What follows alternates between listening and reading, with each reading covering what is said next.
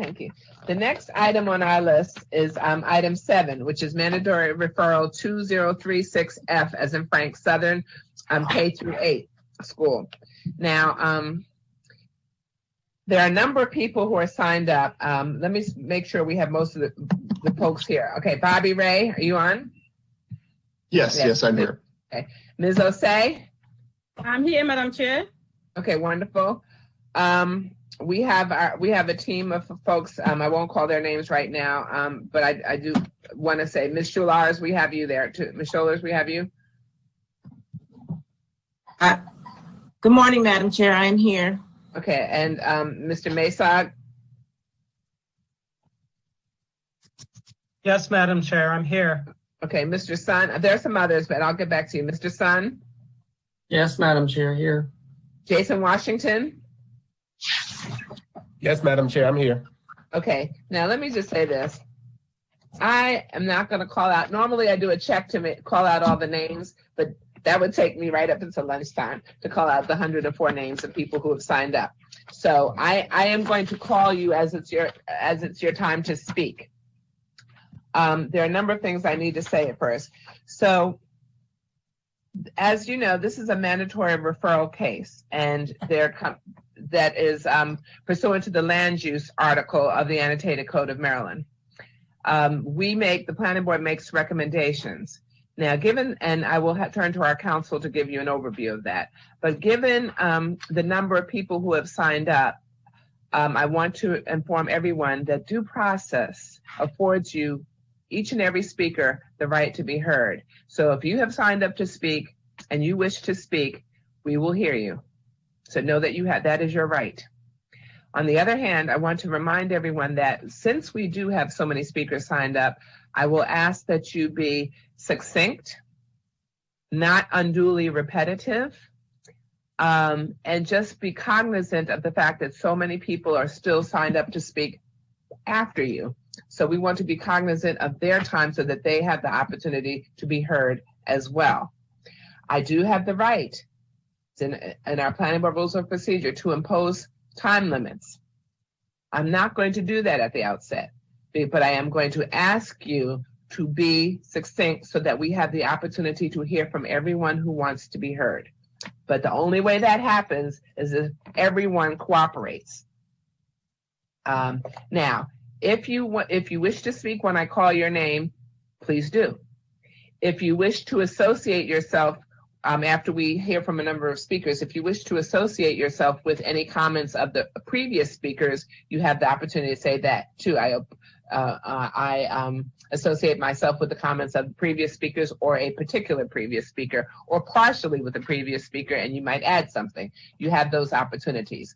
But the only way this works is if everyone is cognizant of the number of people we have signed up to speak.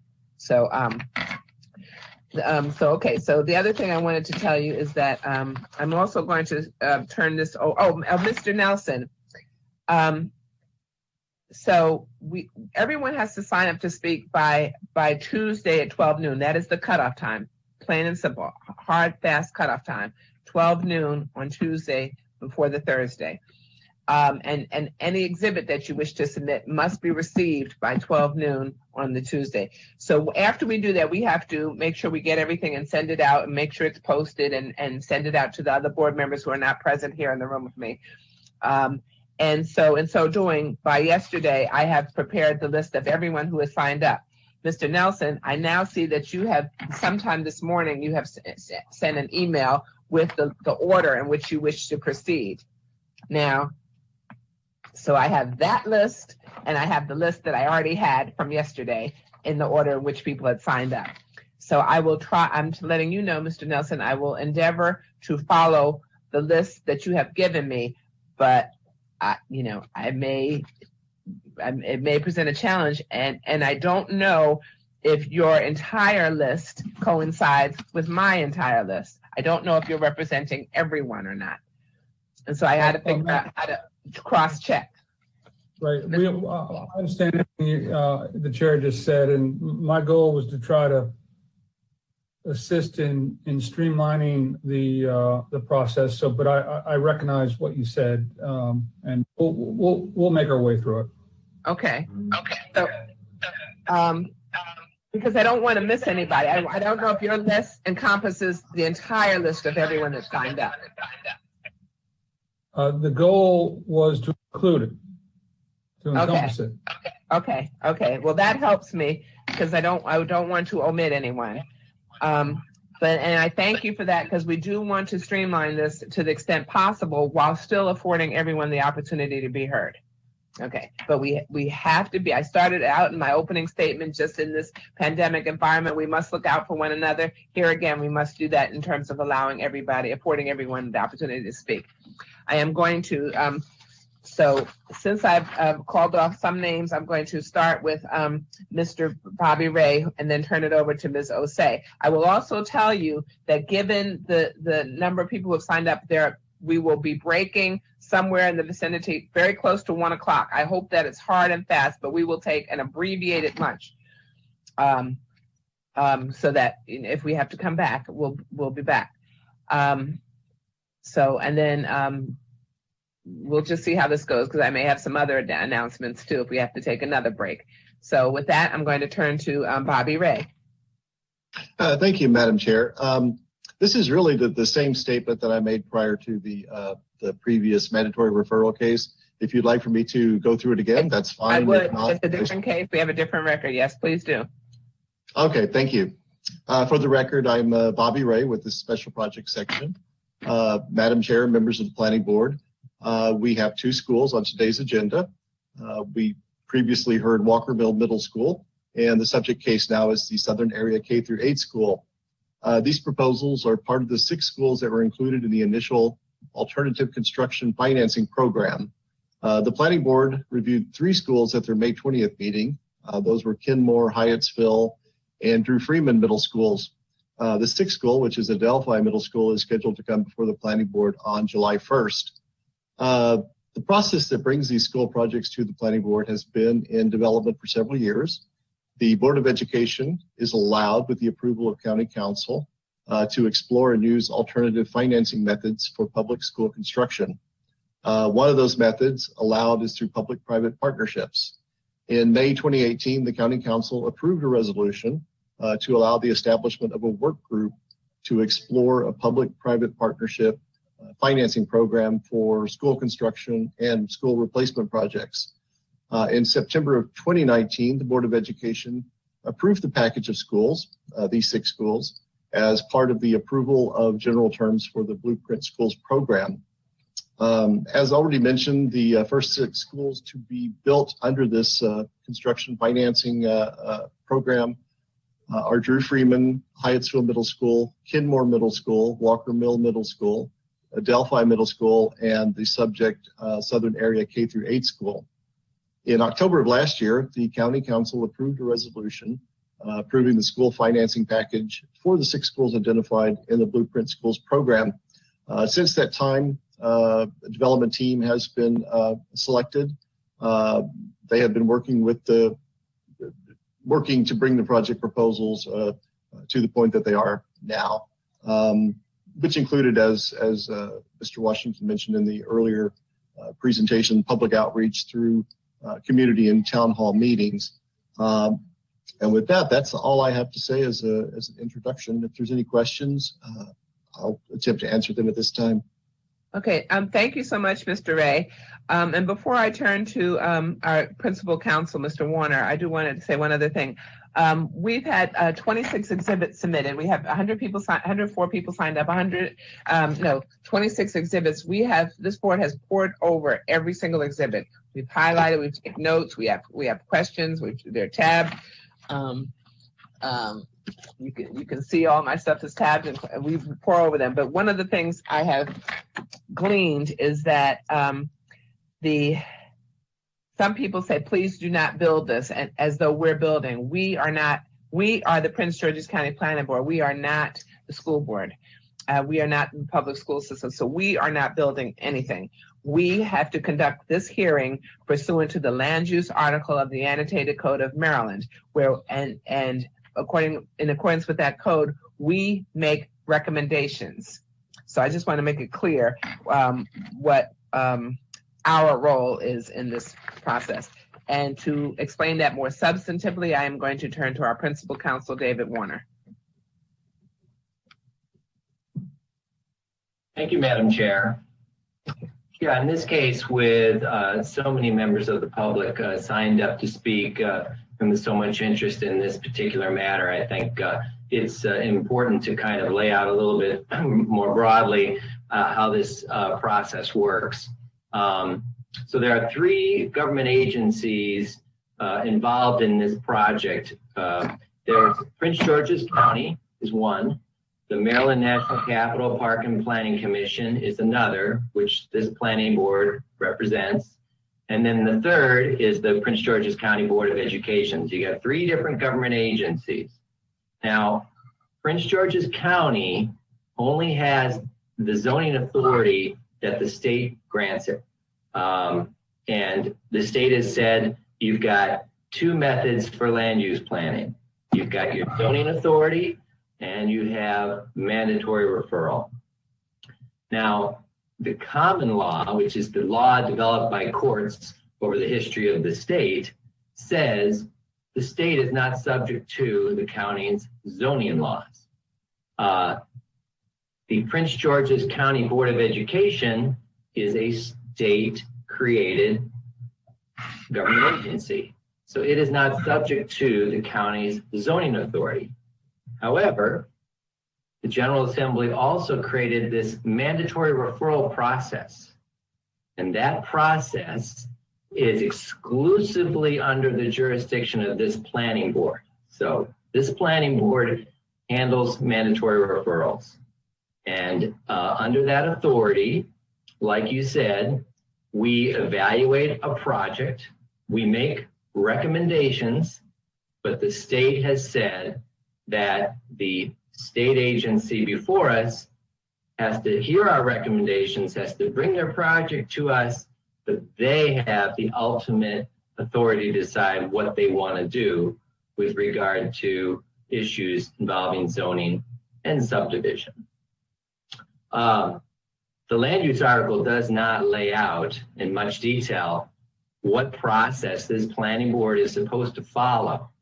So the planning board several years ago adopted 16 pages of guidelines that governs the mandatory referral process.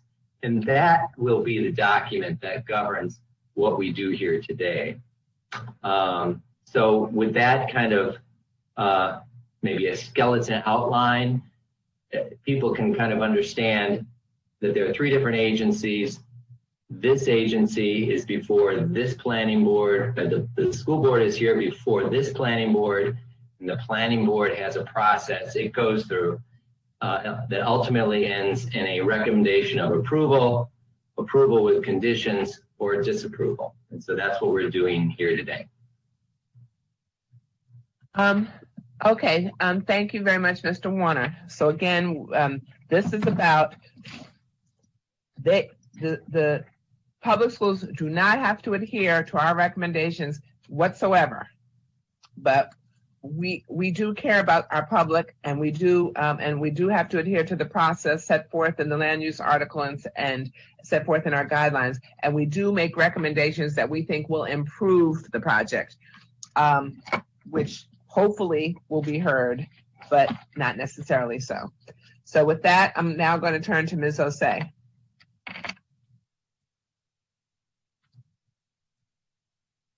Good morning, Madam Chair, members of the board. I'm Good morning. Christine Osei. You hear me? Yes, we said good morning. Yeah, yeah, good morning. Thank you. I'm Christine Osei, Special Projects Section, Countywide Planning Division. I'm presenting on item 7, which is the K through 8 middle school by the Prince George's County Public Schools. Madam Chair, for the record, I just want to let you know that I received a 5-page PowerPoint document and a video link from Mr. Washington on June the 1st, which I forwarded information to our planning board email, pgcpb@mncppc.org on We Tuesday have that. morning. We Thank have you. that. We'll Thank be you. sharing that, yeah, or somebody. Thank will you, be. ma'am. Thank you. The project is being reviewed according to the Land Use Article 20-301 through 305 of the Maryland Annotated Code and the Prince George's County Planning Board's adopted uniform standards for mandatory referral review. The land use article grants the Planning Board exclusive authority to review public construction projects for all federal, state, county, municipal governments, publicly and privately owned utilities through the mandatory review process. The site is owned by the Prince George's County Board of Education. It is located in the southeast corner of Fort Washington and East Swan Creek Road. The proposal is for a 4-story school building, approximately 234,000 square feet, designed to contain 2,000 students. Next slide. The site is located in the southern part of the county in Council District 8, within Planning Area 80 in the South Potomac community. Next slide. The aerial slide shows the site shown in red. Next slide. The existing zoning is the reserve open space, which is surrounded by single-family R80 zones. The application conforms to the land use recommendations for the 2006 approved master plan and section 1 amendment for the Hanson Creek South Potomac planning area. Next slide, please. The site is relatively flat, wooded, undeveloped, and contains wetlands. A natural resource inventory NR 004-2021 was approved on February 8, 2021. According to the NRI, the project site is located within the Mount Vernon viewshed. It is analyzed on page 8 and 9 of the staff report. Next slide, please. The site is located at the southeast corner of Fort Washington, east of Swan Creek Road. Both Fort Washington and East Swan Creek Road are collected roads shown in green. Next slide, please. As mentioned before, the site is one of 6 alternative financing school sites shown on this slide. Next slide. The site plan shows a framework for all planned critical functions for the new school, and I will discuss 6 of those functions. First is the location of the proposed 234,000 square foot building, which is shown at the north, at the intersection of Fort Washington Road and East Swan Creek Road. Below that is a set of proposed parking, both for vehicular parking, which access will be obtained from Fort Washington Road to the staff parking area. And then adjacent to that, we have bus parking, and access will be from East Swan Creek Road. There are 2 existing wetland areas on the site, one south of East Swan Creek Road, which will be preserved, and the other is the elongated piece, which is abutting the southern tip of the bus parking area. There is a fence proposed for the entire site for security reasons, and there's a number of recreation features on the site, which I will discuss as we get further into the presentation. Next slide. This slide shows another elements in the site as we begin to evolve. Of course, the site is shown as the school building at the corner.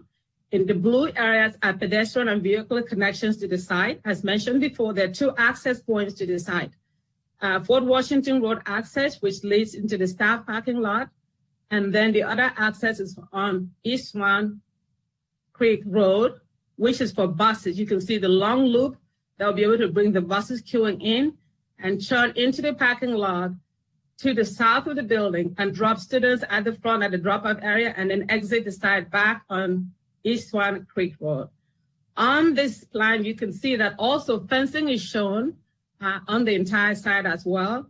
And site plans are shown, sidewalks are shown on both Fort Washington, which is the blue line shown on Fort Washington Road. And the sidewalk continues along Fort Washington, all the way around the site on East Swan Creek Road to the south of the site is highlighted in blue. Okay, thank you. Next slide. The landscape plan again adds another layer, how this site is being evolved and other amenities are being added. Of course, the central piece being the location of the building, as we see on the site. And I will try to walk through what is planned for the site when it comes to the landscape and how the site begins to evolve to become a fully developed site. The proposed development is exempt from the requirements of the 2010 Prince George's County Landscape Manual. However, the proposed landscape and stormwater bioretention facilities provided around the site are acceptable. So I'll walk through the legend. The outdoor living is number 1. And the number 1 is shown closest to the side, which is, that's the outdoor learning area, which the students will be able to hold a classroom. That's closer to the side. The next one, interpretive area, is number 2, also closest to the buildings. The flagpole is number 3, as well as closer to the building. It's easy access to the building. We have bike racks, number 4, limited special paving, access from the building to the sidewalk areas. We have a 6-foot sidewalk plan around the entire site outside the building, and the access entry where both Fort Washington, what you're showing, yes, at 6, that's the sidewalks within the entire site. Number 6 is the sidewalks. Number 7 is the security ballards. Staff parking area is number 8, which I mentioned earlier. And then the bus drop-off area, which is number 10. Number 10 is the bus. Number 10. And the rest of them show 6 bioretention areas throughout the site, which is number 11. And again, the rest of the numbers on the site begin to show, we just discussed them generally. The recreation facilities are shown south of the site. The ball fields and the playgrounds, age appropriate, are also shown. All the playgrounds will be fenced, as well as the entire site will be fenced for security reasons. And a 6-foot fencing around the entire site, around the softball areas, is also proposed. So this is the landscape plan that frames the development and the amenities on the site. Next slide, please. With discussing the site plan, we now move into how the building, what it will look like. We have the building features, the facade of the building. I will go first to look at the 4-story building, which is one of the features on the site. It will contain administrative, custodial, and media center, and multipurpose, and new access points I discussed earlier, and parking areas. We have a total of 44 bus parking spaces, 145 standard parking spaces, 7 van access handicap parking spaces, and 6-foot wide sidewalks, as shown in the site plan and the landscape plan. Of course, the development will be according to LEED standards, and these are some of the amenities and LEED standard features. Next slide. Architectural elevations. We have 4 of them: the east elevation, north, west, and south. The facade of the buildings are clad with a combination of brick veneer, metal paneling, and consist of brick veneer base, insulated panels, and glazed aluminum storefront. The new building will incorporate green building practices designed to equivalent LEED Silver and meet equivalents of the Maryland Highest Building Program. Mechanical equipment is proposed to the roof of the buildings and is visible from both sides of the building. A small western portion of the elevation may impact the Mount Vernon view shed. Next slide, please. There are 4 color schemes for the school, but none has been chosen yet. So these are the 4 color schemes that may be picked for one of the school buildings. Next slide, please. This is the front entry to the building. Next slide. This is the open concept area. The building has multi-purpose activity open areas in the building, and I will discuss on the layout of the floor plan. Next slide. Indoor gymnasium. Next slide. This is slide 17 to 20. Just outlines the floor plan and the different activities on each one of the floor plan. You can just move through that quickly. Next slide. That's the second floor. The next slide. The third floor. And the 4th floor. And the next slide, please. Okay. Stakeholder engagement. The planning department mailed notices to abutting and confronting property owners and area civic associations. The applicant coordinated stakeholders also conducted their own meetings as outlined on the slide. The Tantaland Square, the civic associations, the South County Community Roundtable, and the Project Planning Committee. Next slide. There are a number of environmental impacts on the site. Ms. Osei, can we go back to slide 21? Because that was going to be one of my questions. So I just want to make sure. Okay, I'm just looking. I wanted to make sure. I just wanted to assess the stakeholder meetings and community outreach. So I just wanted to finish reading that part on slide 21. Okay. So they had the 4 meetings, as the public meetings that were held as from May and 2 October meetings in 2020, and then the kickoff meeting in November of 2020. Madam Chair, they've had other meetings, but as of the time they submitted the information to us, they may have had other meetings in 2021. Well, I'll ask Mr. Washington to follow up on that. I just wanted to make sure there was some community outreach. Okay. All right, you can proceed. I'm sorry. That's okay. That's fine. Next slide. There are environmental impacts on the site, as I did discuss on the site plan. It will impact wetland areas, and the applicant is indicating that they will preserve 2 wetland areas that are shown on the landscape plan. And it will also, a number of trees will be lost on the site. It's a wooded, undeveloped site. Trees will be lost on the site, and that's one of the impacts. The 4-story building, as I mentioned earlier, would affect the Mount Vernon view shed, which will be discussed in another slide coming in the presentation. Next slide. This is the Mount Vernon view shed. It's discussed. The analysis is provided on page 8 and 9 of the staff report. It shows that a portion of the 4-story building peaks and may impact the Mount Vernon view shed. Next slide. So let me go back to that. I'm sorry, slide 23, because that was one of my, so it's not the entire building. And I heard you say earlier, it's a small portion. I was trying to assess. So it's just that part right there where the green is, correct? Yes, the building is 4-story, but not all the entire building is 4-story. It has a variation of heights. Right. So one of the peak heights is the one that peaks, it may impact the Mount Vernon view shed. Okay. And from my staff analysis, I'm sorry. And I know we've talked with the applicant in this case about whether that can be shortened a little bit. I know that their response, in accordance with the staff report, said that they cannot, but we're asking that it be minimized via earth stones and things of that nature, correct? Yes, we've asked for colors on the cooling and the air conditioning units that we put on top of the roof to kind of draw down the reflection. Okay.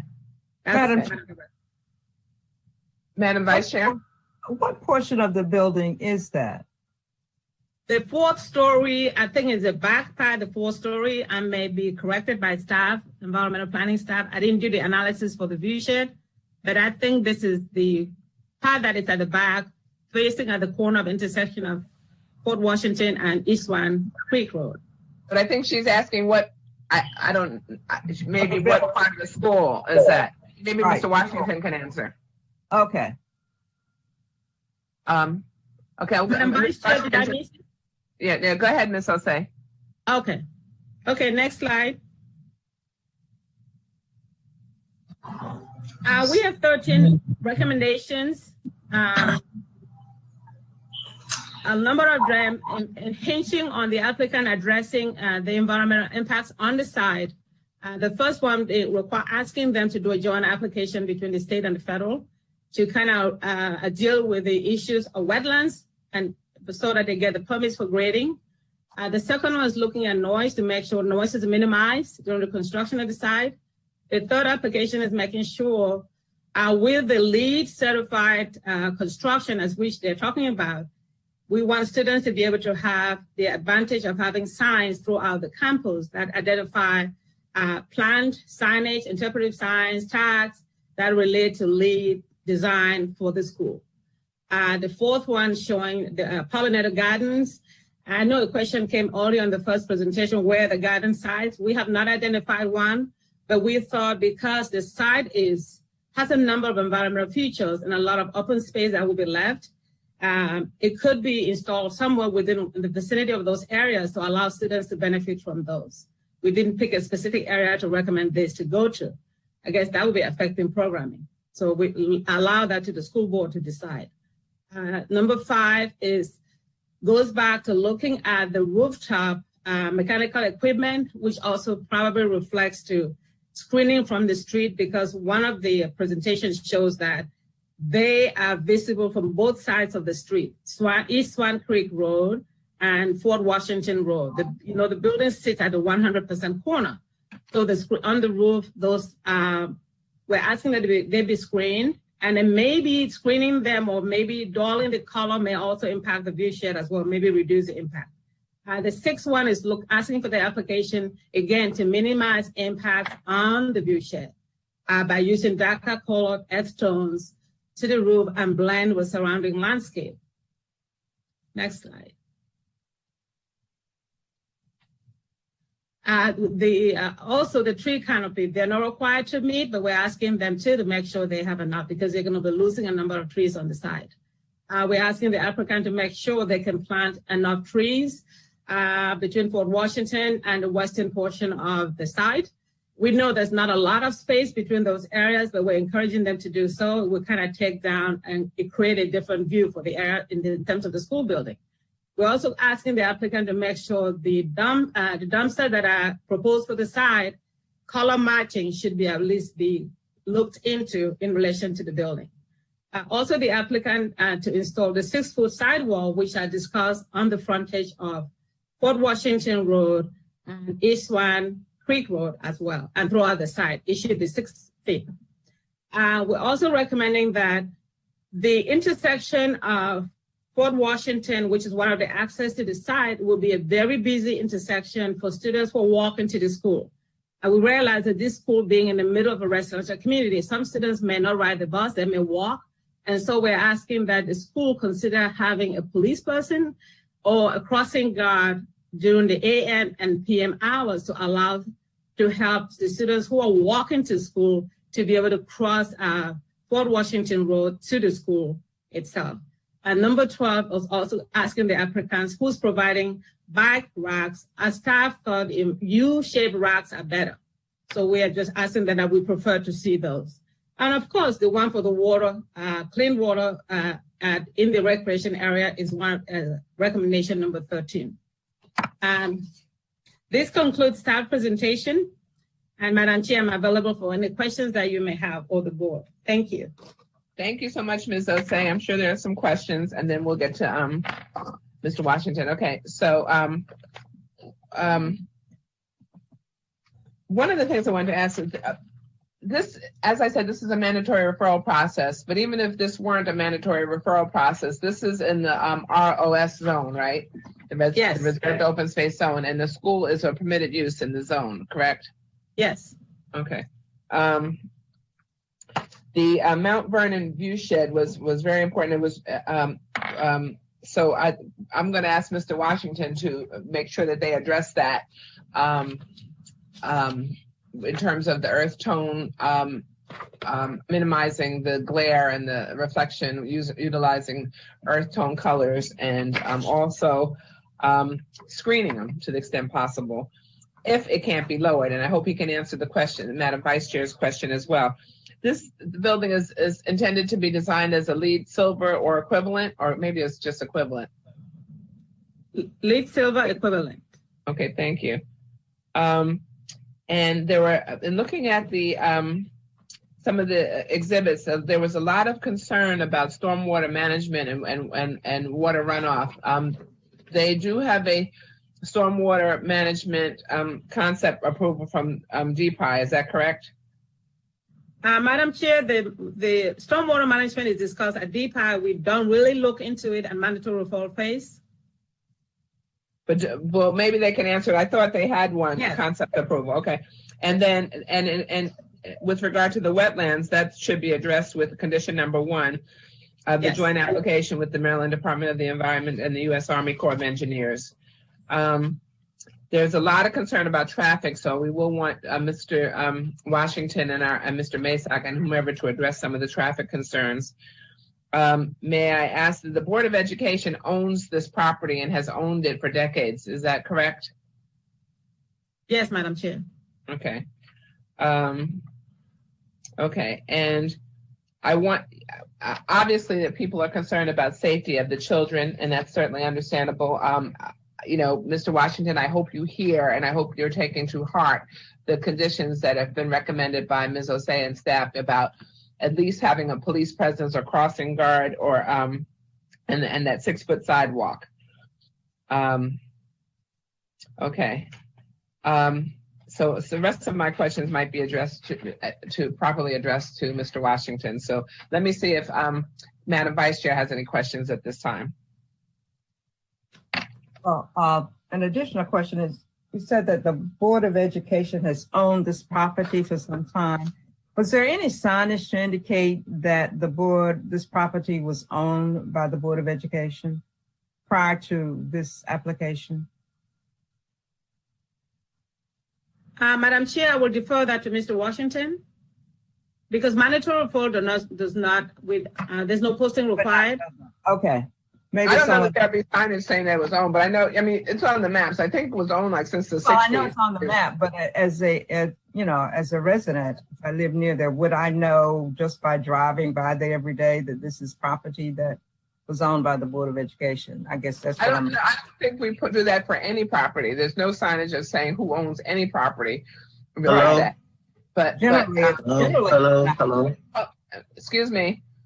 So, but there are notice, that's different from a notice requirement. I don't know that anyone, okay. But, so let me ask, do you have more questions of Ms. Osei before we get Mr. Washington on? No, I don't. Okay. Commissioner Dorner? Madam Chair, Yes? before you conclude, let me just put my request forth before you advance. Okay. Staff is requesting the board to approve the recommendation outlined in the staff report and transmit the packet to Mr. Washington. Thank you. We kind of knew that, but thank you. Okay, thank you. Commissioner Dorner? Yes, I wanted to find out, since we were talking about the view shed and the roof, besides having the colors being more like earth-like or toned so that way you can't see it from Mount Vernon as well, what about having a green roof? Like if they're going to be applying for Silver LEED certification, that's one of the things that can count towards their certification. And having a green roof that has vegetation, or even, I don't know if it's going to be walkable up on top, but even plants or smaller trees on top would be a way of kind of concealing that rooftop besides just the colorings. I think that's a perfect suggestion. I would defer that to Mr. Washington. So yeah, I think that's appropriate for Mr. Washington, and that certainly could be added as one of our recommended conditions. Yeah, I think that'd be great for the kids too. So Yep. if it's possible, if it's safe to go up on the rooftop, that could be a really great way of showing rain collection and sustainable living in these communities, and having plants up on top. We've made similar, at least I've made similar recommendations to University of Maryland when they've come up with new buildings, and this is something that would be a great way of integrating the kids with what it means to have Silver LEED certification and how to actually sustainably develop a community. And it ties in with staff recommendation number 4 about the pollinator gardens too. But we do want to make sure, even if the kids can't go up there, because we do want to make sure it's safe, it's still good. It's still good. Commissioner Dorner, do you have any other questions of Ms. Osei before we turn to Mr. Washington? Yeah, the other question that I had when we were flipping through the slides, it looks really nice in terms of the redevelopment and the vegetation that's there. And I realize that they're not subject to the county landscape manual.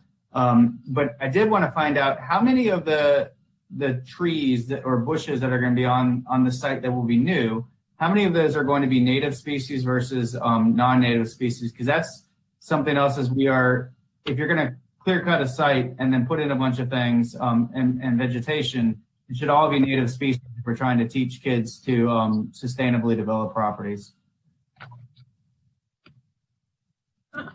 Let me, in the submission, I don't think they specify what type. Generally, we believe it's a native, but I think Mr. Washington can clarify on that.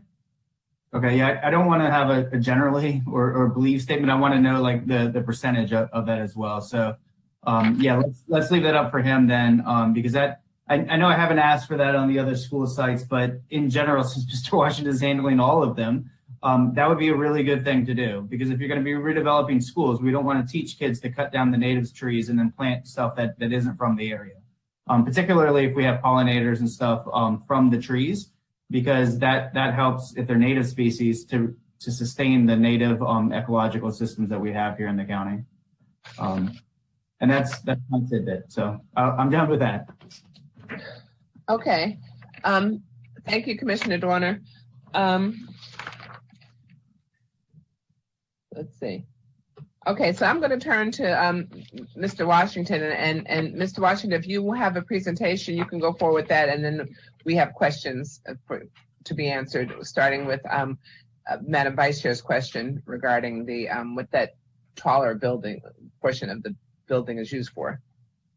Yes, and if you don't mind, I can address those questions first, just so you know we can. So as it relates to the view shed, we did have multiple conversations with staff around the potential for the view being seen from the porch over at Mount Vernon. We did discuss and have looked into and are we're currently looking at muting the rooftop units.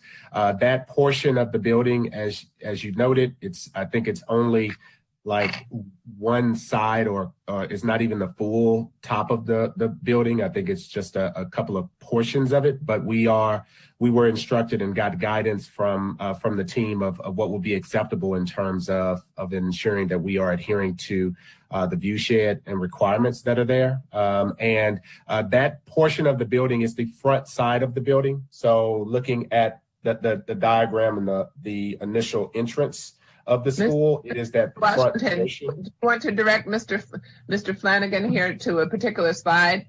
Would that help? Yeah. So if you go back, I'm sorry.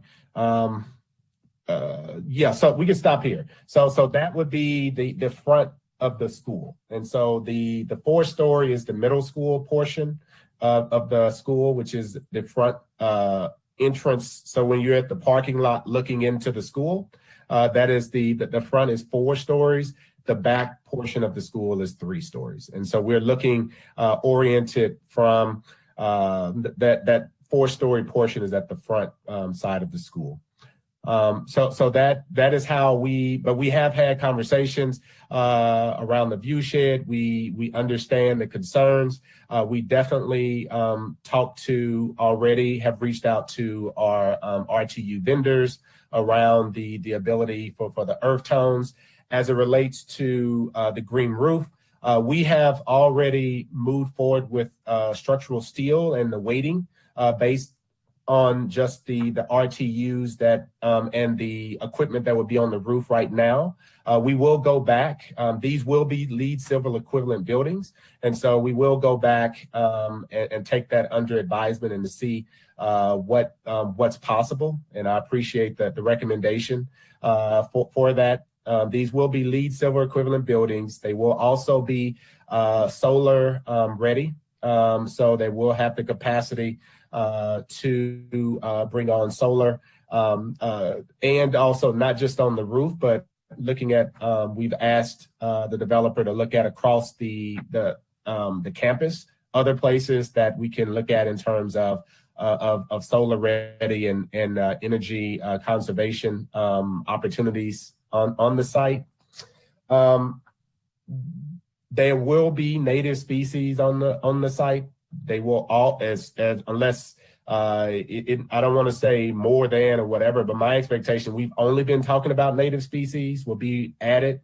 And our landscape architect, we've had those conversations and we've already started talking about how we can put more mature native plants and native trees on the sites, all of the sites, as we go forward. So that is our expectation.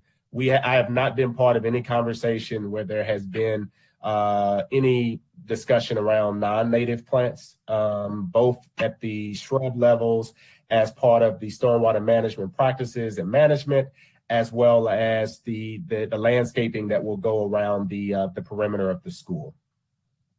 And finally, I wanted to point out, Ms. Osei pointed it out that at the time of submission, we did not provide all of the community outreach, and she did not have all of the other dates. So I wanted to provide it to the group. Yeah, that was we had a town hall on December 2nd. We had another town hall on January 21st. We met with concerned citizens with council and county staff on January 11th. We met with and had another town hall on March 28th, April 1st, May 26th, and April 15th, we had a community investment town hall. Okay, so wait a minute. I'm trying to get, because people have said that there have been no outreach to the community and no notice. So let's go back to slide 21. Yes. Okay, so on slide 21, the last thing that is depicted in this slide is November 13th, 2020. Then correct. let's resume from there for a second, Mr. Washington, because I'm taking notes. Yes, so our kickoff first town hall about the program, about the project was December 2nd. Okay. Next. On January 11th, at the request of citizens associations that will be speaking shortly, we met with the leaders of those groups with council and county staff to discuss stormwater management and other concerns on January 11th. Okay, stop right there. Was that, you said leaders, so they were county officials, elected officials, and just the leaders, not the entire membership? Correct. They had requested the meeting of us, and so we organized. They expressed their concerns around stormwater management practices. Okay. Yes. All right, next. January 21st, we did another town hall on construction activities and just logistics around what to expect when construction activities begin. Okay. Then next. March 28th, at the request of Council Member Anderson Walker and Board Member Williams, we conducted a town hall on Sunday, March 28th. Okay. And that was noticed. How were people notified? Community councils. Hold on a second. I didn't know if you heard me. How were they notified? How are people notified about these town halls? We sent out notices to all of the citizens associations. This was a request from the citizens associations and by the council member and board member. Okay. So that was March 20th. Then you said April 1st? April 1st, as part of the county executives town hall. Right. We were, so that communication went out through the county executive's office. Right. I remember, I was going to ask about that because I know the county executive has been meeting all around the county with homeowners associations and civic associations. And we have been sending, they have been meeting all around the county, and we have been sent our, someone from planning department, actually Mr. Hunt, and someone from our Department of Parks and Recreation, just on our parks, on our, to talk about what we do. So there was some discussion at the county exec's town hall on April 1st. Okay. Anything else after April 1st? Yes. So April 15th, we did a regular town hall around community investment. And it was generally around the program. Okay. Anything after that? Yes, ma'am. I'm sorry. Anything after that?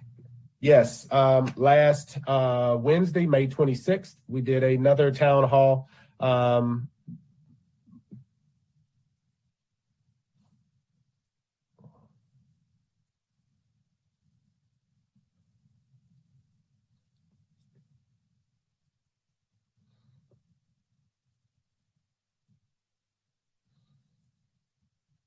You're muted. April 26th, or May 26th, you did another town hall, and then that was it? Yes, ma'am. Okay. Today, yes. Okay, and then you have. And these are all identified. These were the ones that we did external, like in terms of general. And then we also have done project planning committees that I mentioned before. We've also, as it relates to the town halls, provided those on the program websites. And we have additionally been requested and questions have been asked of us and we've responded. So it's been, that has been our public meetings and community outreach to date. So you've had the May 13th, 2020, October 14th, 2020, October 28th, 2020, November 13th, 2020, December 2nd, 2020, January 11th, January 21st, March 28th, April 1st, and April 15th, and May 26th. And then you have the community outreach website to share the information. And Park and Planning also sends, we have to mail a notice to abutting and landowners and area civic associations that are registered with us. One of the things I would just say now, for associations, I say this all the time, and this may or may not apply to the associations here today, but it's just a reminder, make sure as you have elections and you change officers that you update the information that you have on file with us, because we send notice to whomever was designated prior to the next election. And very often when we have a change of officers, and our information has not been updated, we still send notices to the former person who may share it, may not share it, may have moved away. So I just want to make sure everyone always continues to update the information that we have on file for homeowners associations. Okay, so that was my question. Anything else that you, well, let's see if no, let's go right into your presentation, Mr. Washington, and then we'll see if the board has any other questions of you at this time. Okay. Presentation.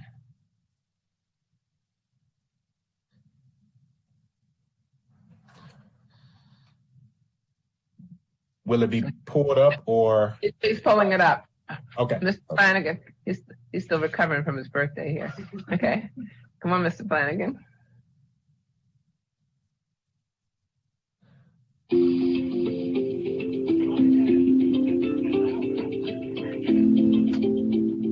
Modern stormwater management systems incorporate a number of engineering features to achieve two objectives. Store stormwater during significant storms to reduce the flow of and control the time. Can you all hear? That water leaves the site during and after storm. Yeah, I can. According.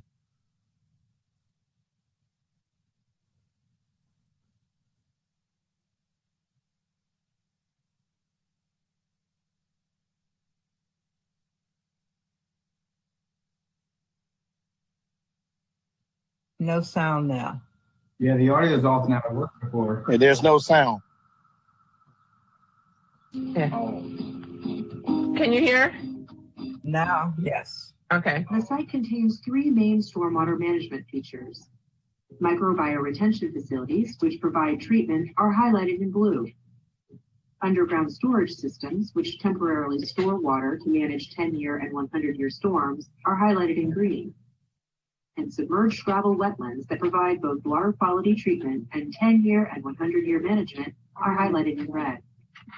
We will now review each of the systems and show how they work both independently and as a combined system.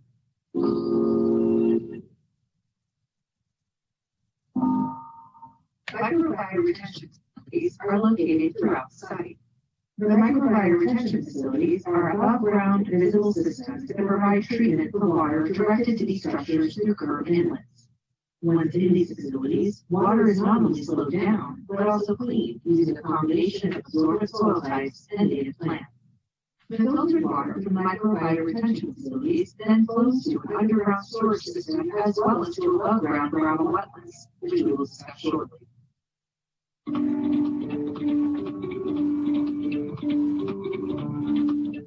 Underground storage systems are located in 2 locations on the site at the northern end of the property. The filtered water from the microbiome retention facilities flows to an underground storage system. These underground systems hold the water on site while also retaining water to manage the release during storm events. A control structure at the end of the system manages the discharge of the retained water to reduce the rate of water flow leaving the site relative to the existing condition. The control structure manages the water flow by holding water into the underground storage system and allowing it to be released gradually to a smaller pipe. This is reduced water flow and drains to the public storm drain pipe systems outside of school boundaries.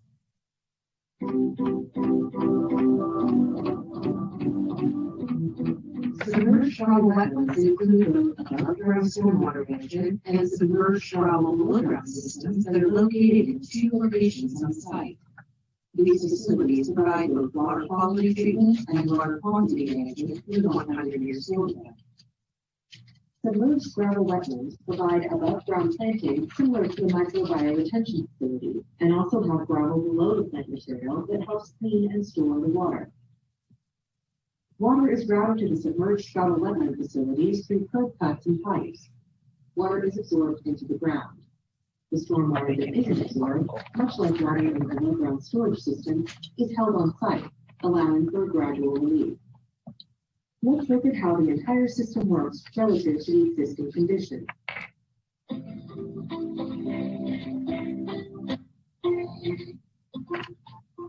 Today, in a heavy storm, water quickly saturates the clayish soil. The water then sheets off and drains off the site into the surrounding stormwater infrastructure, often overwhelming it. Now let's look at how the proposed stormwater system would work at the Southern Area School. Rainwater drains through the microbiome retention facilities where it is slowed and filtered. Water not absorbed into the soil eventually flows into the pipe system. This water then flows to the underground storage systems, which manage larger storm events. The water's rate of flow is reduced and is gradually released to the public storm drain system. In some areas of the site, water also flows to the submerged gravel wetlands, where it is cleansed of pollutants and stored to hold back the stormwater, allowing for gradual release. To understand the amount of water that the underground system and gravel wetlands will store, it is equivalent to about 1,100,000 gallons of water, which is about the volume of 2 Olympic-sized swimming pools, or enough water to fill over 26,000 bathtubs. All of this water is held back by the stormwater management systems and doesn't immediately leave the site, unlike the current conditions where it does. This is important because during these large rain events, water is entering the public infrastructure at the same time from other areas around the site, compounding the amount of water in the system. Under the system proposed for the Southern Area School site, less water will be discharged than is presently today from the undeveloped site. This is done by treating and storing water on site in the various stormwater control devices before slowly releasing the water into the public stormwater management infrastructure. We are now going to review the amount of water currently leaving the site compared to the amount that will leave the site after the site is constructed. The site currently consists of 4 drainage areas, which means depending where rainwater lands on the site, it will drain in one of 4 directions. We will review how much water is leaving each of the 4 drainage areas before and after construction. Some of the drainage areas change in size, which will be noted based on grading and the overall construction of the new facility. Water flow rate is calculated and expressed by cubic feet per second, or CFS. It is measured during the time after a 100-year storm event when the amount of water leaving the site is at its peak amount. The first drainage area is 10.18 acres, which flows off the site to an existing storm inlet on the south side of East Swan Creek Road. Post-developed, the drainage area expands slightly to 10.71 acres, an increase of a ½ an acre of drainage area. However, the pre-developed 100-year storm runoff of 44.5 CFS, cubic feet per second, is decreased by almost half to 24.6 CFS after the school was built. The second area drains to the existing storm drain on the corner of East Swan Creek Road. The square footage of this drainage area is 4.57 acres. This drainage area is reduced by approximately 2 acres to 2.7 acres.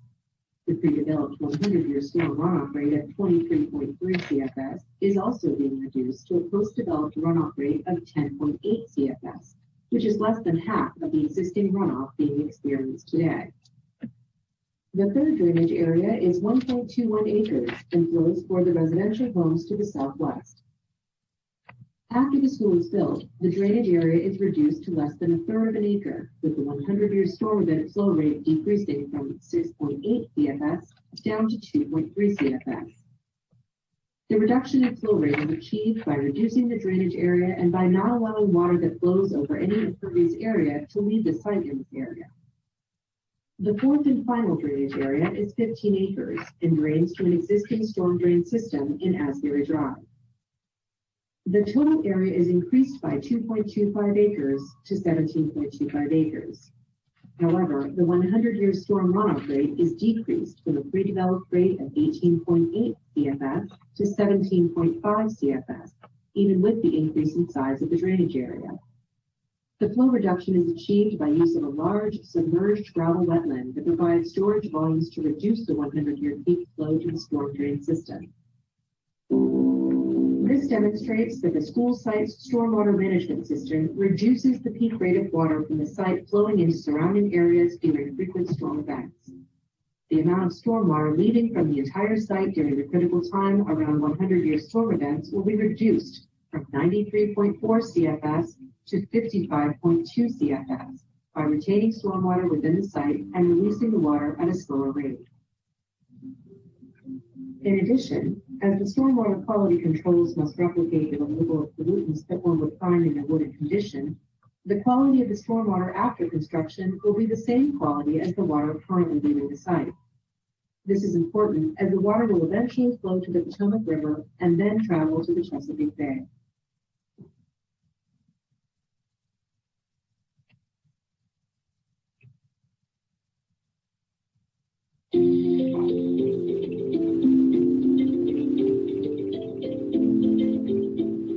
Modern stormwater management systems incorporate.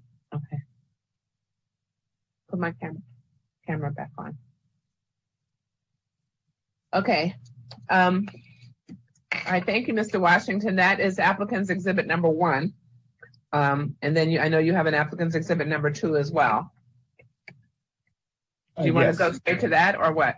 No, we can go straight to that, and I will move as quickly as possible so that we can get to other public comment. Okay. Applicants, number 2. Okay. Okay.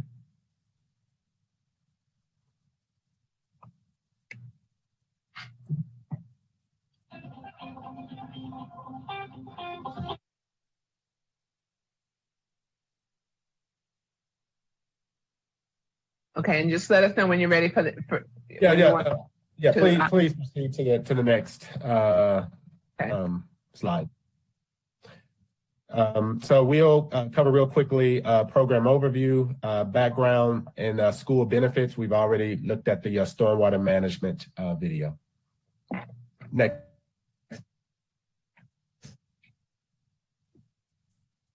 Okay, next. Is that where you want them to go, or to the next slide? Yep. So, yes, ma'am. This is perfect. So we have discussed, and it has come up, and I wanted to make sure that everyone is aware how we ended up selecting this site. We went through when we realized that we wanted to, and looking at evaluating the schools, our initial site that we had looked at was actually the existing Potomac Landing Elementary School site.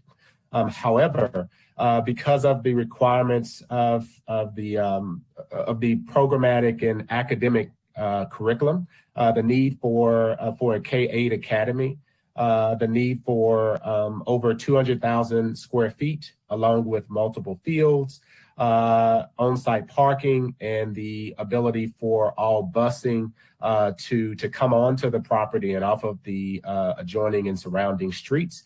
The Potomac Landing Elementary School site was just too constrained, and we were not able to put this school there. And that's how we moved forward with this site. but it was definitely not, just we decided to just put a school here. There was an analysis around what we needed per the requirements set forth for creating a K-8 academy. As was mentioned previously by Director Ray, this is part of our 6-school Blueprint Schools program.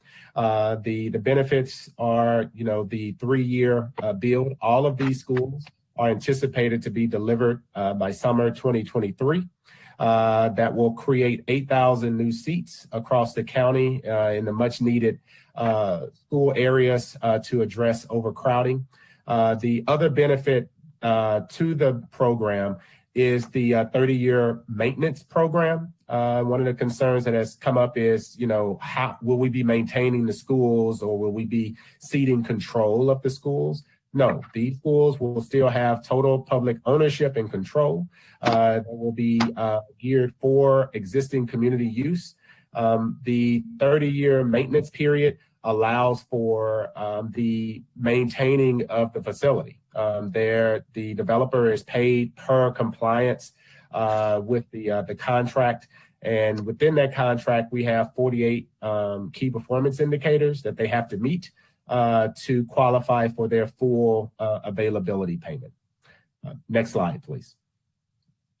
And so some of the school benefits I just mentioned and we talked about before, we'll just highlight that this school will have 2 outdoor classrooms and learning environments, 2 gymnasiums, both a main gymnasium as well as a primary gymnasium for the lower school grades, open concept media center that will allow for more engagement and collaboration, as well as new frontage around the site. On-site wetlands will be maintained, as was mentioned earlier. And as you just saw, we will have heightened stormwater management controls on the site. And I just want to point out that we got here because of community input and engagement. And so from our meetings early on and the concerns that have been raised around stormwater management coming off of the site and the flooding, the existing flooding that exists in the neighborhood, we heard that loud and clear. And so that is what put us back and put our heads down and went back to the drawing board to really enhance the stormwater management controls that were expressed in the video. It also allowed us to work with DPW&T to look at other projects and opportunities to accelerate existing and adjoining projects that may exist, and to see if we have an opportunity to accelerate those as part of our program and as part of our building project to provide the necessary infrastructure that the community has made very clear that they want. Finally, I will just say is that our goal and will always be to be a true community partner. And that means that, we will, to the extent possible, listen and try to address concerns where we can and be able to provide explanations when we can't. But more than that is that we look at this school as a community anchor, as a place where it's open and it's inviting, and it will provide, a welcoming environment for both students and the community at large. And so we are extremely excited about this being, an anchor, the anchor institution in the southern part of the county, and look forward to any additional questions and comments that the committee may have. Thank you. Okay, thank you, Mr. Washington. Let me see if the board has any questions of you at this time. Okay, Madam Vice Chair. No questions at this time. Okay, Commissioner Dorner. Yes, I have a few. So I'll start off by saying the video of the stormwater management is, and all the controls, that's very impressive. That looks really good. It's more so than we have on most other sites around this area. So I'm glad to see that that's part of the plans that you guys have proposed, because it looks really good. And I know this isn't necessarily like one of the special flood hazard areas, like as designated by FEMA and other things. So to be able to build a standard in areas that aren't even flooding routinely or aren't in sort of that risk management bucket is good because it doesn't help. I noticed on the benefits slide that you had, and I sort of picked up on it in some of your earlier comments that you had mentioned slide 4, that it's LEED Silver equivalent. So I wanted to find out, why the word equivalence? Does that mean that you're not applying for it, or you're just sort of using that in case you don't achieve the LEED certification, but you're still going to attempt to reach that level? What does equivalence mean there?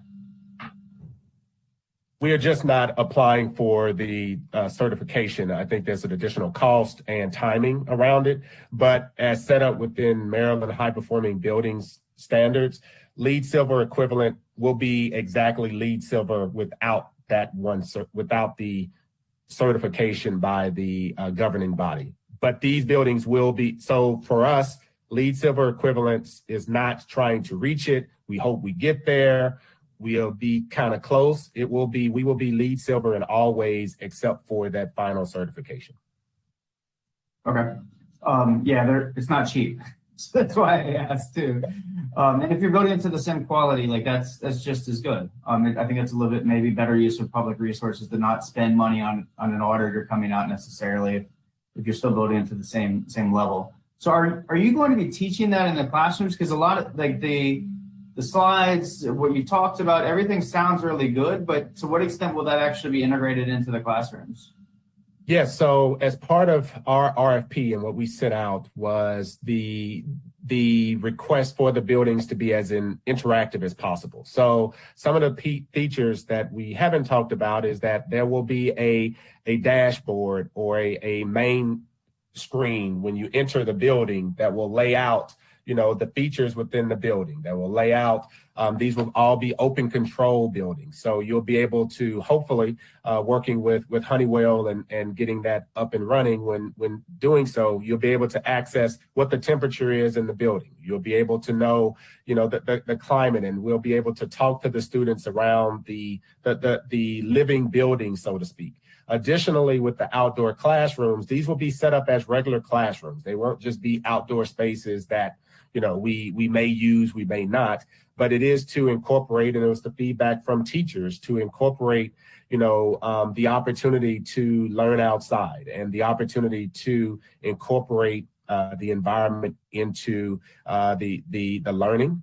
And so while we're not on the program side and the academic side, that was our direction for the developer, per direction from the academic team around, giving them, the opportunity to utilize the building and to utilize the campus to integrate more environmental learning and environmental justice into, their curriculum. Okay, so to the extent that you can take back that documentation and the materials that you have to the academic team and provide them with that would be fantastic. Because I did kind of that stuff when I was growing up, where we had rain buckets, and I found that just fascinating. And that really made a big impression upon me in terms of wanting to recycle and being very environmentally friendly. So starting that out at a young age is great. My parents didn't recycle when I was growing up. And it was a result of me going to school and hearing about it in the public school system that I came home and told them that we needed to get bins and do that. So if we can have that kind of an impact on the community, that would be fantastic. And sometimes it starts with the smallest community members educating the bigger ones. The other question or sort of request to look into a little bit more is, I know you said that that you hadn't specifically asked about the non-native plants. I think you need to, because sometimes the developers will come in and will talk about having native plants, but not talk about a percentage or really make a commitment to it. And then it's too late once you start to plant mature trees or mature vegetation to go back and kind of rip them out and do that. And you don't really want to destroy the vegetation at that point, perhaps. So if you could actually make an effort to specifically ask about the non-native plants and encourage them to use all kind of native species, I think that would be a little bit more of a deliberate attempt to get to where we're trying to get you to go. Well, hold on. I will see if my architect is on, Mike Scarani. He may have that right now. So before, like, to There he address is. And there he is. Then I want to get back to some of the issues for today. That's important. But okay, Mr. Scarani. Hi, Jason. Yes, I can answer that question. I received some preliminary information from our landscape architect, Flora Teeter. And there's two things to consider here. There are guidelines for conditions for sustainable landscaping, which outline target percentages of native plants. So for shade trees, they recommend 80%. For southern right now, we're looking at a percentage of about 94% native. For shrubs and perennials, they recommend 60%. We're looking at 56%, but we're still working on some of that because a lot of those take place in the wetlands and we're going to have some adjustments. So we do have the opportunity to increase those. Ornamental trees, the recommendation is 70% native, and we're currently showing 100% native ornamental trees. For evergreens, the recommendation is 40% native. We're currently showing 74% native trees. And I should mention that many of these species, most of these species will support pollinators as well as feed for wildlife and cover for wildlife. So that's all being considered as part of the sustainable landscaping guidelines. Okay, great. No, those numbers are a lot higher than I was potentially expecting. So that's great. Thank you. Is that it for you, Commissioner Dorner? Yes, ma'am. That's it on my end. Okay. All right. Mr. Washington, so if that was it for you for now, I'm going to continue down some of the folks. And then I want to remind everyone we are breaking. It's a hard break at 1 o'clock. We will resume at 1:30. We will go as far. Yes. I have a question for the board. Whether a recommendation going to be changing to include the green roof and the we don't know yet. We didn't get to a motion yet. Okay. So Okay. we got a whole lot of people to go for. Thank you.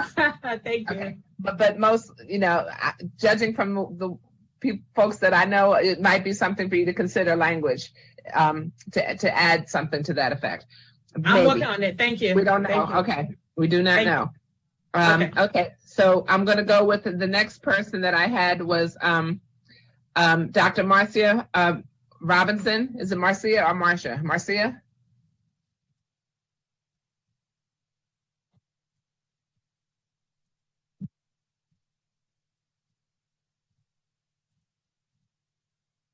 Okay, we don't see her. You hear me? Yeah, we hear you. Yes, thank you. Okay, thank you very much. Nice. Hello? Hello? No. Can you hear me? Yes. Yes, Dr. Robinson. Yes. Okay. Good and then we'll mute everyone else so that you're not. Okay. Good afternoon. Okay. Good afternoon, Madam Chair and the Planning Board. My name is Dr. Marcia Robinson, and I live on Swan Creek Road. I got two grandchildren, ages 5 and 10, who attend Potomac Landing, and I am very, very much in favor of. Okay, Ms. Robinson, Ms. Robinson. Yeah. You, at least from where I sit, you seem to be fading in and out. I don't know if everyone else can hear her okay. Can everyone else hear her okay? No. Madam Chair. Okay. Okay, so I don't know what device you're using, or if you can turn up the volume or speak into it or whatever you can do to make sure that you're heard. I just switched to my phone. So can you hear me now? Yes. Okay. Can everybody hear me? That's I want to better. quickly do this. Okay. Mr. Jason Washington, I'm so glad he's on this line. I have been on several of his virtual calls. I am, because of his explaining things, I am at ease with the drainage problem. That is even going to be better than the current situation. Because of the dedicated traffic turning lanes, I am fine with any traffic issues. I am very much in favor of the school being built. The Potomac Landing School is horribly overcrowded. Acton Academy no longer takes sixth grade students from Potomac Landing. Therefore, Potomac Landing had to make room for the sixth grade students. In order to do that, they had to make some space. They had to give up their science lab to sixth grade students, so they no longer have that.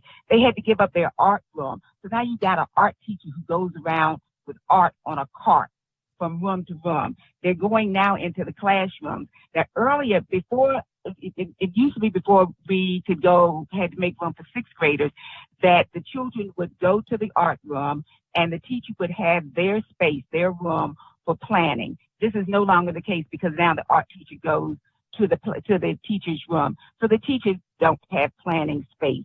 We no longer have a music room. There is a trailer at Potomac Landing now. My understanding, they're waiting for permits or whatever. That's where that outside trailer is where the new music room will be. So my 5 and 10-year-old will have to end up going out in the cold and in the rain to the trailer, and then an hour later going back out into the cold and the rain and going back into the school. This land was land that was donated by the developer, and without a doubt, we need a new high-tech, state-of-the-art middle school, and we need to move into it August 23rd, August of 2023. Thank you very much. Okay, thank you so much, Dr. Robinson. And I know before you switched to your phone, you said you lived there on Swan Creek Road, right? Yes, I do. Okay, thank you. But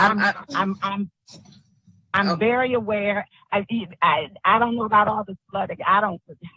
But at any rate, I'm going to be in the midst of things. But our children need to become a big priority. Okay, I'm gonna now. Madam Vice Chair. Okay.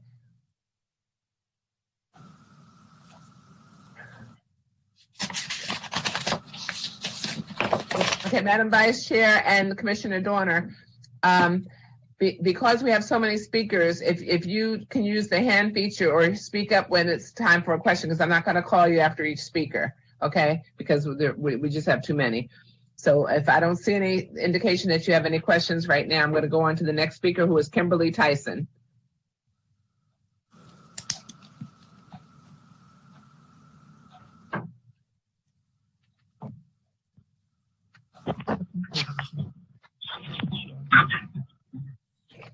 Kimberly Tyson, are you on?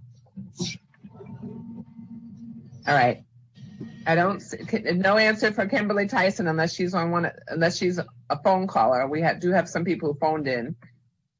I'm going to move on to Stephen Dornbos.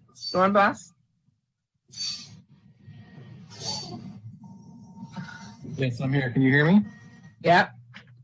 Okay. I support the new school, and I'm going to associate myself with the comments of Dr. Washington earlier. Thank you.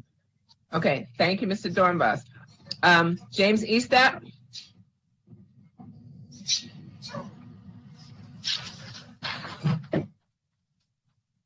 Mr. Eastap.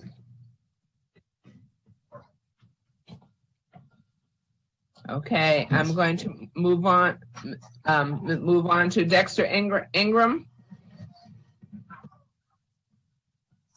Good morning, Madam Chair. Can you hear me? Yep, sure can. Great, thank you. I absolutely support the new school. I have a kindergartner who's 5 years old, Amir Ingram, and I have a third grader, Kareem Ingram, who is 8 years old. We moved here in 2012 when my wife was pregnant, understanding a lot of the concerns that people have with the schools in our county. And we decided to get very involved. My wife and I are on the PTA. I will note that the school has had in-person meetings about this dating back to 2019. We've had joint meetings with other schools in the area. We've been involved with the principal and the teachers. We're very supportive of the plan, especially with the overcrowding at Acton and the lack of art and science space at the current facility at Potomac Landing. I sit on the board of the local STEM program. And we're very active in the PTA. Our kids are very active in the community, and we just see this as a win for the broader community. I've seen a lot of protesters. I wish I had more time to be an advocate, but I will say some of the signs say, for the future of our kids, I would say for the future of our kids, we need to improve the learning facilities and give them access to proper equipment. Again, we're in full support. And that's all I have for now. Thank you. Okay, thank you so very much. Okay, Margaret Fraser.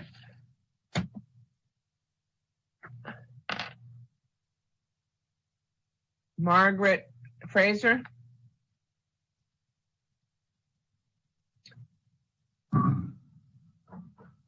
Okay, so once again, Mr. Kimberly Tyson, James Estep, Margaret Fraser. I'm moving. No answer for any of those. So I'm moving on. Mr. Nelson, can you? Yes, I'm here. Thank you. Okay, can you hold a second? Okay. Yes, me.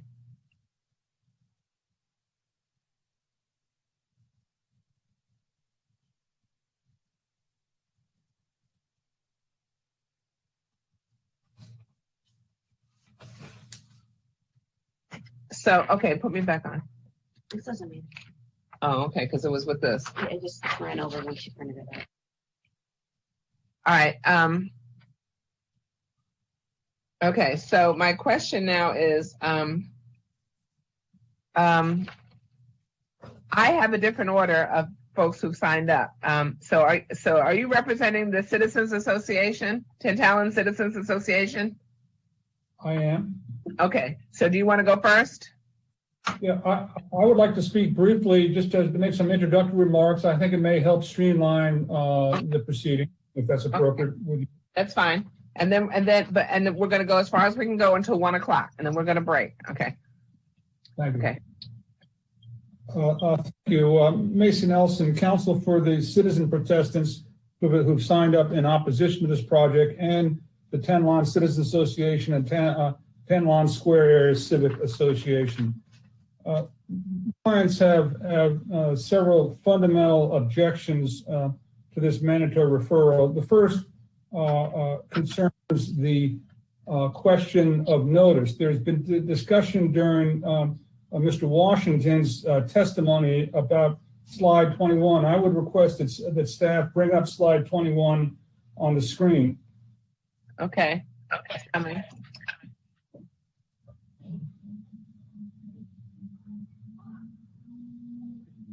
It's our yeah.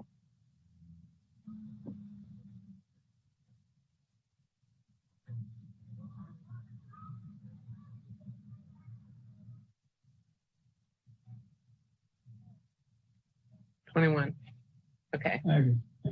All right. We object to the message of this slide. This slide conveys the message that the county has engaged in community outreach with my clients going back to May of 2020 about this site.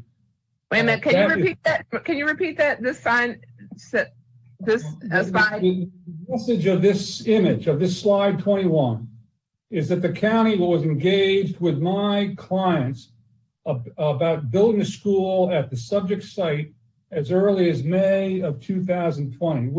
We reject that assertion.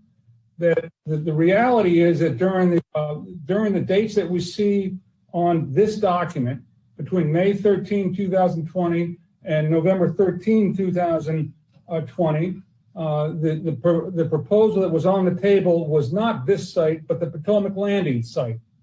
My clients had no information at all during the fall of 2020 that the county was considering building this K-8 middle school at the subject property. My clients learned of the county's plan for this site for the first time on December 2nd, 2020.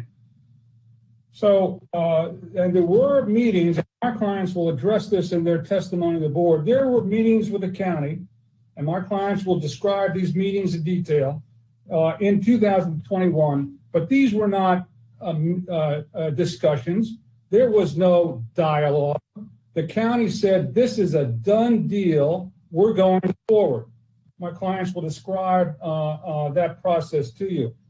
My clients also learned that in March of 2021 that as early as October 2020, the county had entered into a contract for the construction of the school at this site, but hadn't told my clients. So my clients reject categorically that the county is engaged in good faith outreach about this proposed location.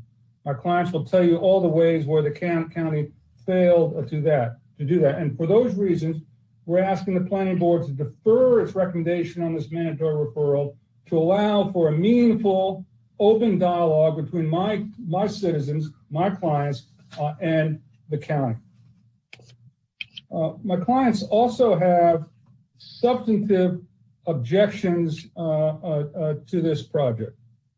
Now, this case presents a legal question. I don't know if the board heard Mr. Warner say that he characterized the School Board of Education, County Board of Education as a state agency. We reject that characterization. We assert it's a county agency for purposes of this law. And we assert that under zoning ordinance 27-292, (a), the district council must approve this mandatory referral. This is not a matter of the planning board making advisory comments to the school board. We assert under the applicable county law that the district council must approve this mandatory referral. Mr. Warner mentioned the uniform standards for mandatory referral. At page 11, that document says precisely the same thing. In short, we assert that the district council is obligated under county law to approve this mandatory referral. Now, the mandatory uniform standards set forth issues for the planning board to consider. They appear at pages 14 and 15. One is consistent with the general plan. 2 is consistent with the intent of the zone. 3, compatible with the neighborhood. 4, no negative transportation impacts. 6 talks about the tree conservation plan and other issues. We've addressed those issues, and my clients have engaged 3 consultants. Ruth Grover will address the land planning issues, specifically the conflict with the established communities portion of Plan 2035. Larry Green, a traffic engineer, will address the adverse traffic impacts. And James Thomas, a stormwater engineer, will address the significant questions about the stormwater issue. That video does not, on the stormwater, Commissioner Dorner does not tell the entire story.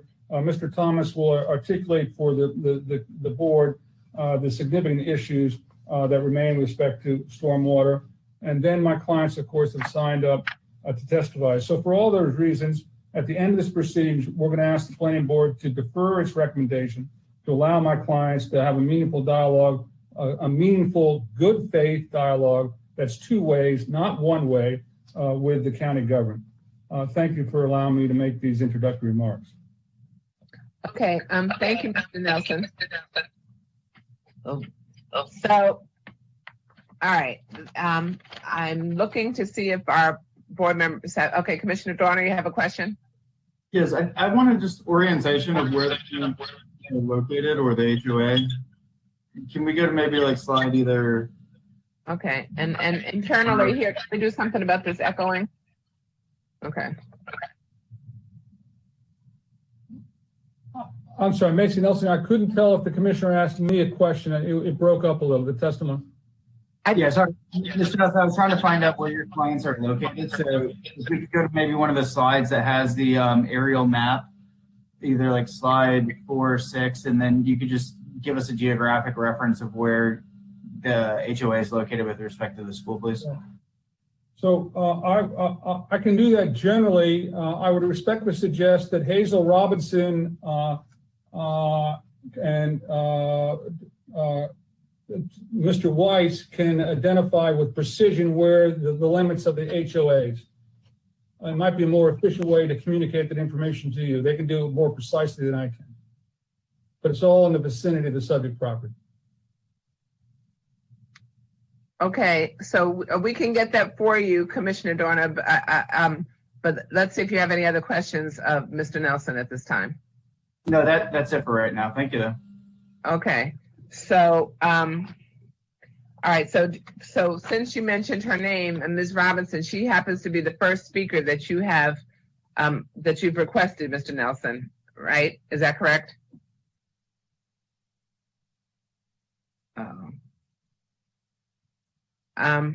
Ms. Robinson, Hazel Robinson. Yes, I'm here. Okay. Okay. This is your opportunity to speak. And can you respond to Mr. Dorner's, Commissioner Dorner's question regarding the general vicinity of the association? Yes, Tantalus Square Area Civic Association is across from Swan Creek Road. You see the school outlined in green. All the houses in yellow and red, that's all Tantalus Square. To the left of Fort Washington Road is Tantalus Citizens Association. Okay, so where Mr. Flanagan is working the cursor, can you see the cursor? So that's yes, that's Tantalus Citizen. But if you go north of the property, that's Tantalus Square Area Civic Association, and it goes all the way around Swan Creek Road to Asbury Drive. So there's two different associations, and Mr. Nelson's representing both, or are they all one? He's representing both, yes. Okay. Is that it for you, Commissioner Dorner? Okay. All right. Please continue, Ms. Robinson. Okay. I am Hazel Robinson, and I live at 12025 Bayou Drive in Fort Washington, Maryland. And I'm a resident of Prince George's County and have lived in the Fort Washington community and at this address for 17 years, buying my home in June of 2004. My home is across East Swan Creek Road on Bayou Drive and is a half block from the subject property. I can stand in my front yard and driveway, turn my head to the right, and see the property. I care about my community so much that I have had the pleasure and awesome responsibility of serving as the president of the Tantalus Square Area Civic Association since December 8th, 2011. I'm the president of the Tantalus Square Homeowners Association since 2005. Tantalus Square makes up nearly 600 households in the area bordered by Fort Washington Road on the west, Livingston Road on the north, East Swan Creek Road on the south, and the wetlands on the east. It includes the households located in Franklin Square and the new Tantalus Forest community. The HOA comprises of 29 of the 600 homes, and they are located on Fort Washington Road, Bayou Drive, and East Swan Creek Road, all within 1 or 2 blocks of the said property. I am also serving as the president of the newly formed and engaged community activist group, the Alliance for Greater Counter Transparency, representing 4 main civic associations: Tantalus Square, Tantalus North, Tantalus South, and Tantalus Citizens, about 3,000 households. We were formed to hold the county government accountable to the people in regards to this property. I am opposed to this project. In terms of notice, excuse me. We didn't find out about notice until October 7th, 2020, when there was a Prince George's County Public School news release that hit the street. We immediately organized a town hall meeting that this school failed to do so. We alerted all of our neighboring civic associations to this meeting that was held. Yes, I attended many of the county sponsored events regarding the project, and I feel like it was a dog and pony show. They were not genuinely seeking input from residents. The communications were one way, and you were not allowed to ask questions unless you placed them in the chat feature of the Zoom meeting. They were also tardy or not releasing the videos of the meeting and answering the questions in the chat. I don't think they care about what the community thought, and they still don't. But more importantly, not only did I attend their meetings, but the Alliance also set up meetings with them, hoping they will listen to us to consider other sites. We did have a meeting on January 11th with the Civic Association presidents and with the Prince George's County public school officials. And we had the hopes of stopping the plan to build a school on said property, or better yet, build it on Potomac Landing Elementary site. And if they just had to build a school on said property, to first replace and upgrade the stormwater management system because households are now being flooded before building the school. Also, we wanted to address the traffic and public safety issues. We were unsuccessful as their minds were made up because they had signed the contract. We also had a town hall meeting set up April 1st with the county executive, but she canceled that meeting a couple of hours before the meeting. But however, we did have a meeting for the following week. And it was at that meeting that we had hopes that she would do a follow-up meeting to discuss delaying the school construction until we could adequately discuss all the issues surrounding this property. But that didn't happen, so the Alliance agreed to retain Mr. Nelson as our attorney because we could not get county officials to listen to us.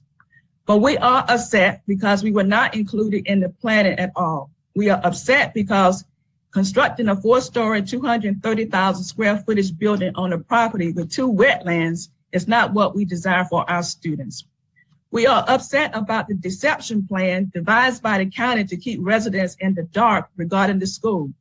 They started the planning process in 2017 with a few handpicked yes people. They failed to have public hearings 3 years prior to the pandemic.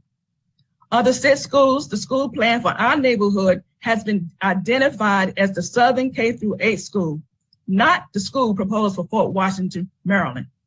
They indicated that the school will be a neighborhood school. A school that will hold 2,000 students is not a neighborhood school. We do not have 2,000 students in Fort Washington. In fact, the school they're planning will be underutilized. Another deceptive practice was switching the school board district. The proposed school is in District 9 and not 8, splitting the community in 2. And the school board member, Sonia Williams, do not even live in the Fort Washington area. And the worst offense of deception is not acknowledging that the school will sit on property with two wetlands, commonly known as swampland. I am from Florida. I know what a swamp is. They just conveniently forget to mention that. Who builds a school on swampland? In summary, we are for good schools. We are for good education, but we are for saving our environment, saving our Swan Creek forest, and for saving our homes where the bulk of our wealth resides. The county does not have to break the P3 contract. They can just relocate the school to the Potomac Landing Elementary site. And if not there, somewhere else in South County. We care about our students. We care about our community. We need our county officials to care too. Over 600 residents have signed a petition opposing building the school in Swan Creek Forest. I hope the commission will listen to the citizens today and provide us a favorable recommendation. Thank you. Okay, thank you, Ms. Robinson. We appreciate your comments. And I'm looking to see if our commissioners have any questions. Commissioner Dorner?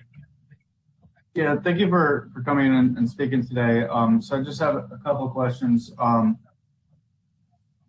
The 600 residents that you mentioned, is that in the exhibit that you had sent with the petition list?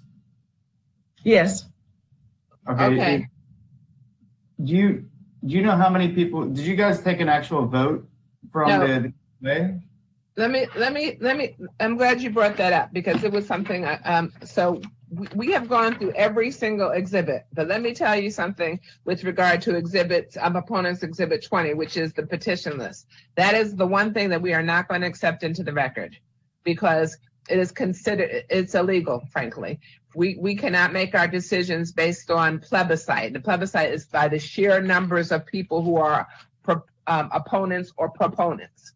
And so our decisions have to be made based on rationale that is legally permissible for us to analyze and consider, and not a blanket statement that says Tantallon citizens opposed or against the proposed school in Fort Washington, and that's just a list of the people. That is called land use by plebiscite, which is impermissible. So that is, while we have gone through every other exhibit, that's the one that we're not going to accept. Thank you. Yeah, thank you for the clarification. That's kind of where I was going, is only maybe a third of those people actually live in even Maryland. So I was wondering whether or not the HOA took an official vote, either of the associations on how they opined, or if you're just sort of speaking on their behalf as the president. I'm basically speaking on behalf of the residents, but I do know that the majority are against this school, because the same people are living here now. They was against the school when they would propose a high school back in 2005, and there was a lot of public outcry against that. Okay, but there was no official vote that was taken. No, not in a meeting, just in general consensus. Okay. And the other question I wanted to know would, if we do postpone this, like your attorney has suggested, it doesn't sound like you're actually interested in talking with the applicant about developing at this particular site, or I might be mistaken. Would you be open to at least discussing with them about things that you would like to see or wouldn't want to see at the site? Or is this just a straight up opposition to that location? We want this to be a win-win situation. We offer public education. We just don't think that site is the best site. Okay, so to answer you correctly,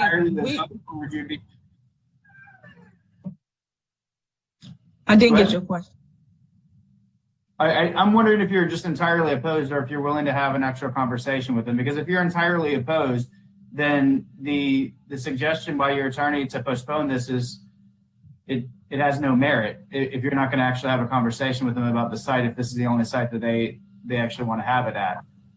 So I'm trying to find out if you would actually engage with them about discussing what you do or don't want at that particular site, or if there's just a strict party line kind of, we don't want this in our community.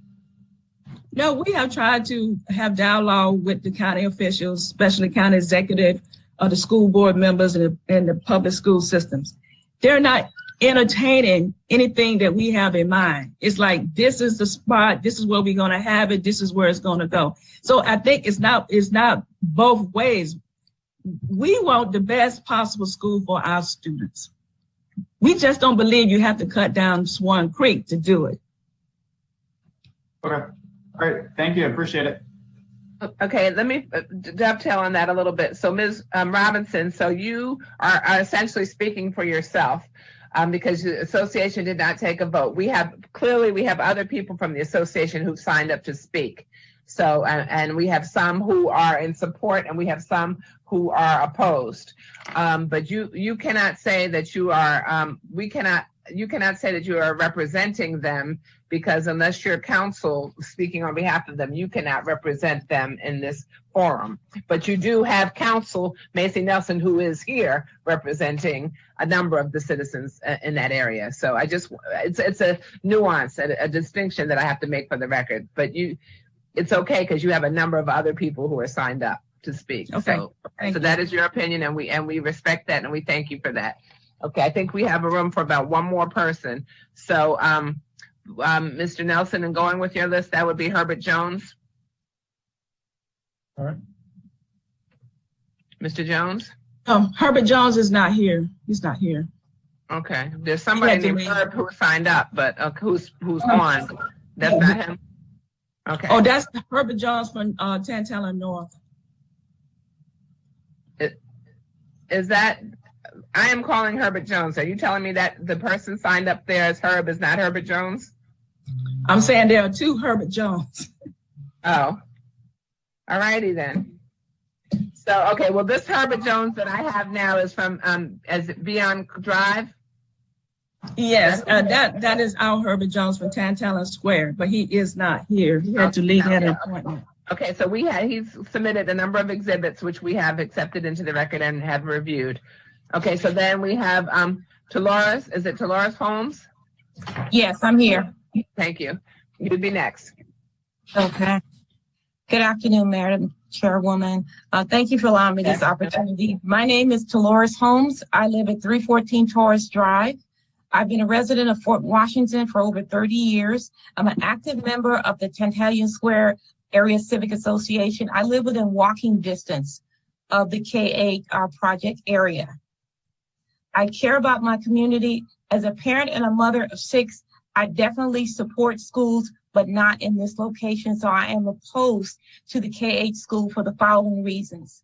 I received no notification from the school system. The only notification that I received was from my civic association, and that was in April of this year. I have attended the meetings with the county executive and some of the town halls, and this K8 school was presented as a finished product with no input from me or my community, despite the fact that I am directly impacted by the building of this school. This school will increase the existing flooding issues and property damage that I have personally experienced multiple times as a longtime resident of Fort Washington because of the development on existing wetlands and the inadequate stormwater management systems. The environmental impact of the removal of the green space and trees and increased traffic is a safety issue, not only for our children, for our residents also. A crossing guard as a parent, that is not sufficient for the volume of traffic that occurs in that particular area. As I'm sure my neighbors and fellow residents can attest to, the accidents and the volume is extreme, especially in the morning during rush hour and the times when the children will be coming to and leaving school. This project exposes the community to heat extremes, landlocked concrete area. A recent study shows that this is a common practice in certain communities. In my experience as a registered nurse, I know that the removal of green space contributes to heat-related deaths and illnesses. It affects your health and your quality of life. It can cause strokes and respiratory difficulties when you have less green space and more concrete areas. The recommendations that I view for stormwater management as a longtime resident of Fort Washington, they are inadequate. They are not going to resolve the long-standing flooding issues that we have in Fort Washington. As a resident here, it's not a matter of when it will flood. It's every month there's a flooding situation in Fort Washington. As a resident, I've experienced this multiple times. This needs to be addressed. And as a resident, I should have been notified and included in this process. And I agree with our president, Hazel Robinson, during the town hall meetings. Many of the residents were there and expressed their concerns in the chat, but it was not addressed. I oppose this project. I am open to working with anyone to get the best school for our children. And I urge you to pause it because we together can find a better solution to move forward on this issue. And I thank you for your time.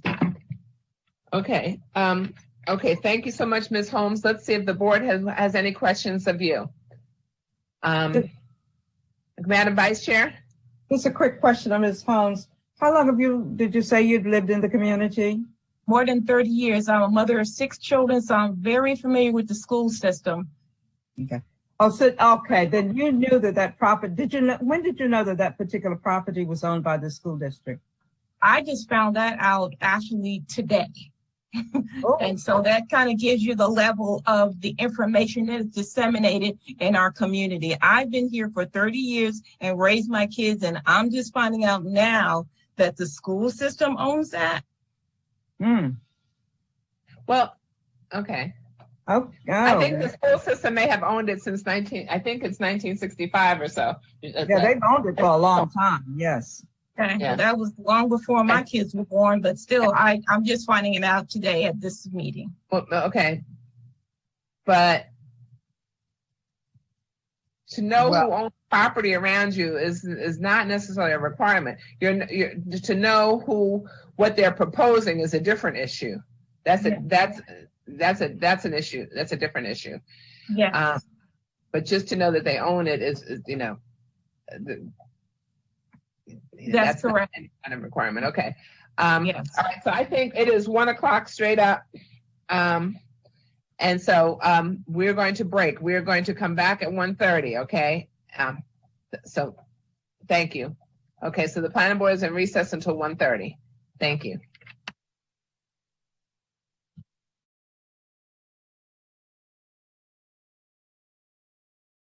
on? Yes. Okay. Ms. Osei, are you on? Did I hear Mr. Nelson? Oh, yeah, there you are. I'm here. Okay. I'm here. Okay. Okay. So let me just say this. All right. Our principal counsel, is he on? Yep, I'm here. Okay. So apparently, all right.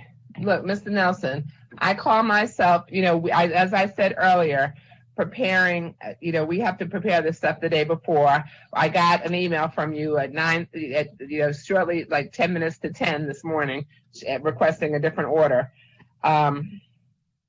Okay, so what they didn't give me the whole thing. So I call myself going in the order that you requested, because it said these folks are testifying first. What I did not have is everything, because everybody's rushing to get into the hearing room.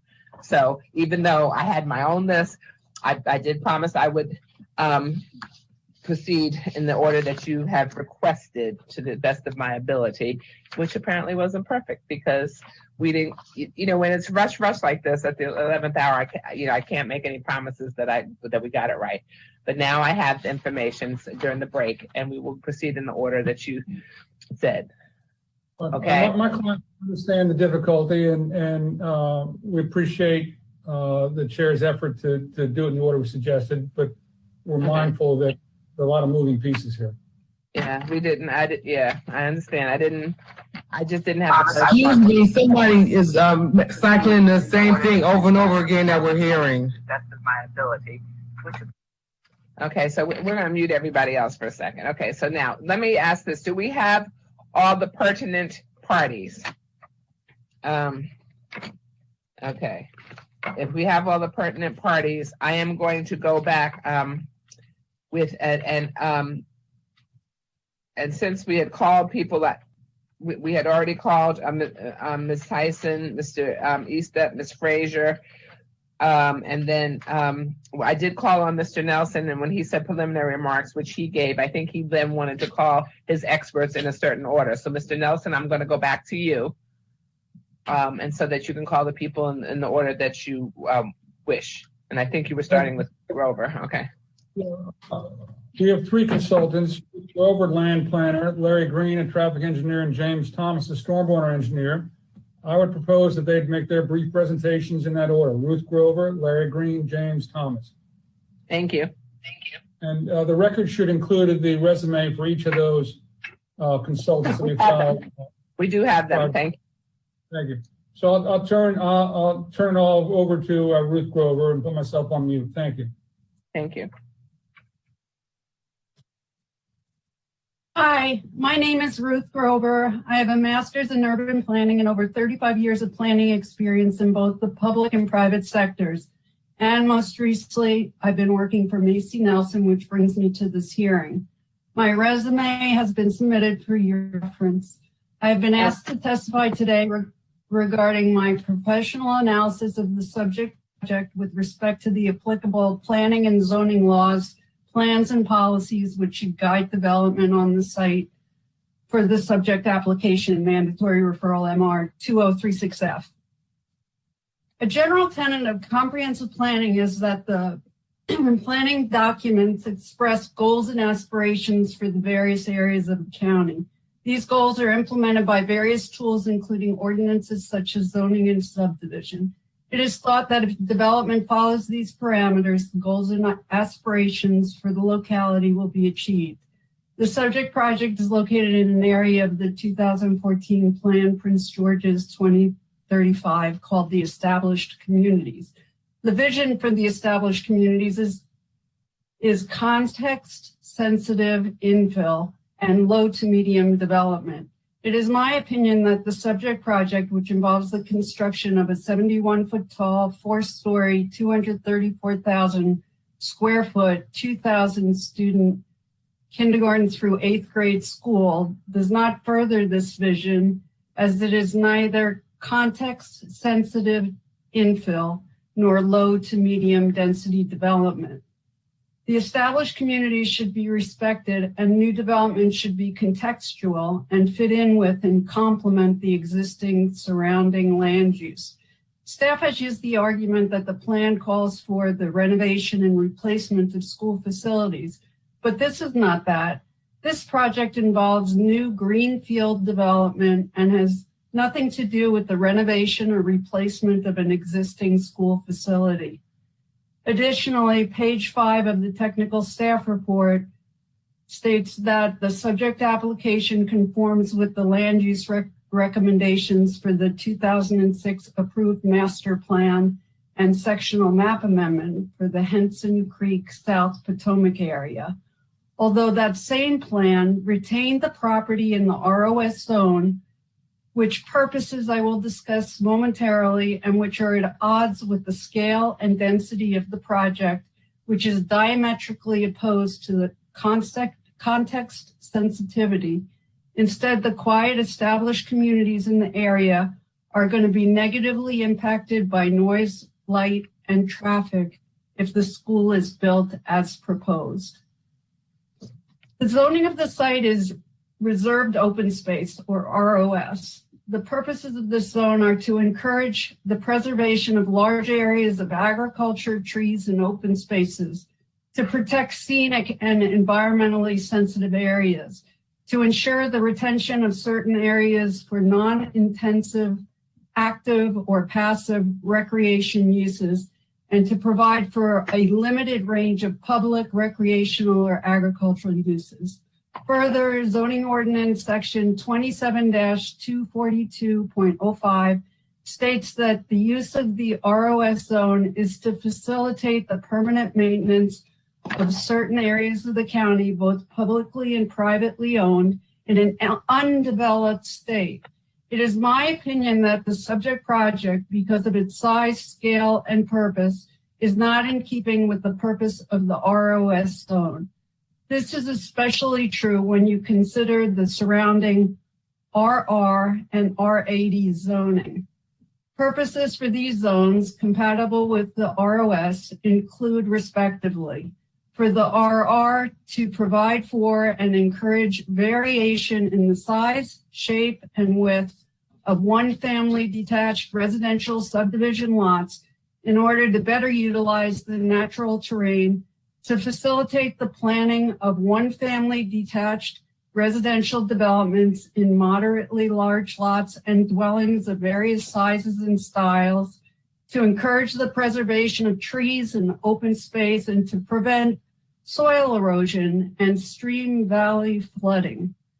The R80's purposes are identical to those of the RR, except as instead of facilitating the planning of one-family residential developments in moderately large lots and dwellings of various sizes and styles, the R80 specifies that its purpose is to facilitate the planning of one-family residential developments with medium-sized lots and dwellings of various sizes and styles.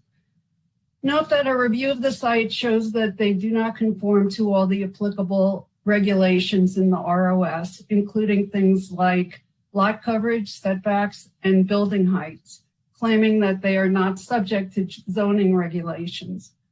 Seems like an educational institution might want to set an example, provide a model of how things should be done, both in terms of professional planning and zoning, but also because of increasing environmental concerns regarding climate change and other pressing issues, because this site is environmentally sensitive.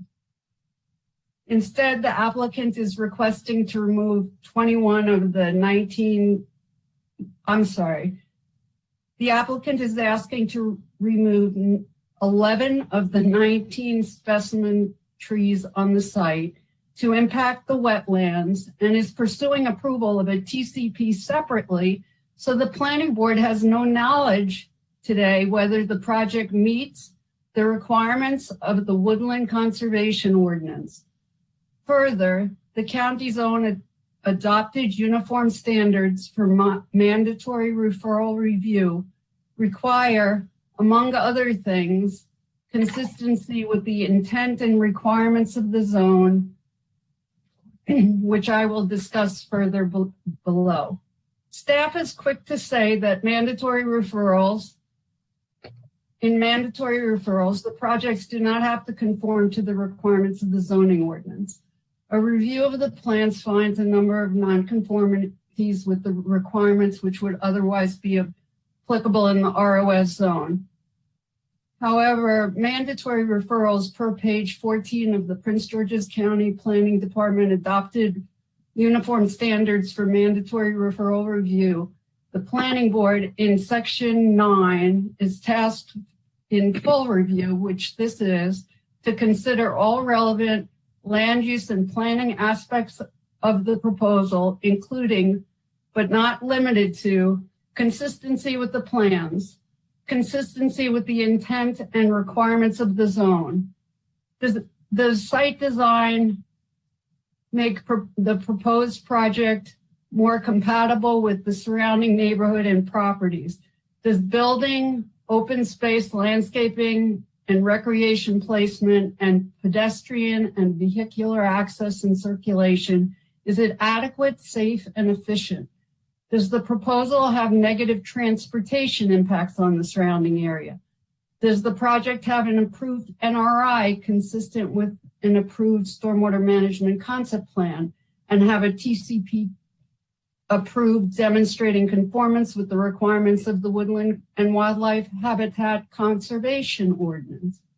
Note that Tree Conservation Plan TCP 2-001-2021 for the project is in process but unapproved. So if this case goes forward today, it would be without knowledge of any conditions of that approval, which, unlike mandatory referral conditions, are binding on the applicant.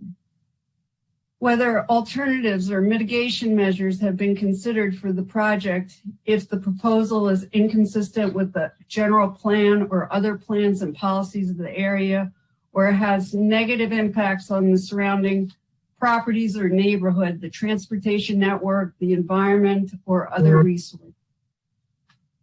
It is my opinion that for the foregoing reasons, the planning board should make an unfavorable recommendation on the project and suggest that the Board of Ed find an alternative site for the school.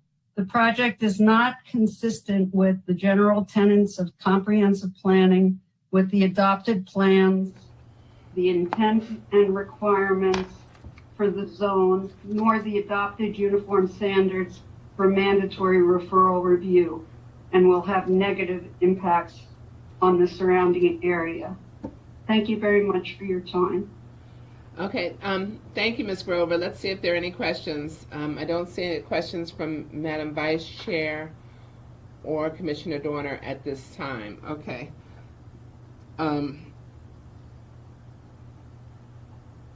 Okay, so my next question is, I think you said, I had my list.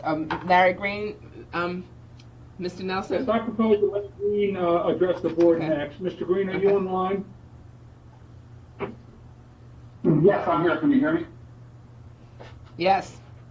Okay, great.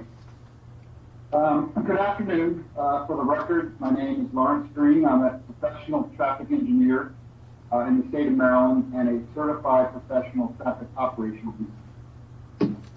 The proposed 2,000 student school will generate 1,300 AM peak hours and 680 PM peak hour trips.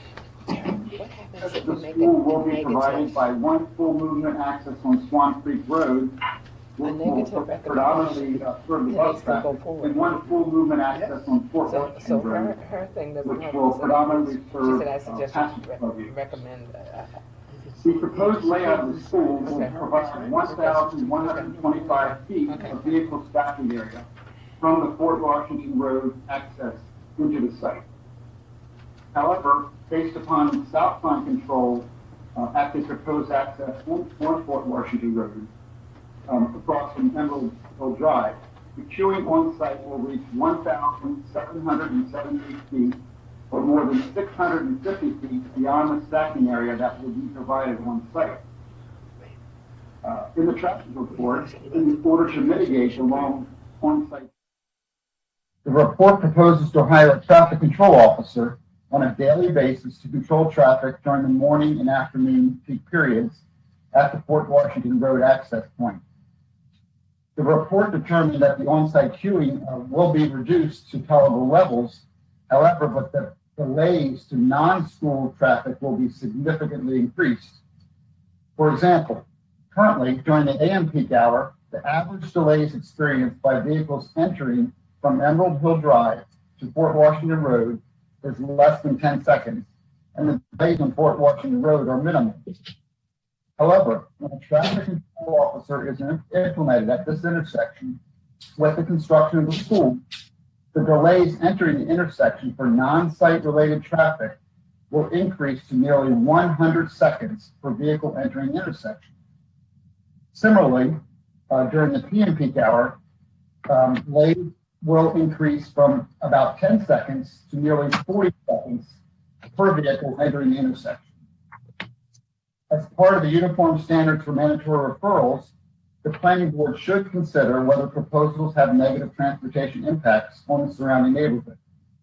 I feel that adding 90 seconds of delay to non-school traffic during the AM peak hour and adding 30 seconds of delay to non-school traffic during the PM peak hour meets the standard of negative transportation impacts on the surrounding neighborhood for the planning board to consider. Thank you for your time. Okay, thank you so much, Mr. Green. Okay, so let's see if there are any questions at this time, and we'll and we may have our Mr. Masog address some, or Ms. Howerton address some things after a while. I want to get through the applicants, not the applicants, but Mr. Macy Nelson's experts. So are there questions of Mr. Green? Madam Vice Chair or Commissioner Dorner does have a question. Mr. Green may not know this, but I'll ask him, and maybe we pass it to Mr. Masog, about whether a traffic study was done for this case. I don't think it was, per the staff report. Like it seems like it was assessed in an overall sense, but I don't know if a traffic study is required or if it was even done. And I guess I would ask him, because he Mr. Green, you cited a few numbers. I wasn't sure if that was independent review that you did or if you're pulling it from something else. No, I pulled the information directly from the traffic study. Macy, I'm not sure if you have the date of that study. I don't have it in front of me, but I got that information directly from the traffic study prepared from the site. Wait, was that in the backup? I can pull it up if it is. Macy, do you know if that was submitted as part of our case? Madam Chair, Macy Nelson, yeah, I believe that traffic report is in the backup material. Okay, yeah, I see the trip generations. Okay, thank you. Macy Nelson speaking. My reception with Mr. Green's testimony wasn't perfect. Was the board able to hear him adequately? Oh yeah, we could hear him perfectly. I could hear him perfectly. I could. Thank you. Okay. Thank you. Thank. Okay, so now do you want James Thomas?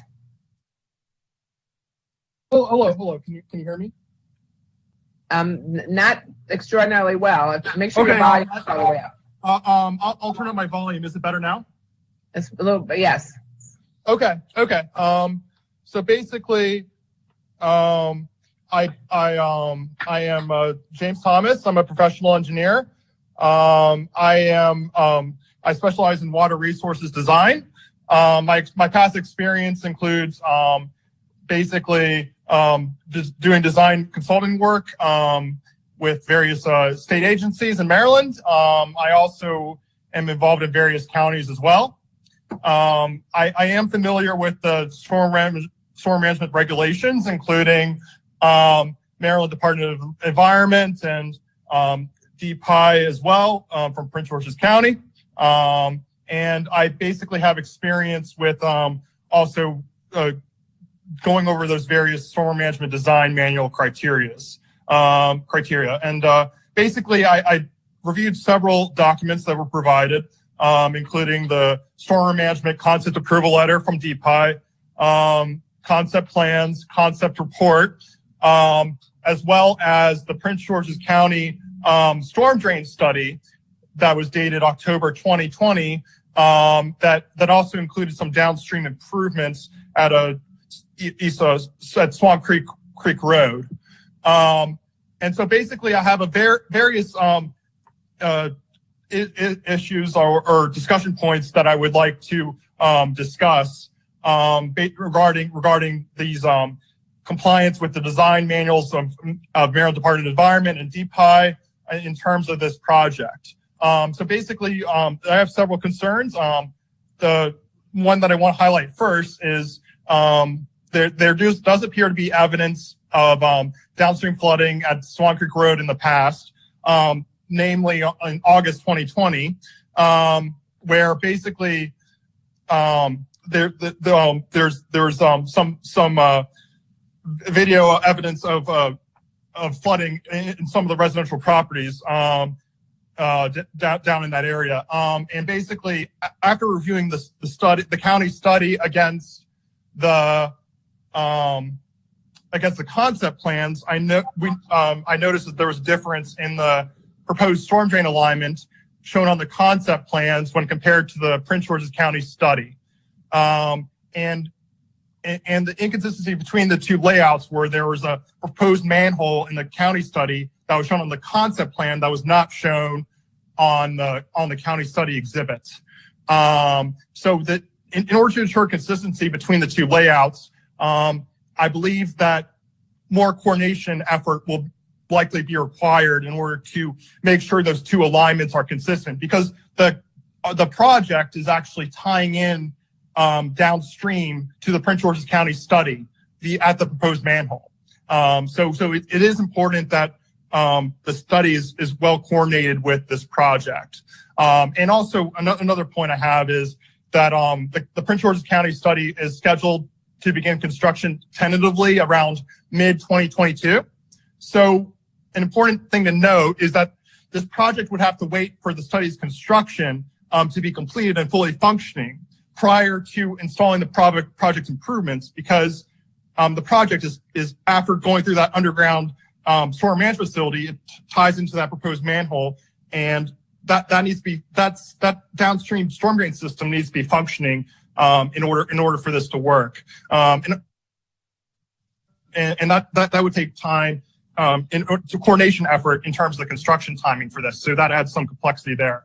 And in terms of construction period itself for the project, it'll have to also be considered as well, because they'll have to consider the erosion and sediment control measures to basically treat the on-site stormwater management runoff in the interim condition before they install the underground storm management facility on site. And then I also have a couple more additional points to this. Basically, because this project has a limited disturbance greater than 20 acres, they will require a national pollutant discharge elimination system notice of intent, which is abbreviated as NPDES NOI application that is submitted to the Maryland Department of Environment.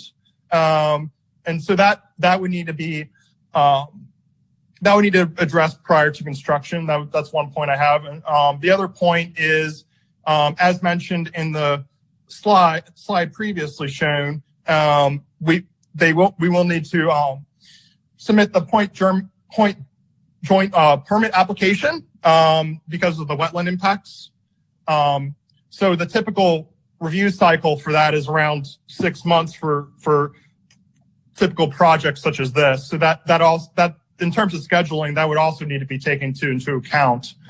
And then in terms of the concept approval letter for stormwater management from DPI, it mentions as one of the approval conditions that additional borings are required in accordance with the Technogram 004-2018, which is a supplemental addendum to the DPI Storm Management Design Manual. And in that manual, it states that there's certain conditions based off the facility type that determines how the number of borings for each facility type. So, for instance, for the 7 micro bioretention facilities, they require one groundwater table test for each facility in order to determine the feasibility of the filter media going through those microbiota facilities. And for submerged gravel wetlands, they require basically at least they need one boring for each facility as per the addendum. So those additional borings will need to be secured in the final design phase, and the schedule will need to account for obtaining those borings and analyzing them, because it's important to analyze them, because if the soil borings that after they get the soil boring data, if they find that it doesn't meet the minimum requirements in the addendum, then the facility type would have to be reconsidered and modified and redesigned. If the soil borings data has a groundwater table that is not in compliance with the criteria in the addendum. So that's an important consideration to consider. Moving on, basically there are some concerns about bicycle lanes. One of the approval conditions in the storm management approval is it states that a bicycle lanes are required, but it doesn't actually state the minimum width of the bicycle lane in the concept approval condition. So in terms of that, the Prince George's County specifications and standards for roadways and bridges states where feasible, lanes should be 5 foot wide, located at the edge of pavement, and striped according to the AASHTO Guide for the Development of Bicycle Facilities latest edition.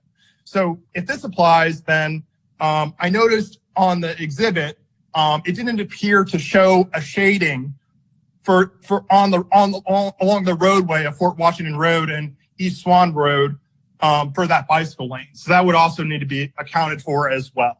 If it requires full depth for that section for the bicycle lane installation, that additional storm management requirements may apply. So that needs to be considered.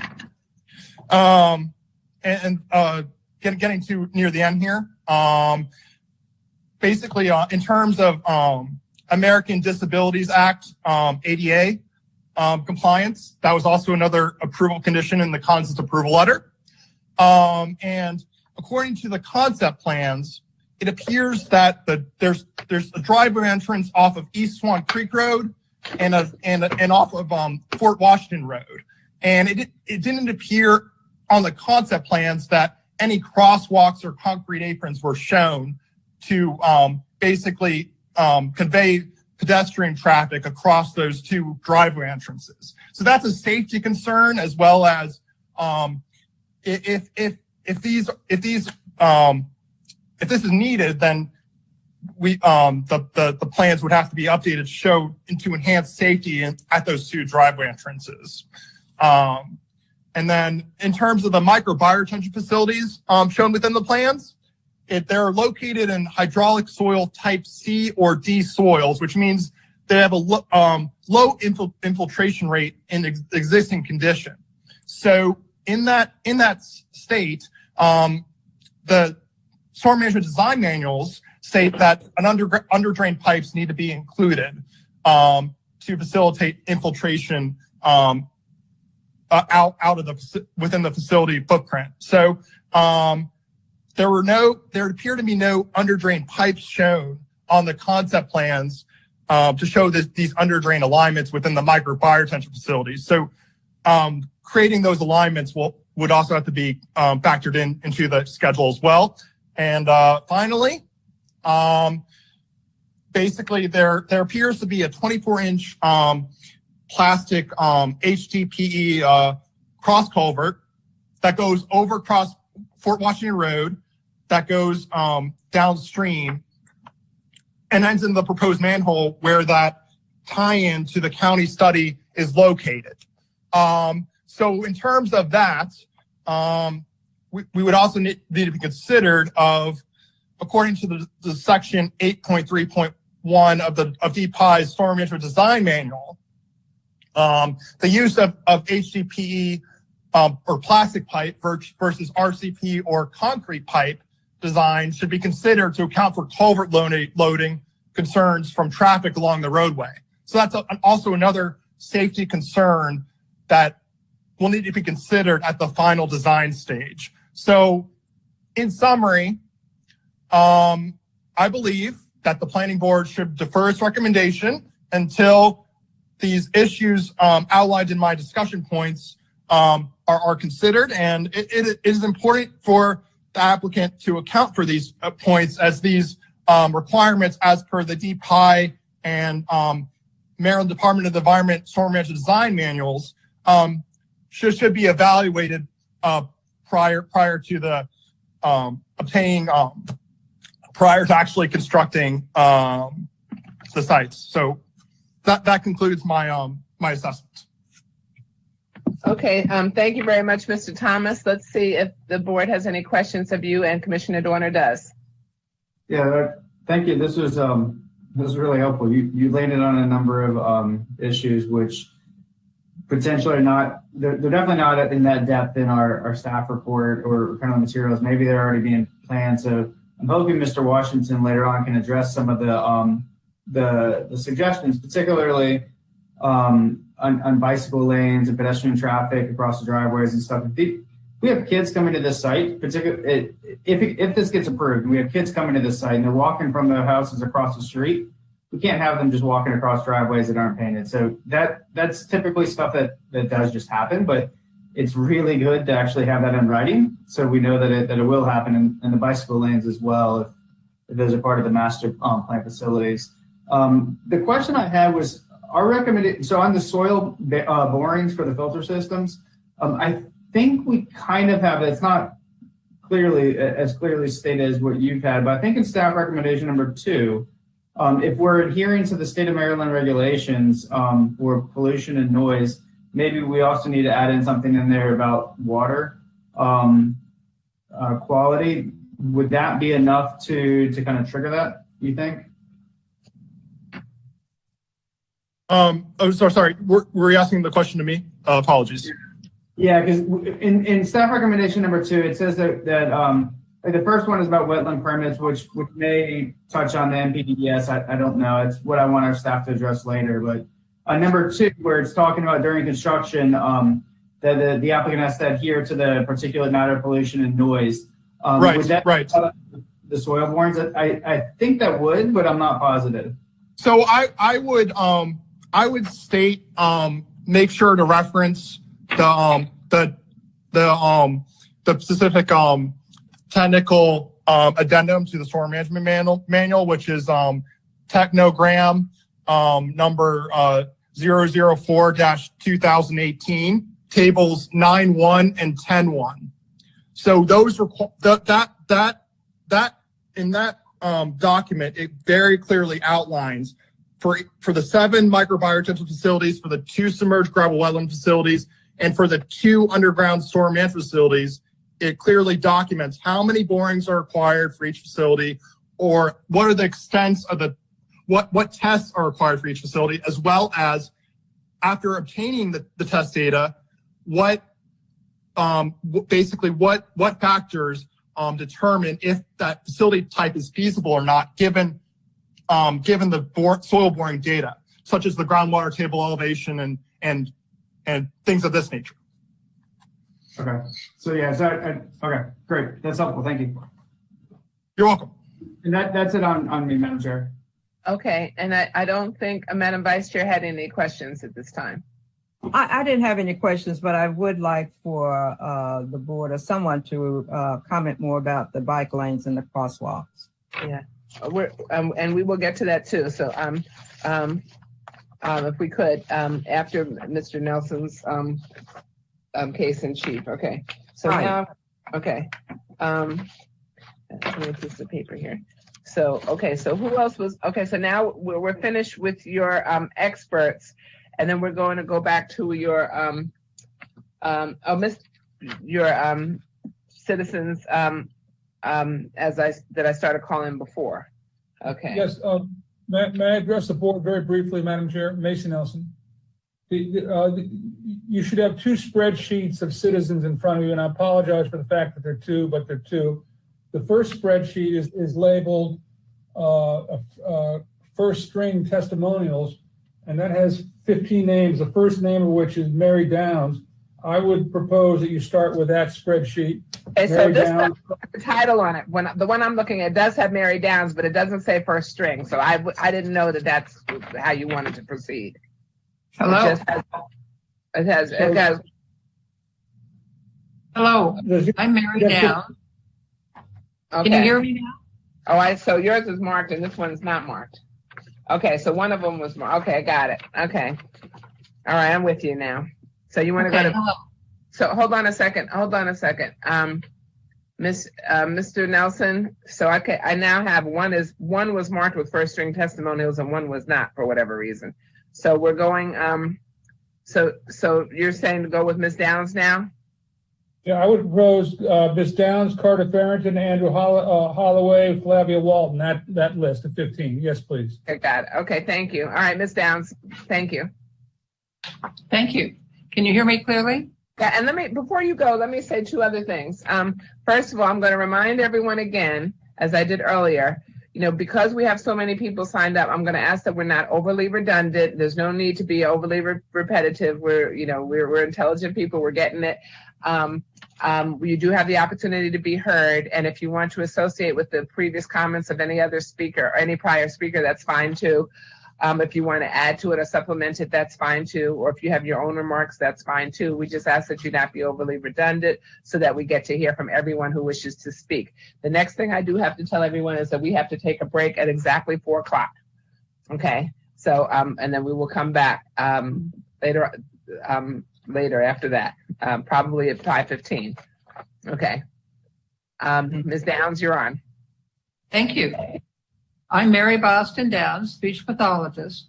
I oppose building the K-8 school at the intersection of Swan Creek and Fort Washington. I will focus my comments on traffic problems associated with placing a 2,000 student school in a residential area of single-family homes. In reviewing the April 19, 2021 memorandum from Tierra Butler, Senior Planner, Urban Design, and the June 3, 2021 review by the Planning Board, it appears that the main artery of transportation for the 44 buses and 661 cars expected to arrive each morning and an equal number departing each afternoon is Swan Creek Road. Most buses would be crossing or turning from the Indian Head intersection. Swan Creek is a single-lane road, each direction after the shopping center, with a posted speed limit of 20 miles per hour for part of the distance to the roundabout. The roundabout is also single-lane, as is Fort Washington, from the traffic circle to Emerald Hill, where the buses make a left turn into the school. Adding 44 buses and 661 cars for peak hour travel on a single lane road is going to cause significant traffic problems for local residents trying to leave or enter the community. I have a significant concern as well as how the county evaluated the local traffic when conducting the impact assessment. According to the site reported, quote, studies of traffic impact were collected when public schools were closed to account for the COVID-19 pandemic, unquote. Here is a reality check. I drive to Alexandria during traffic hours daily. Before COVID, the time from my house to the Carlisle area of Alexandria was 35 to 40 minutes. During the pandemic, the time has been 18 minutes. Indian Head Highway, Route 210, is called the Highway of Death for a reason. It is considered the most dangerous highway in Maryland. The intersection of Swan Creek and Indian Head is notoriously congested. To bring an additional 1,280 vehicles to Swan Creek, with all arriving and departing at the same time, is only likely to worsen the dangerous conditions already present on Indian Head Highway. 44 buses lined up to turn into the school would stretch more than a quarter mile down Fort Washington, around the traffic circle, and up Swan Creek. That figure does not even take into account parents dropping off students. And remember, there are no passing lanes, or as we found out, biking lanes. I am concerned that the scale of the proposed project is out of proportion to the local infrastructure and community needs. A school on this site should not be built. Is there any questions? I'm ready to take them now. Okay, thank you, Ms. Downs. Madam Vice Chair or Mr. Dorner? Commissioner Dorner. Okay, I see no questions. Thank you so much, Ms. Downs. Okay. Thank you. All right, let me see my next list.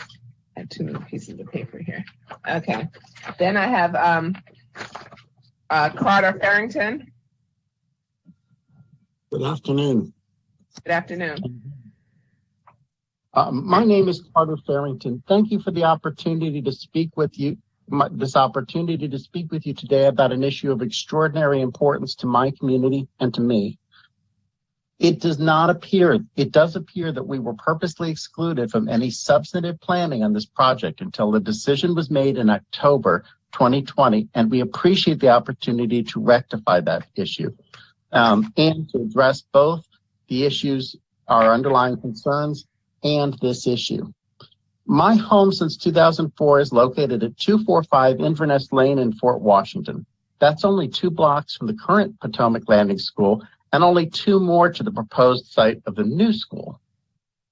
For the purposes of efficiency, I reiterate and wish to incorporate the comments of others opposed to the location of this project, most particularly, although not necessarily limited to, those comments made by Mr. Macy Nelson, Esquire, Dr. Mary Downs, Ms. Hazel Robinson, and Mr. Herbert Jones. My home is in the original planned community of Tantalon, which includes properties in Tantalon on the Potomac and Tantalon Hills covered by the Tantalon Land Covenants, which require both approval for many exterior changes and that each home be unique. For those of you who are unfamiliar with our community, it also includes a privately owned golf club and an 18-hole golf course and a privately owned marina. I'm the president of the Tantalon Citizens Association and have been since 2009. The Tantalon Citizens Association covers 960 homes covered by the land covenants. While my opinions are my own, they are shared by the vast majority of the neighbors I represent. My neighbors have overwhelmingly opposed this site. Our membership approved this position at our February meeting, and our board of directors unanimously approved funding for this effort in April. Furthermore, over 25 of our members have donated funds for this effort. Well over 100 have participated in Alliance-sponsored forums, and the broader community has sponsored, and many have showed up for the 4 protests we've held at the site so far. They made their decision in October and decided to tell us what they decided in a ramped-up PR effort in October and beyond. Look carefully when they started planning. But they didn't deign to meet with us until October and afterwards, and still haven't attended any of our community meetings. In fact, holding their last information session during our most scheduled recent Citizens Association on May 26th. We are very much in favor of education and teachers, and also support the concept of new schools. We would, in fact, warmly welcome the replacement of our current and exponentially smaller Potomac Landing Elementary School. Potomac Landing is, I should note, closer to my home than the proposed site. We respectfully request that the planning board recommend a delay so significant numbers of stakeholders be included in the decision-making process here. We would welcome a long-delayed opportunity for a substantive discussion about this proposed project. The Tantalon Citizens Association also owns, in addition to having members who are across the street from the project, we also own a modest but well-maintained plot of land with Tantalon written in large script immediately across the street from the site. How county officials, while seeking simultaneously in 2020 to address existing destructive flooding issues, could get in touch with me to ask for permission to use a good part of our little plot to help address these flooding issues, while not bothering to let us know about the proposed development of this new school until they'd worked on the issue for apparently 3 years, is both suspicious and disturbing. This is also curious as the land on which the school is proposed to be built appears to have been acquired by the Board of Education from the developer of the planned communities of Tantalon on the Potomac and Tantalon Hills. At no time to date, not one single representative of the school board, county government, or any other official has deigned to come to one of our meetings to discuss either the flooding issue, the appropriation of our property, or the school. I'm also a member of the Alliance for Transparency, which is an alliance of 4 civic associations, Tantalon North, Tantalon South, Tantalon Square, and the Tantalon Citizens Association, representing in the neighborhood of 2,500 homes, and was formed after a decision was made with little or no notice to us. We're located in District 8, which is well served by our council member, Monique Anderson Walker. She also opposes the location of this 4-story, 2,000 student warehouse at the proposed location, and like us would prefer that a new school be built in the current location of the Potomac Landing School. I also have to note something that hasn't been mentioned here, and that the school board and the county are relying heavily upon the possibility that the privately held golf course in our community undertake considerable construction, because much of the water currently pouring down Swan Creek Road and which would run off this property would end up on the golf course. Without that, you're going to have more flooding. Mr. Weiss informed our local police station commander that the school was proposed. Apparently, that was the first time he knew of this. This is within the last month or two. Apparently, there have been no discussions of traffic control with the police department before this project was finalized. I first learned of the plan to place a 4-story facility at the proposed location in October 2020. Tantalon Square President Hazel Robinson told me and started sending me emails. The only other proposal to build the site was a proposed high school perhaps 15 years ago, and I testified at that hearing too. During that decision-making process, we were not only informed of the plan, but given a list of other possible sites being considered and given the opportunity to speak before a decision was made. Sadly, that was not the case here. This 4-story building will replace beautiful forest with the tallest building for easily a mile, which will dominate the skyline for blocks. I have mentioned this to friends and coworkers who live in other Maryland counties, particularly my Montgomery County colleagues, who assure me that this would never happen in Montgomery County without such notice. We have always been willing to speak about both the location of the school and ways to make the school better. We would, however, request that all parties approach these discussions with a similarly open mind. Some people say that this school contract is large and that the interests of a politically well-connected developer will inevitably and automatically prevail in a pay-to-play atmosphere where money speaks rather than effective homeowners. Okay. I'm going to stop you there because right here, right now, there's no pay-to-play involved here. And I didn't even pay attention to who the developer is. Okay. So I won't accept those kind of aspersions.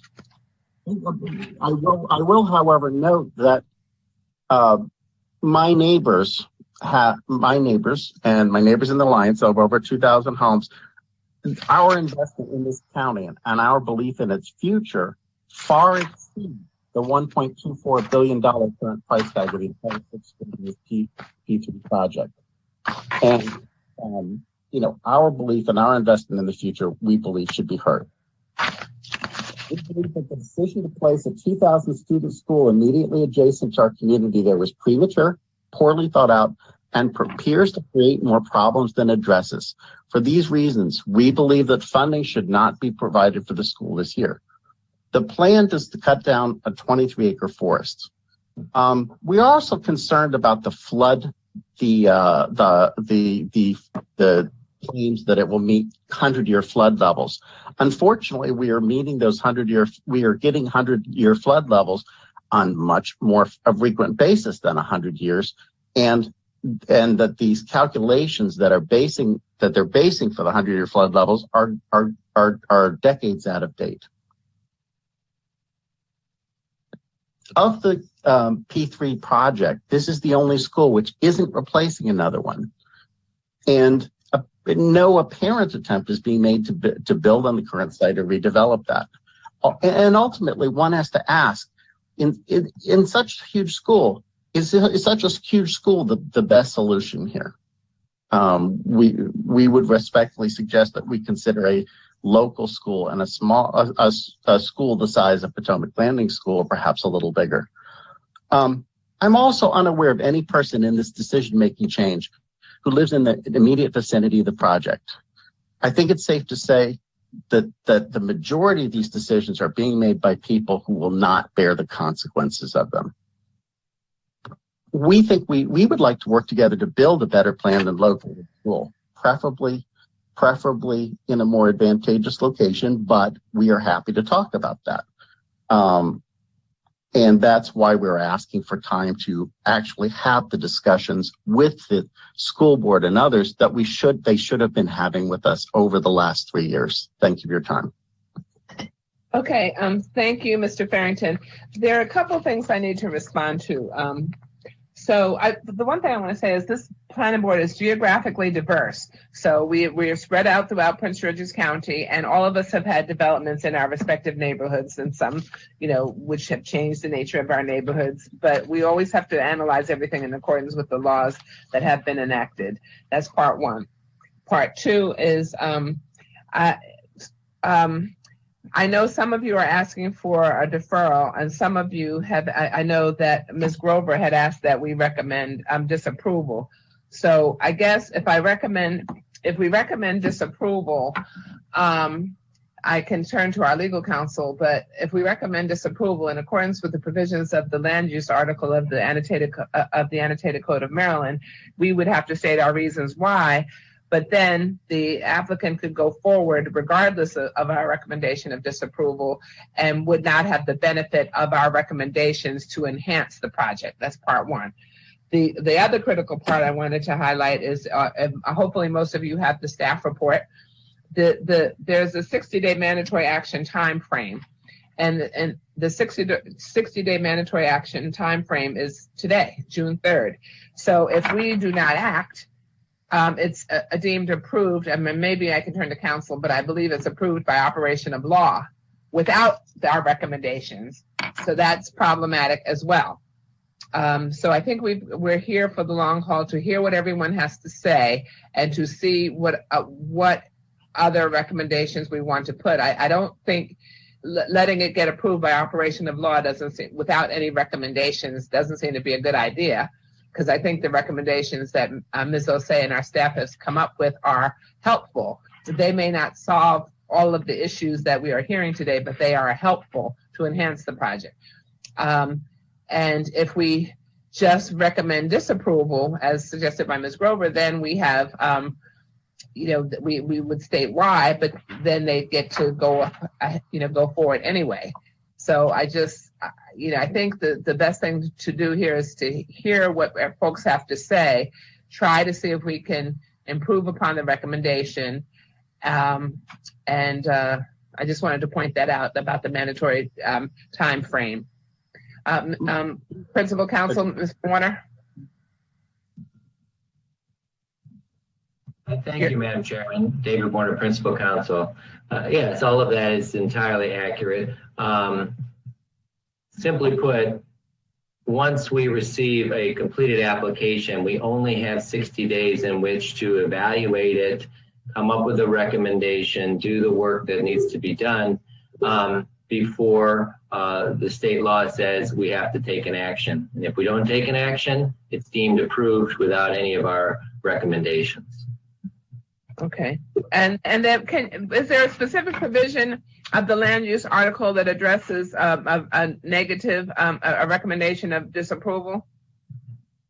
Right. There's also a language in the land use article that says if we disapprove the application, that becomes our decision. We have to give the reasons why we disapprove of it.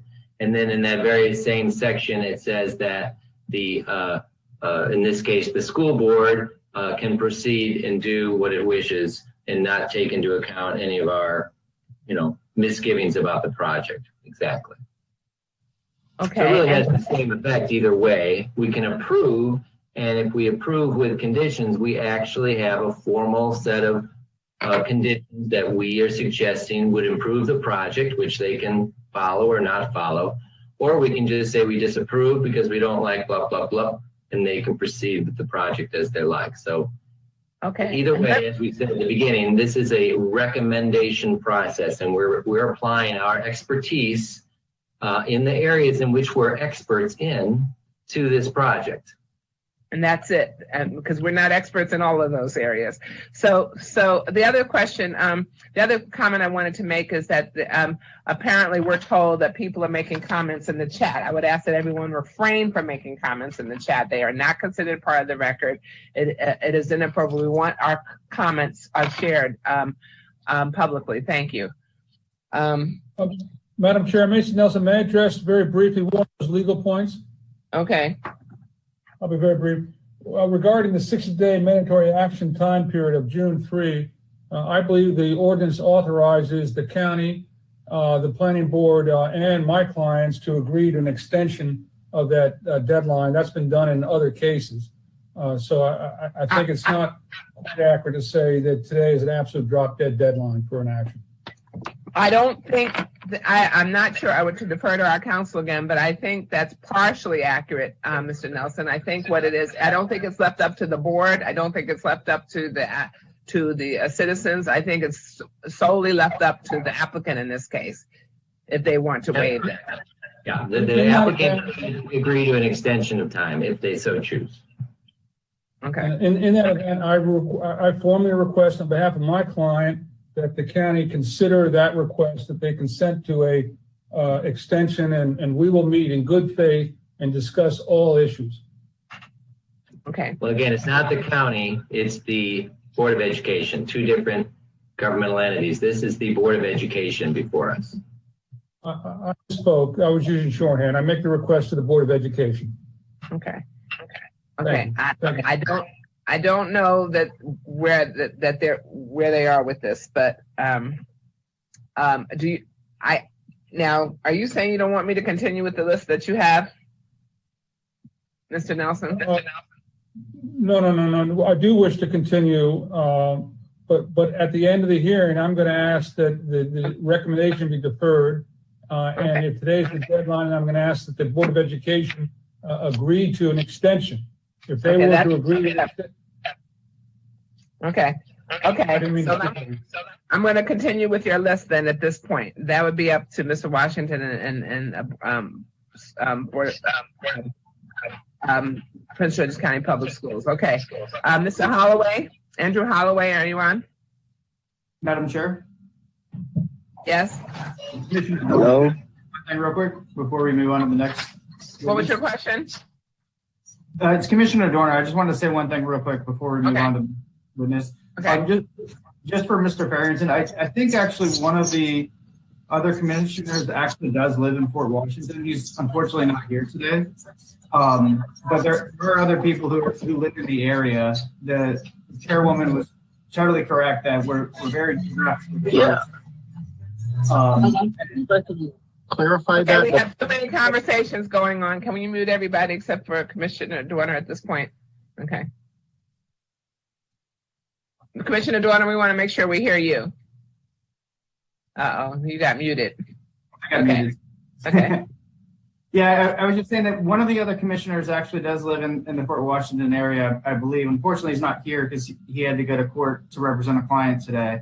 But we are geographically diverse, and some of these issues do touch in our backyards. Like I voted for a project where everyone wanted a school that came in opposition to development, and I voted for the development in my own backyard. And I have to see those residents all the time. We can't always win in terms of like which way we lean or which way we go or where we are in the county, but we try and be as fair as possible. And I think the testament to the fact that like there's 100+ people that signed up to testify today, and we're going pretty late in the evening probably with this case, I think should hopefully make you a little bit more at ease that we're listening to the public, and you are getting, at least right now, an attempt to provide input on the case, whichever way it might go. If I might be able to just clarify, we could have saved the last 5 minutes. I was talking about the people who have put this proposal before you. As far as I know, the majority of these decisions, which were made before our input, were made by people who don't live in our area. I apologize if it was misconstrued as an interpretation of the planning board's geographical diversity, but that was not intended. Thank you. Okay, thank you, Mr. Farrington, and thank you, Commissioner Dorner. Okay, so I'm going to go down to Andrew Holloway now.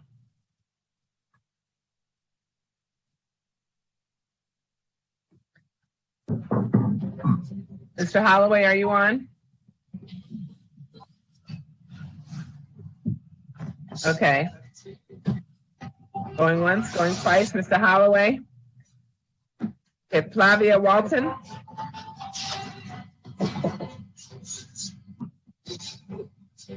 You know what? Let me do this. Those people who are on the phone, we can't. Let's go back to the phone. Those people who are on the phone, can you identify yourself, please, so we'll know? Renita and Frederick Nowlin. Okay, you said Renita what?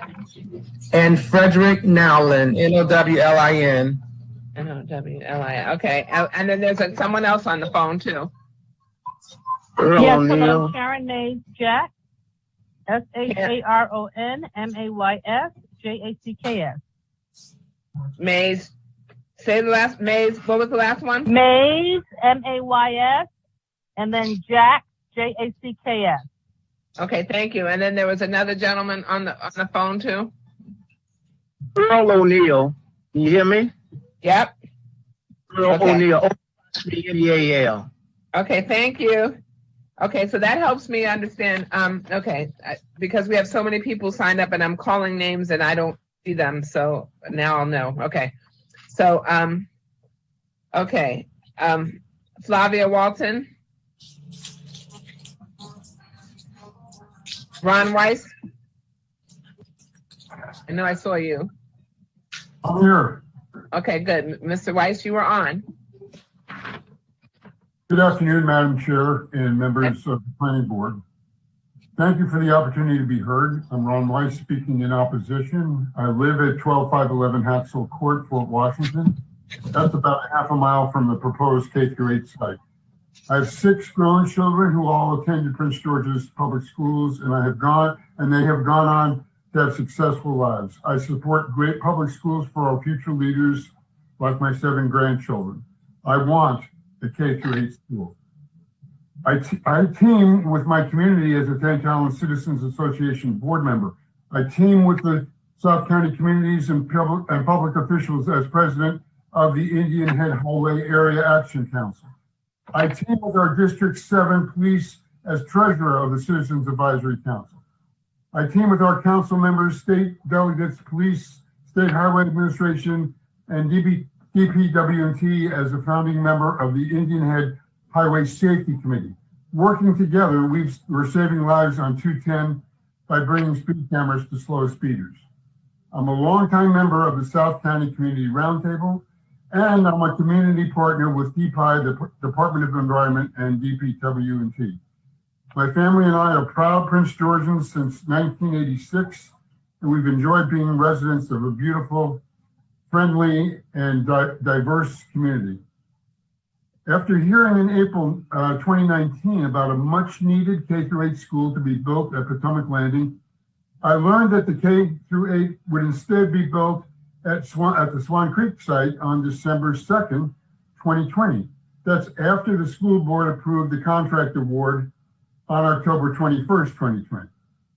Only now, today, do I have an opportunity to offer my opinion on the location of the K-8 school.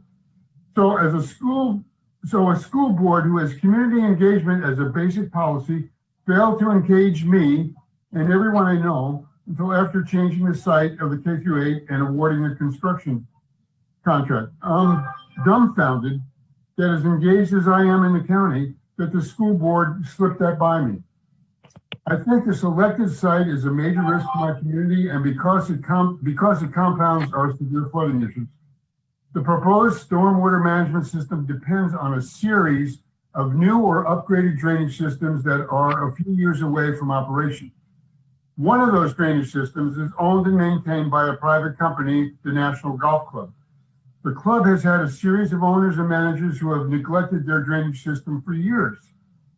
Now our county's trying to get the club to do to fix the drainage systems and to have it taking even more off-site stormwater than ever before. The recent record of developments in Fort Washington that have had environmental challenges is not good.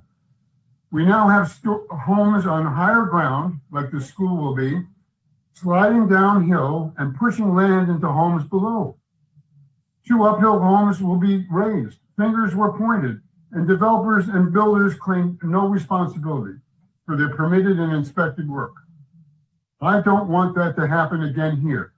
The K-8 site selection process was hidden, and we are now rushed to approve a done deal. That's not a good deal for our students, it's not a good deal for residents, and it's not a good deal for taxpayers. Please pause this process and let the community engage with our school board and our county to make sure we all get a good deal. Thank you very much. Okay, thank you so very, very much, Mr. Weiss. Let me see if the board has questions. And I see no hands raised. Okay, thank you. Brian Woolfolk?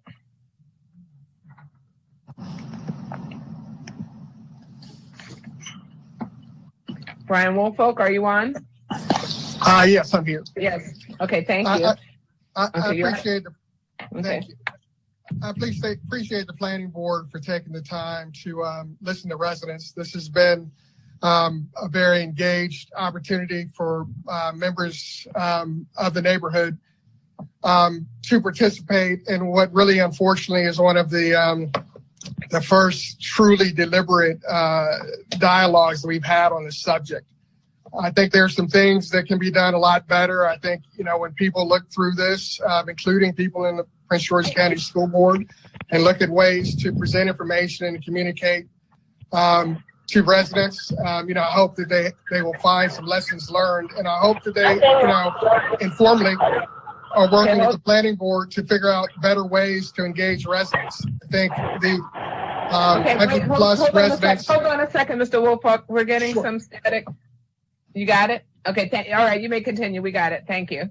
I think once this whole process is reviewed, I hope that the Prince George's County School Board will reach out and work more closely with the planning board to figure out much better ways to engage the public. You guys do a great job in planning, engaging, and mitigating. And I think there may still be a role here for you to play, whether it's formally or informally, to ensure that parties are engaged and that we're moving forward as one community. I don't get the sense that we're doing that right now. One of the things that I'd like to point out is with regard to the information that the planning board is getting with regard to this project, because this project, really taken in context, requires a view of things that go significantly beyond the immediate vicinity of this project. I live at 616 Swan Creek Road, which is about 6 blocks from the planned school, one of the corners of the planned school.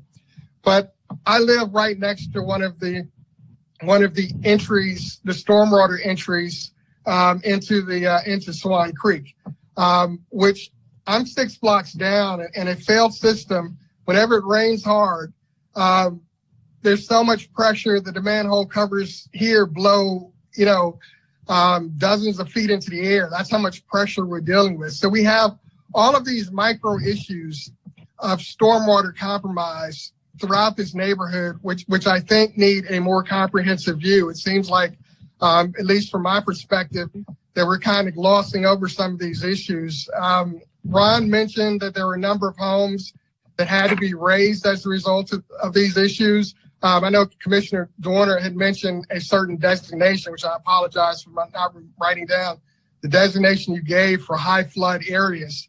But, I'm not sure what you call an area where houses have to be raised as a result of unresolved flood issues. Within that 100 block of Swan Creek Road, not East Swan Creek, Swan Creek, which is right by the circle, the Tantalum Circle, which would be right near the school, there are, there's some sensitive issues, and you have one, maybe 2 houses that have been compromised to the point where they may eventually have to be raised. One is uninhabitable and one is virtually uninhabitable. That kind of information I think is significant, and I think gathering more information about these stormwater issues I think would be helpful to everyone, because they happen in these block by block settings, and they're all over the place in this neighborhood. I don't think residents are at all exaggerating these issues, and I hope that more information will be provided before we move down the line. To the extent you can make a recommendation, I would recommend the board recommend disapproval. I don't see how comfortably approval could be provided considering the sensitive nature. We have some engineering proposed fixes that have only been out for a few weeks that need to be vetted and need to be built in. This is, we're talking about hundreds of houses that could be compromised by this. And I think we need, I think we need the time and diligence. And if we don't have that time and diligence, I think that the planning board's recommendation should be asking for that. And without that, should be recommending disapproval.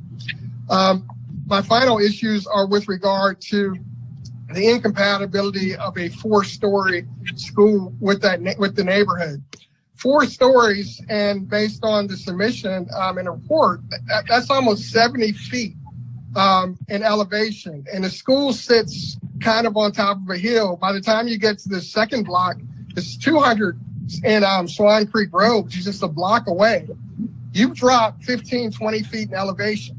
So that 70 feet is in context, that's a viewpoint, from here that could be, as much as a 90 feet, top in a residential neighborhood, which is the equivalent of a, 7-8 story building.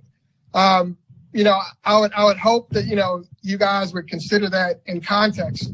I know you're looking at this from a Mount Vernon watershed issue, which, this has nothing to do with this hearing particularly, but I hate that we in Prince George's County have to worry about George Washington's plantation having a bad view. And I think that's something we should all work on together to deal with, because you guys should not have to deal with that. And having to see you guys deal with it breaks my heart, to be honest with you. But also, looking at with regard to the, the transportation issues and the bike paths, that circle is already a dangerous place. I don't think anyone has said this before, but there are accidents in that circle where people run into the houses, the poles, the Tantalin sign, every year or two, somebody's running into those things or running through the circle. That is already an extremely dangerous place, probably one of the most dangerous places, second only to 210 in this area. And we just, there would seem to be, some more recommendations other than a sidewalk on one side to deal with that area. I can't imagine a kid walking or riding a bike and trying to cross anywhere near that circle. It's too dangerous a place. But in summary, this stuff is not fully baked, and we depend on you as a planning board with your level of expertise to engage where you need to engage, make the strong recommendations when you need to make the strong recommendations, and provide us with something that maintains a beautiful community, a beautiful green community that is done well for this county. So thank you for your time. Thank you, Mr. Woolfolk. Appreciate it. Let's see if there's any questions. Madam Vice Chair? No questions, but thank you. Okay, Commissioner Dorner does have a question or comment. Yeah, just a clarification. So thank you for the comments. Those were well prepared and I think well placed. The acronym that I mentioned earlier was it deals with FEMA, which is the national organization, national department that handles flooding or sort of like natural disasters. They have a flood zone kind of map that they use across the country, and the special flood hazard areas are the ones that require particularly higher rates of insurance that go through a national program. So I'm just kind of attuned to that right now because I'm on a working group with a federal agency that deals with hydrology or like hydrologic and hydrologic flow. So it's like whether or not a property can absorb water or whether or not water runs over a property on the nearby properties. And I'll tell you, it's tough. it's tough to model this stuff. I'm trying to buy data from different national providers, and no one has like a one sure method to measure whether or not houses need to be elevated or how we would actually mitigate this properly right now. There's some good methods out there, but there's a lot of ones that are really bad. And that makes it really hard to have made decisions 10 or 20 years ago when we didn't even have the LiDAR kind of radar that they've got now to measure potential absorption into the soil and runoff and how water would actually move across surfaces. So these are tough questions, and I realize that that doesn't help the houses that are there. But hopefully, as we go forward with this plan, with other plans, with whatever plans we have in the community, we're going to get better and better at this, and we're going to be more attuned to these kinds of problems, and hopefully mitigating anything that's there that wasn't fixed or done the way it should have been. We just didn't know about it at the time because we just didn't have the right technology for it. Thank you. My first job in high school was working at an engineering firm, Gannett Fleming, way back in the day when they first started trying to sell their surveys and the technology for it back in the 80s. And they've come a long way, but they still aren't there. I mean, water can change based on anything, where cars are parked even. I have been hearing, I heard from the councilwoman that the Corps of Engineers is going to begin some survey focusing on this area. So there may be some good information on that. Some others that are on the call, maybe we can provide more information on that. And the U.S. Army Corps of Engineers is listed in, I think, the staff's condition number 1 too. We've worked with them already. So yeah, thank you. Thank you. Okay, so now I'm going to turn to Earl O'Neill. Madam Chair, Flavia Walton is here. I answered before and you didn't hear me. Oh, no, I didn't hear you. You're right. Okay, Ms. Walton, you're on. And then followed by Earl O'Neill, okay? Okay, thank you. Madam Chair and members of the Planning Board, I'm Dr. Flavia Bateau Walton, and I live at 106 Swan Creek Road, 3 houses west of where the proposed K-8 school is to be built. And if you've seen any videos of flooding, it was my home that was videoed with the flooding. And just let me say parenthetically that every county agency involved with storm water management has been to my home, walked the property, and not one has mentioned the school, building of the school. When my family relocated to the DMV, located by the Air Force, when my husband, Colonel William Walton, was assigned to the Pentagon, this is in 1987, we chose to live in Tantalum, a beautiful, settled, diverse community that represented all the things that we valued. And we look forward to spending the rest of our days here. That it would be our forever home. Our children were enrolled in public schools and graduated from Friendly High School, and were accepted into top-tier universities and colleges and have been very successful, thanks in large part to the preparation they received in Prince George's County Public Schools. I've always been and remain a very strong supporter of excellent public schools and facilities that meet the demands of a new and ever-advancing technological society. Our children deserve excellent community schools located in safe, well-planned locations that support the sustainability of the schools as well as the surrounding community in which they will reside. As a resident of a community, a school must live in concert and communication with the community, not imposed upon it without input from the community or regard to the significant impact it will have on the existing community as currently it is planned and located. Since we bought our home in 1991, our home has experienced significant flooding, incurring hundreds of thousands of dollars at our expense because insurance will not pay for outside water damage. Flood insurance paid for very little, very, very little.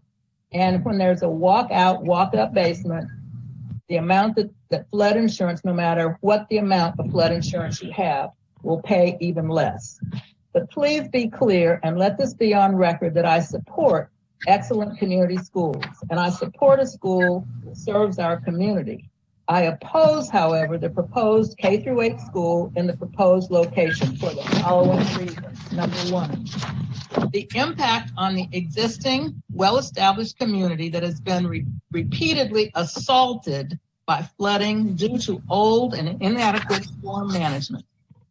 Since 1991, we have experienced significant flooding, and I hate to think that it's going to happen again, but it will.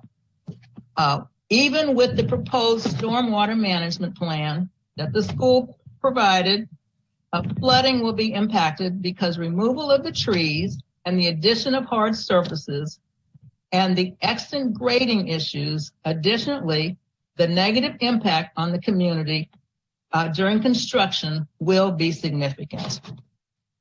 Safety.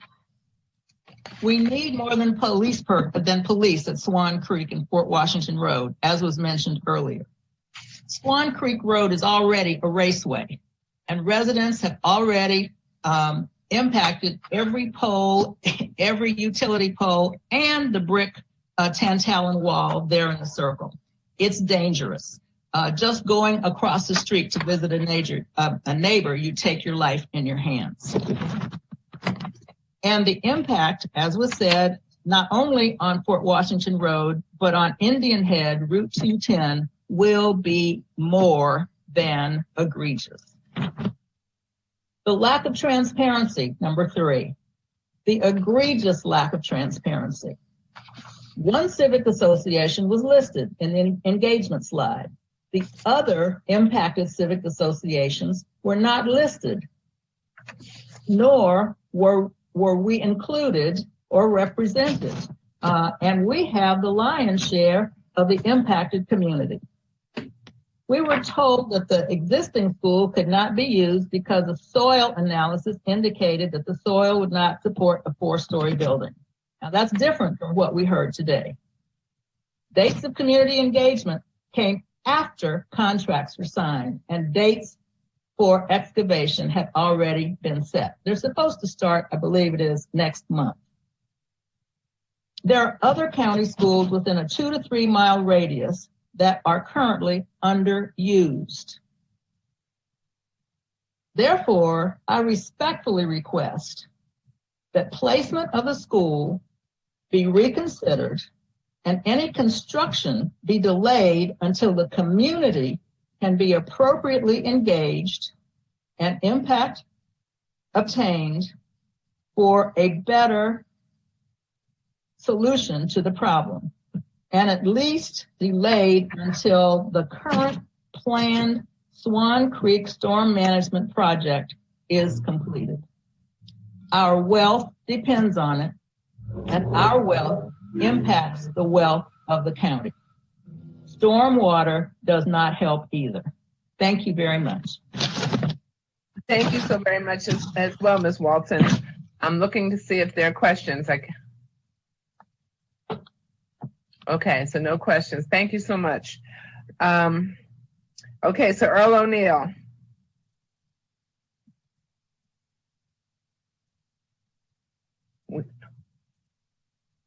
Oh, we unmuted you. I think you have to unmute yourself, Mr. O'Neill. You're unmuted from our... Can you hear me now? Yes, we can. Thank you. Hello, my name is Earl O'Neill. I live at 12906 Fort Washington Road, around 4 or 5 blocks from the site.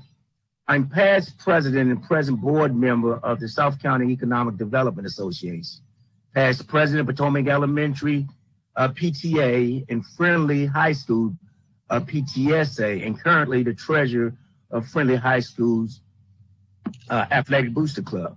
I'm testifying in opposition to the building of the new K-8 school at Fort Washington Swan Creek. The Tantalus Civic Association, which I'm a member of, was not made aware of the construction of the school until after the start of the date had already been set. My opposition is that there was no input from or discussions with the community before the school board set things in motion. Our concerns was not addressed, and for example, the flooding problem on the site and the impact on the residents' homes along Swan Creek Road. The county must have done some study concerning. But I want to stop because I have this from said statement. But I'm really concerned because as of this meeting, we saw things in this from the school board that we hadn't, it just came out. We were asking about this early on. And I think what we are trying, and I don't want to repeat what everybody else said because I agree with everybody else says, but what I'm getting from the school, what we're trying to ask the planning board is this. We want you to basically say, put some slow walk this situation, or put them that people was opposed to this because they didn't have any input. And what I'm hearing from the existing the members on the board here is that you will listen to us, but it's a done deal. We're going to say we're going to go along with it. And I hope I'm wrong on that, but all we're saying is basically we have found some problem because we weren't able to be inputted and have a good discussion with the county, who is over the school board, which controls the school board, can sit down with us and decide, you know, if we can work something out as far as Potomac Landing as a site or whatever. And you know, and I just don't want to go over, but I agree with all the people who had talked about the flooding, the use of Potomac Landing, the traffic, and you know, I wish that your other board member would have been there because he lived right down the street also from right on Swan Creek also, because this is concerned. But my concern is that I hope the planning board doesn't just listen to us and then just go ahead and go along with the other entities that it's a done deal. Thank you very much. Okay, thank you, Mr. O'Neill. One thing I do want to say is don't misunderstand. We are not saying it's a done deal, but what we did cite for you is the land use article where we make a recommendation only, which the public school system. And what I'm saying to you, Ms. Hughes, is this. Now let me finish, because what I'm saying to you. You said thank you. No, Ms. Hughes, what I'm saying to you is that the recommendation, I hope it included in the recommendation that it was opposition to this, and it was some questions. That's all I'm saying to you. I mean, even with your limited, what you're saying, your limited power to stop it, I want you to be able to say that you had 70 or 80 people or citizens and more than 600 that basically said they had a problem with this project. That's all I'm asking you to say. But that's, you know. Okay, well, thank you for that clarification. That's not what you said earlier, but I thank you for your clarification. That's what I meant. Yeah. That's what okay, I appreciate that. I appreciate that. Thank you very much. Okay, so now I'm going to turn to, I called this name before, Herbert Jones, but this is the one on, is it Beyond Drive? Yes, I'm here. Okay, so we're going to turn to you now, and then you will be followed by Lorena Shaw. Okay, so you're on. Good afternoon. I like to associate myself with the comments made by Carter Ferriton, Hazel Robinson, Ron Weiss, and Mr. Woolfolk and others. Good afternoon, Madam Chair, members of the board, community residents, and leaders. My name is Herbert Jones. My wife and I moved into the Titania community back in 2017. We're very proud to be residents of Prince George's County. I would like this opportunity to also thank Council Member Walker, Council Members Donogo and Ivy for supporting the community's efforts for a broader discussion on the site opposition. Very quick background. My father, Herbert H. Jones Jr., passed in 2020. He was part of the famed Tuskegee Airmen, and after the war became the owner-operator of the first Black owner-operated airfield in the United States, Columbia Airfield here in Maryland. It was originally called Riverside Field. The original owner and operator was a Black aviation pioneer, John W. Green Jr. My dad later formed his own flight school, HJ Aviation, and his primary focus was to bring and expose the field of aviation to the youth in Prince George's County. As a family, we are proud to have taught over 250 young people how to fly in Prince George's County. Additionally, there were many times where my father taught young people how to fly without compensation. They wanted to learn to fly, but their parents didn't have the money, and we taught them to fly anyway. Our family has always supported our future leaders in an attempt to impact in a positive way the lives of Prince George's County youth. My wife and I while not having any kids in the school system, have supported the education of our future leaders to the fullest. Attracting the best teachers, investing in our school curriculum and infrastructure is in the public interest. I support new school construction. I do not support the current site designation at Swan Creek and Fort Washington Road. I have outlined the following concerns and recommendations for your consideration, as this site location is not in the public interest. It's already been spoken to, but I'll just touch on it briefly. Traffic congestion, density of new home constructions in the area, safety with respect to the roundabout, more kids walking. We have a lot of residents that walk in the morning, so that increases that opportunity for safety issues. The speculation that we will be asking the 7th District Police headquarters to allocate manpower to an already depleted, when I say depleted, I shouldn't say that. That's not the right term. The 7th District Police precinct is not fully staffed, hasn't been fully staffed for the last 7 years. And now we're going to ask them to take some of the staff out and do the public safety with a particular area. Environmental. We're talking about 30 to 40 buses per day. Not sure about the type of fuel emissions, but the emissions coming from buses, knowing what I know now, will definitely impact the surrounding air quality and folks that walk, folks that live in the neighborhood that are right up against where the school is going to be located. While your agency is not directly responsible for the flooding issue and lack of infrastructure, the lack of those things and the impact on those residents that you've already heard is substantial. To think about individuals that when it rains hard like it did last week, they have to go out against sandbags is just unbelievable to me. Oh, and by the way, I reside at 11905 Autumnwood Lane, Fort Washington, Maryland, which is about 3 blocks from the school site. My recommendations: strongly consider another site option. And as has been said, pause existing construction at such time as the comprehensive plan of action to address the flooding and infrastructure improvement in the area are addressed. In closing, and I have to give Vice President of the school board credit. She came out and spoke to us in, I think, March of 2021. But in her statement, she made it clear that the school board, the contractor, had dropped the ball with respect to community engagement. And I appreciated her honesty in saying that, because as you've heard, that has been the case where residents, associations were not notified. I appreciate this opportunity to speak, and I also would like to thank your planning board, but more importantly, I'd like to thank the residents who have been on the call today since 10 this morning. Thank you. Okay. Thank you very much, Mr. Jones. We appreciate your comments. Let's see if there are questions of you at this time. And I don't see any. Thank you so much. Okay.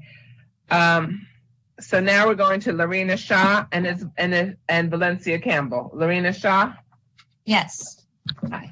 Good afternoon. I would like to associate myself with the testimonies of Ms. Grover, Mr. Green, Mr. Thomas, and many of the Tantallon citizens that have already testified in opposition of the school.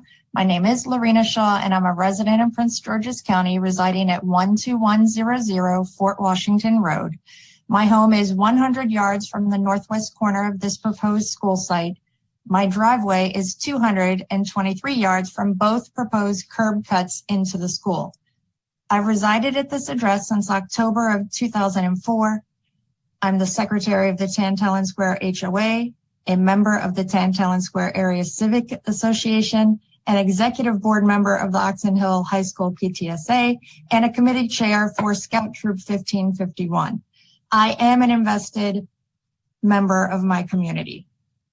I have 2 sons whom I've sent to PG County Public Schools. They first attended John Hanson French Immersion, a K-8 language academy, and then were accepted into the Science and Tech program at Oxon Hill High School. Both of these were specialty programs, and therefore I was not involved with my neighborhood school as a parent, but I do have nephews attending both Potomac Landing and Accokeek Academy. I've been involved in and on executive boards of the PTSA since 2006, and I'm an advocate for public schools and believe in providing safe, state-of-the-art learning environments for our students. I would love for the southern part of the county to have a new school, as we're often overlooked, and inarguably more funding goes to the northern part of the county. However, I want to make it clear I am opposed to the new 4-story 2,000 student school that's proposed for this forested wetland on Fort Washington Road. Having been to a few of the K-8 academies, I'm not aware of any 4-story school in our county, and I'm trying to imagine how you can disguise that when homes across the street are ranch or double-story. There are existing middle school and underutilized high schools that could be renovated and expanded throughout the greater Fort Washington area. I first heard of this proposed K-8 school on October 7th after reading a PG County press release and asking for more information. Prior to this and after, all communications regarding the P3 school construction did not identify the location of this school. On December 2nd, 2020, PG County Public Schools hosted a town hall to share information regarding the proposed K-8 school, and this was the first time that I personally saw a drawing and site plan of the school. They also included a timeline. The school was, and to this date, as you see here, still labeled South County K-8 on all PGCPS documentation. Nowhere do they mention Tantallon area or Fort Washington. And honestly, I believe that they tried to keep the location of the school under wraps. In January of 2005, they announced they were evaluating the same site to build a new high school. I had just moved in, not even 6 months, to this house. They then held a town hall to collect community input, and the community overwhelmed them with opposition to developing that site for many of the same reasons that we oppose it today: traffic, environmental, flooding, etc. PGCPS went back to the drawing board and, with community input, reevaluated their options and came to the conclusion that it was best to expand and develop the Oxon Hill High School. The lack of transparency on part of the school board and county executive in pushing these construction projects and their alternative financing contract through led the citizens, us, to call for a town hall with the county executive on April 1st. She did not reach out to us first. We reached out to her. The day of or the afternoon before, she canceled and rescheduled for April 8th. She was joined by many county officials from various departments, as though she'd been tipped off to our environmental and economic concerns. She ended the call in a heated fashion and stated she would get back to the three community association presidents with written responses to the questions posed by our community.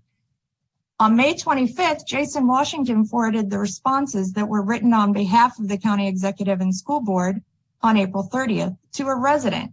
However, none of our association presidents has received these responses. Another reason I'm opposed to the school being located on this forwarded site is the role that the forest plays in our water control. You've heard of flooding in the area. I myself experience it and have to replace my sump pump every 2 years. Runoff from our yards enters Fort Washington Road. In the winter, that's a real hazard because it freezes and causes more traffic accidents at that circle you've heard about. The location and proximity of this site to the Potomac River give us many water problems. The water table is high, so the ground cannot hold much water. Our soil is mainly marble clay. This has caused developers a lot of consternation through the years. Foundations in the older homes crack as the clay shifts. The Marlboro clay is highly susceptible to landslides as the land loses shear strength under saturated conditions. You may recall hearing on the news a devastating situation of heavy rains caused in May of 2014 when a hill collapsed in the Piscataway Hills neighborhood of Fort Washington. 28 homes had to be evacuated. The road dropped 4 feet. Water and sewer mains were cut. In the end, 6 homes had to be purchased by the county and demolished. The hill had to be stabilized with 411 steel H piles in 60 and 70-foot lengths. Some areas required 2 rows of piles 5 to 7 feet apart. This cost the county $15 million. More recently, in 2020, a retaining wall that was built in 2013 behind the new homes on Hallwood Place failed. News outlets report that the wall cannot be repaired and another group of residents will be forced to evacuate their homes. Neither the county's permitting and inspection office, the developer, nor the retaining wall contractor are currently accepting the responsibility. This slope failure is 1,200 yards from the proposed school site. These homes are only 2 floors above ground. PGCPS is proposing a 4-story above grade building on similar soil.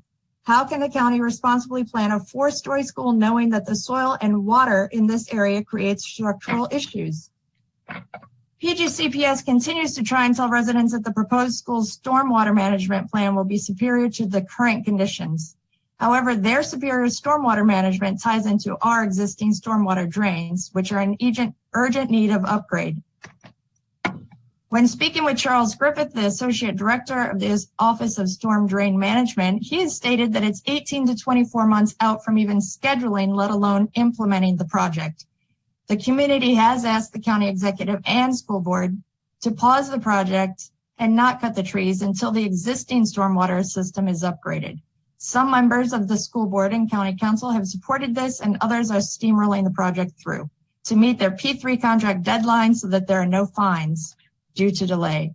That's like robbing Peter to pay Paul. The county is saving money by not paying the fine, but they may have to pay the homeowners in the end for the damaged, uninhabitable homes and lose real estate tax income as the area's property values decrease due to stormwater issues. I do also have an issue with the increase in traffic and delayed response times of our emergency responders. Fort Washington Road is an emergency route. It is really the only way for our fire and police departments to make it into the numerous neighborhood streets that are south of 210. The county's average emergency response time is 10 minutes. Our local fire and police department response time, which is only 1.5 miles down from the school site, is 11 minutes. What will the addition of 45 school buses and numerous parent cars do to that response time? In closing, I'll merely restate that I'm in opposition of the new 4-story, 2,000 student school being built at the proposed forested lot that is bordered by Asbury Drive, Swan Creek, and Fort Washington roads. I ask that the school board delay this project until they reevaluate the viable sites with the community, or at very least, wait until the upgrades of the existing stormwater management system are completed prior to construction of the school. I also ask that there be a recommendation that the school height be lowered, as it does not meet the Mount Vernon View standards and it would be unattractive to our community. Thank you. Okay, thank you so very much. I appreciate that, Ms. Shaw. Let's see if there's any questions. Okay, I don't see any questions. I still think we have easily maybe 25 or 20 or 30 more people to go. So I would ask that everyone not be unduly repetitive. Just remember that we have other people still to speak. We will have to take a break at 4 o'clock and resume at 5:15. So, okay, so now Ms. Campbell, Ms. Valencia Campbell. Good afternoon. Good afternoon. Madam Chair and Planning Board members. I am Dr. Valencia Campbell. I live at 402 Olympic Court, Fort Washington, Maryland. I have resided at this address for 42 years. I live about 1 mile from the proposed school site. I serve on the executive board of the Tantalum Square Area Civic Association, and I have been a longtime member of that organization. Additionally, I serve with others on the Neighborhood Improvement Committee. I am opposed to this school being built on the current site, given the shifting explanations that my civic association has received when questions were raised about how the flooding would be handled and our request to obtain a signed contract by the school system's CEO and the Prince George's County Education and Community Partners. I learned about this project through a neighbor who lives directly across the street from the proposed project. She found out about it from talking to the surveyors. Our civic association immediately invited a county representative to tell us more about what was going on. Despite all of the questions that were raised and promises to send more information, we never received a signed contract between the parties, which would provide sufficient details to us. I have received invitations and attended a number of the meetings. From that, it was clear to me that this project was moving ahead, regardless of the lack of transparency with the community or any questions that were raised by the community, which included news stories about the flooding in our area, a letter sent by school board member Edward Burroughs asking for a pause of the project, and others. I have been an opponent of the continued building on wetlands. The main reason is my husband and I love this area. It has beautiful woodlands that surround the neighborhoods. Route 210 has become so congested that it takes longer to reach destinations that should only take 10 minutes. Indeed, so many people were driving on the emergency lane metal barriers.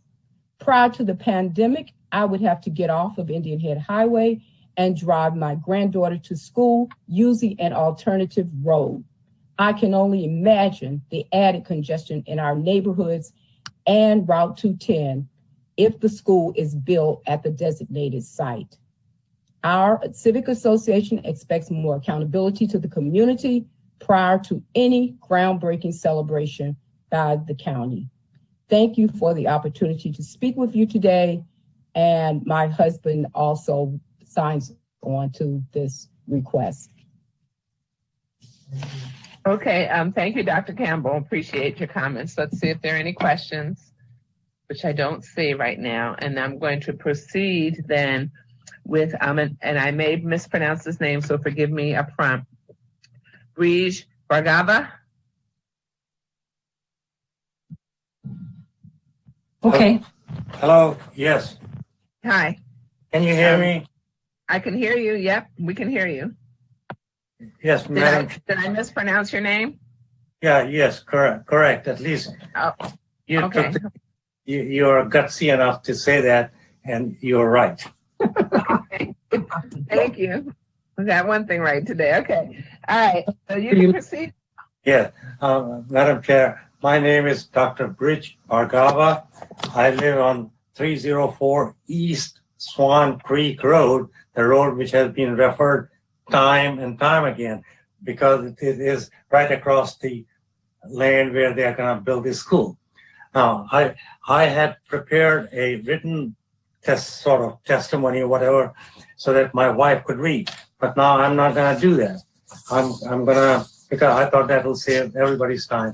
But now I have a few questions or few things which I would like to say it directly.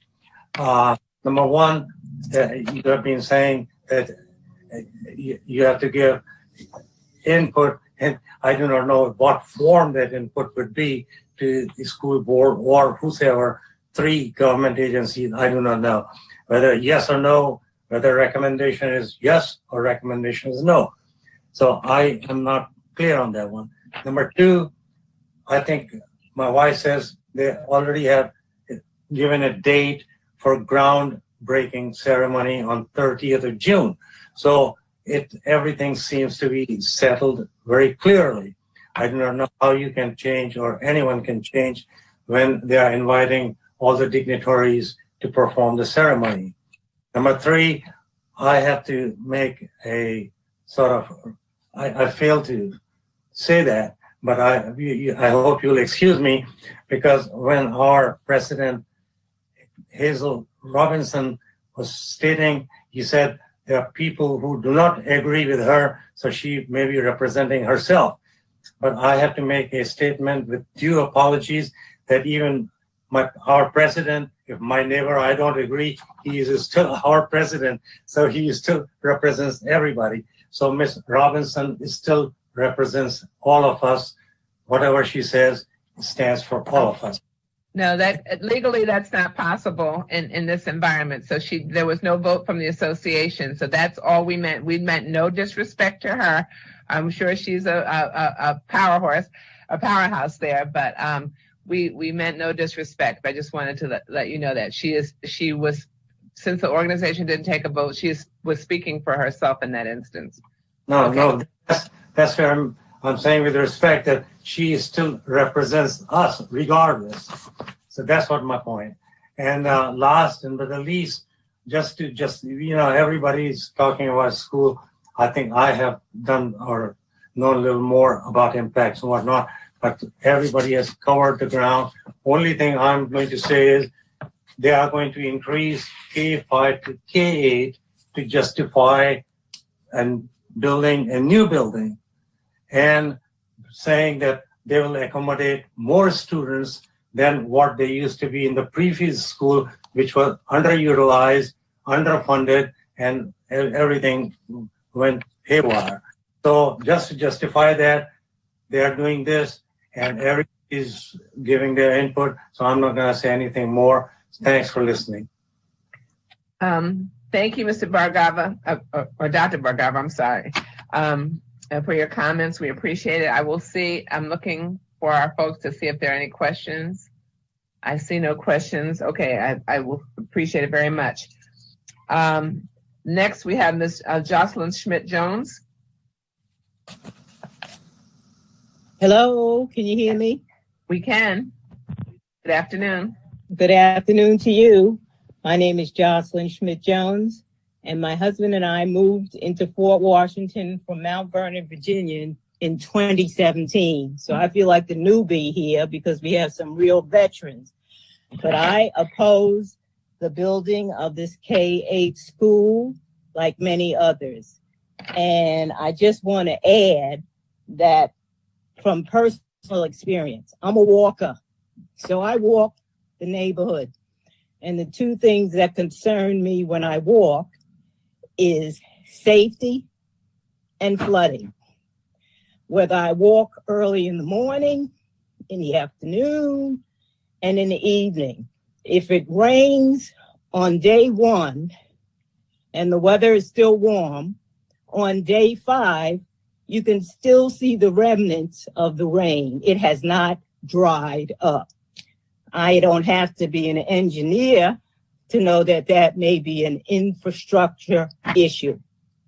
As far as the safety, I have walked that circle early in the morning, in the afternoon. I think I'm a mature adult. I can see the cars coming. So my concern is children walking that same route. Now, I've been out of school for a long period of time, but I know that kids go to school to learn, and at some point in time, they hang out. They're in the street, so that means they're going to be walking those same streets that I'm walking on a regular basis, and I have concerns about that circle. So I just want to say thank you for this opportunity to speak, but I definitely oppose the building of this school at that location. Thank you. Okay, thank you so much. Interestingly enough, you didn't quite sound like you were from Mount Vernon. I'm originally from New York. Yeah, that's what we heard. I've been out of New York for 40 years, and people tell me, you still got the accent. No, I'm from New York. Loud and clear. Okay. Okay. All right. Thank you. So let's see if there's any questions. And I hope you will continue to be a walker. Okay. Okay. Okay. So let's see if there's any questions. And I don't see any at this point in time. Okay.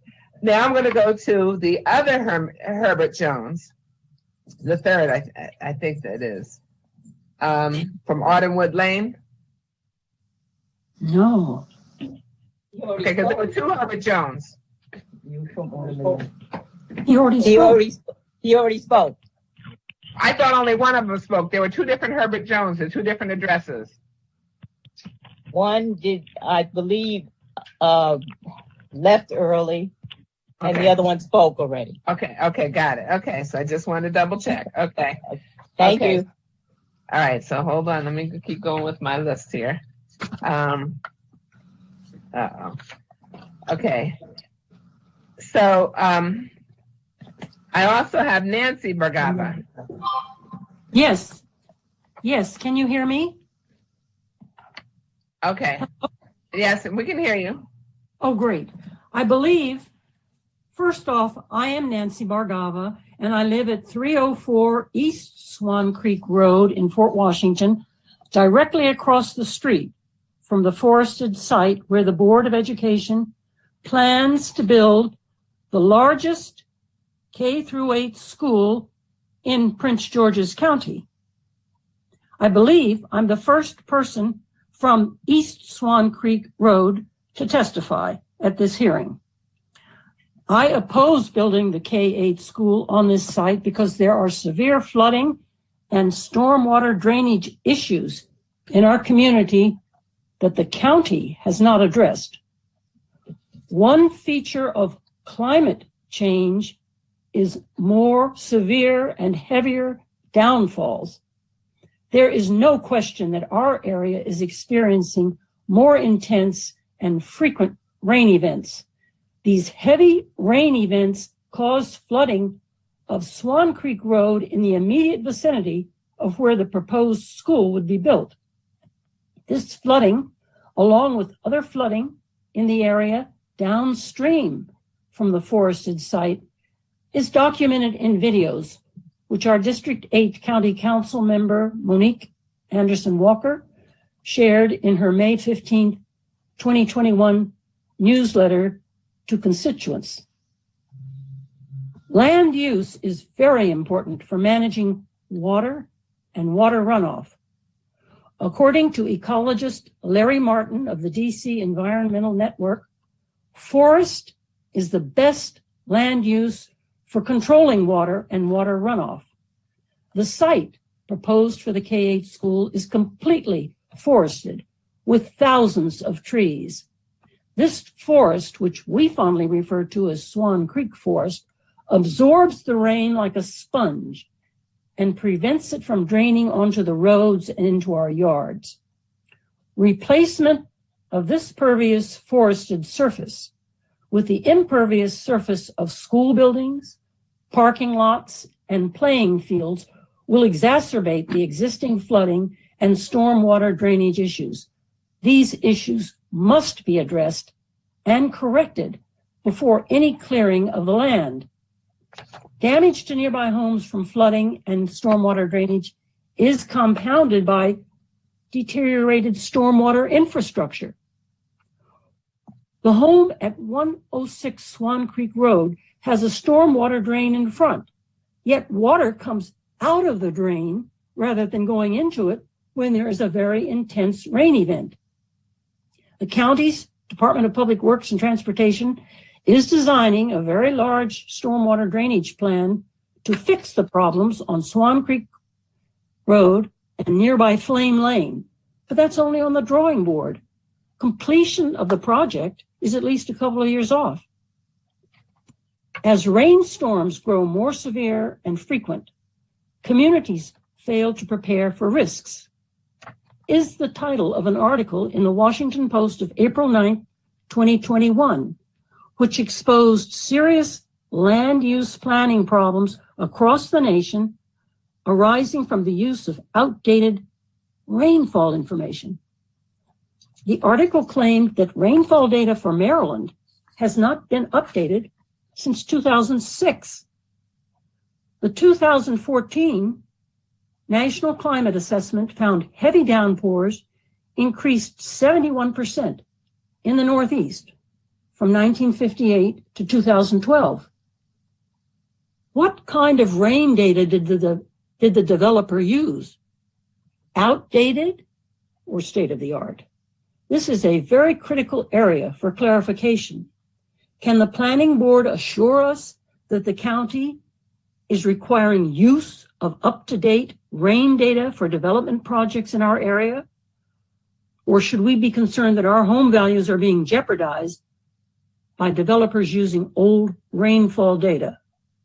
It is irresponsible of the county to approve the developer's stormwater management plans designed for a 100-year storm and not require them to be designed for a 150 or 200 year storm that is more appropriate for our area and more protective in climate change.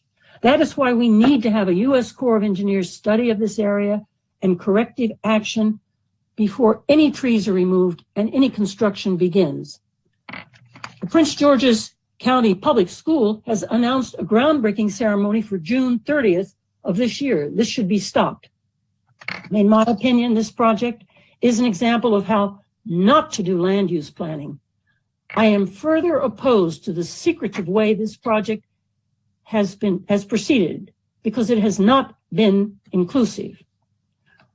Over the 34 years that I have lived on East Swan Creek Road, we have been plagued with poor drainage.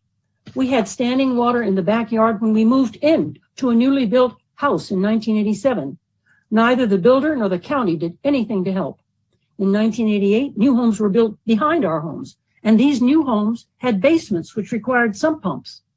The water from these sump pumps was constantly draining water into the swale originally built just for our 6 homes on East Swan Creek Road.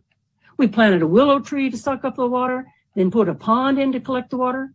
The willow tree died after several years. It took days for the water to dry up in our backyard. We wrote to our county council members on several occasions, and the county did have to send out people, but they all said it was our problem. As recently as July 2018, Department of Public Works and Transportation and Maryland Department of Environment came out and told us that some neighbors' fences obstructed the swale and did not allow the water to flow into the stormwater management drain just 6 houses from ours. We did remove obstructing material in our yard, but nothing was done in the other yards.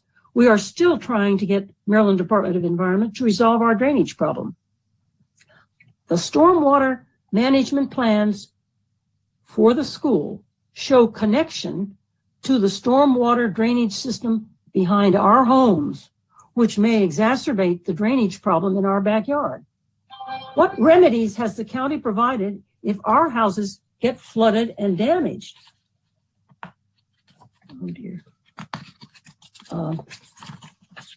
16 years ago, the Board of Education, the County Council, and the County Executive of Prince George's County held a joint public hearing on April 6, 2005, where this undeveloped forested site was one of 4 sites being considered for a South County high school. There was such opposition from our residents and civic associations because of traffic, stormwater, and public safety that this site was not pursued. What is different this time around? Secrecy, very limited outreach to the community. Because of COVID-19, there were a couple of Zoom meetings where the Board of Education and their contractors presented their plans. We were told the purpose of the meetings was to inform and educate us. There was minimal involvement of attendees. My experience was that my questions in the chat were not even addressed. Finally, in January 2021, as I was talking with a neighbor, she said, "Did you get a letter from Stantec about the school?" I said, "No, but I checked my mail and I found a letter from Stantec addressed to my husband and me as property owners adjacent to the proposed K-8 school. On opening it, I learned that I could review their proposed site development concept plan at DPI. When I called DPI, I learned their offices were closed because of COVID-19. I then checked with my neighbors who are adjacent property owners, and most had not seen the letter.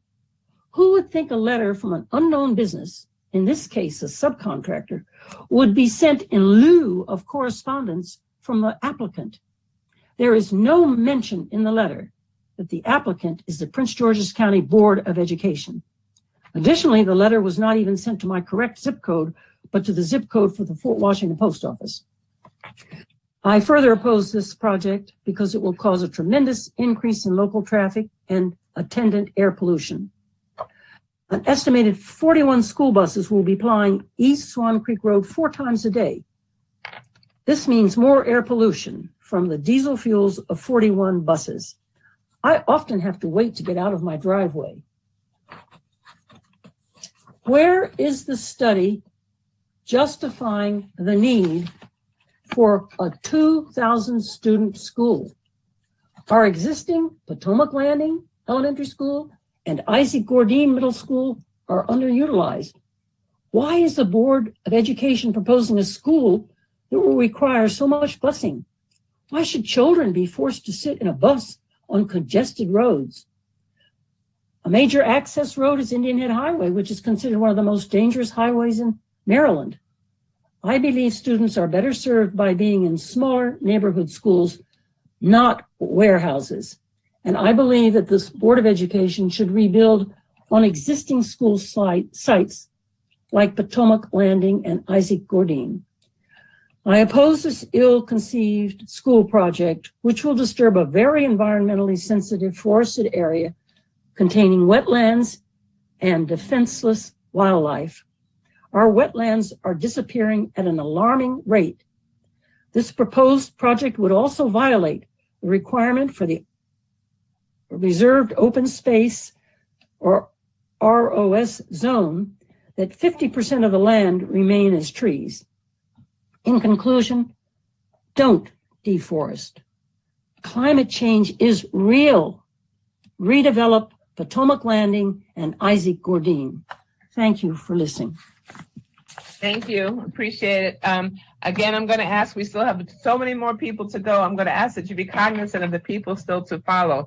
So, because we'd like to, for them to finish before like 8 or 9 tonight.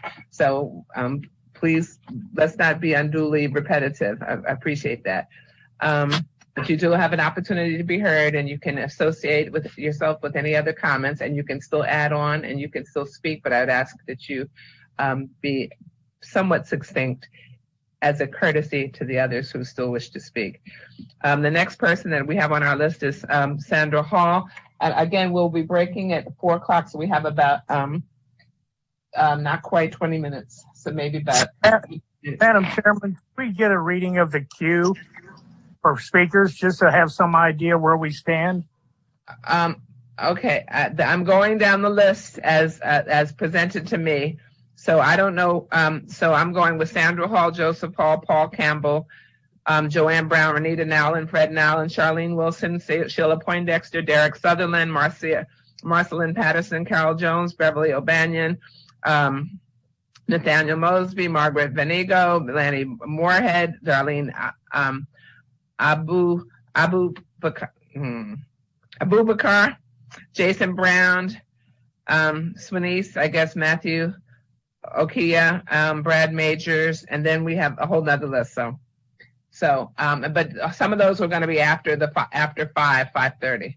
Okay, and many of those will be because we can only take but so many before the 4 o'clock break. Okay. So, I think what I said was next was Sandra Hall. I'm here. Can you hear me? Yeah, we can hear you. Okay. Good evening, Madam Chair and others. Thanks for this opportunity to share with the board.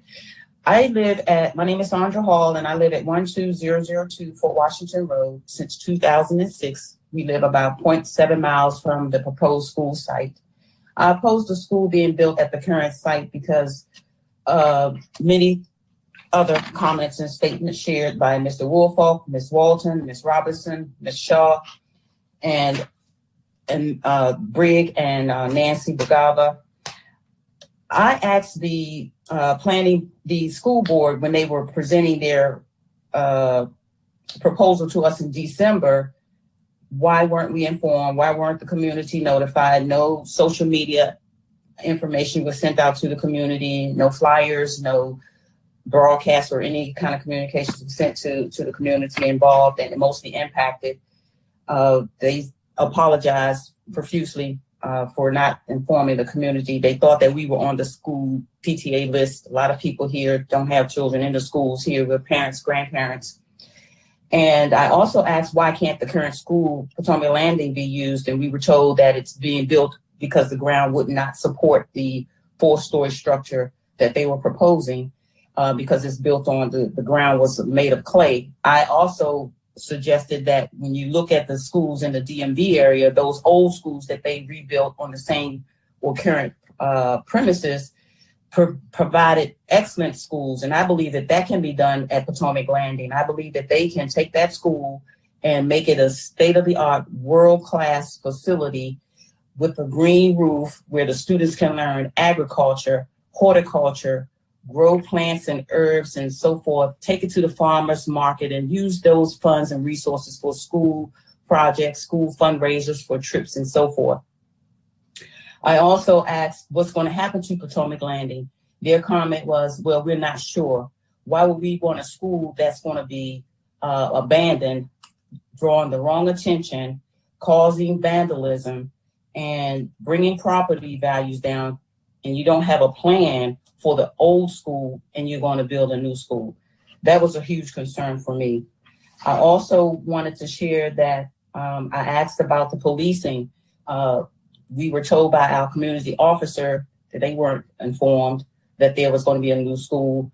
Who's going to assist the children as they go to and from school? They leave the school grounds, they'll go around to Swan Creek Shopping Center, cause and wreak havoc around there because they're not monitored. They're teenagers, they're middle schoolers, they're kids. So that's a huge concern as well. I travel up and down Fort Washington Road. I'm a walker as well. And I find that the cars have been speeding immensely down this road since there's very limited police resources and they're not monitoring the speeders. I'm concerned that people riding their bikes, walking their kids in strollers, etc., joggers, are going to be in harm's way and have been in harm's way because of the influx of traffic and speeding and limited police resources. Thank you for your time, and I'll end my testimony right there. Thank you, Ms. Hall. Let's see if there are any questions at this time. Commissioner Dorner. Just one point of clarification, because it's been mentioned a couple of times. I don't think there's any Marlboro clay actually on this site. At least in the staff report on page 8, right before they get to the Mount Vernon viewshed analysis, in the last sentence, it talks about how there are no unsafe soils in this area. So I realize that throughout the county, there's Marlboro clay and other sort of less dense soils, but I don't think this site is subject to that. Just to kind of make sure future speakers don't kind of take up that argument. Okay, thank you. And I don't see Madam Vice Chair with a question. Okay, so now Joseph Hall, do you wish to speak?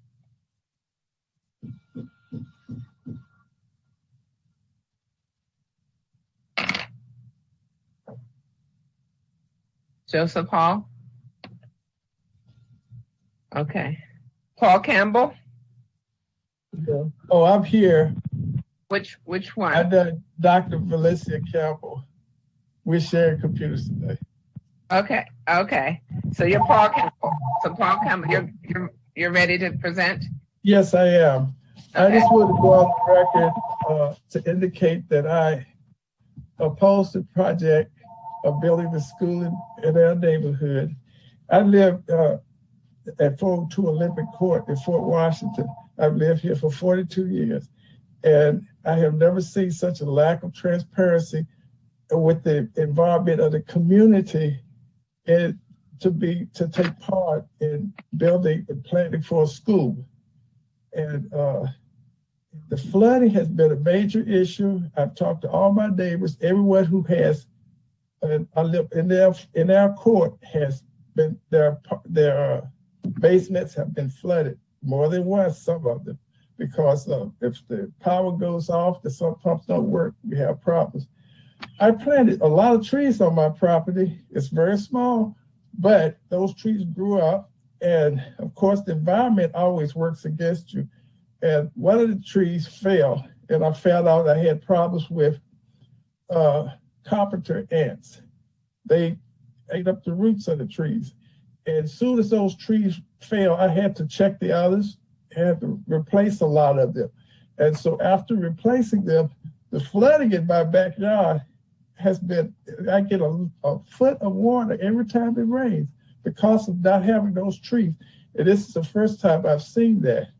And I'm sure we're going to see a lot more of that when we destroy that forest.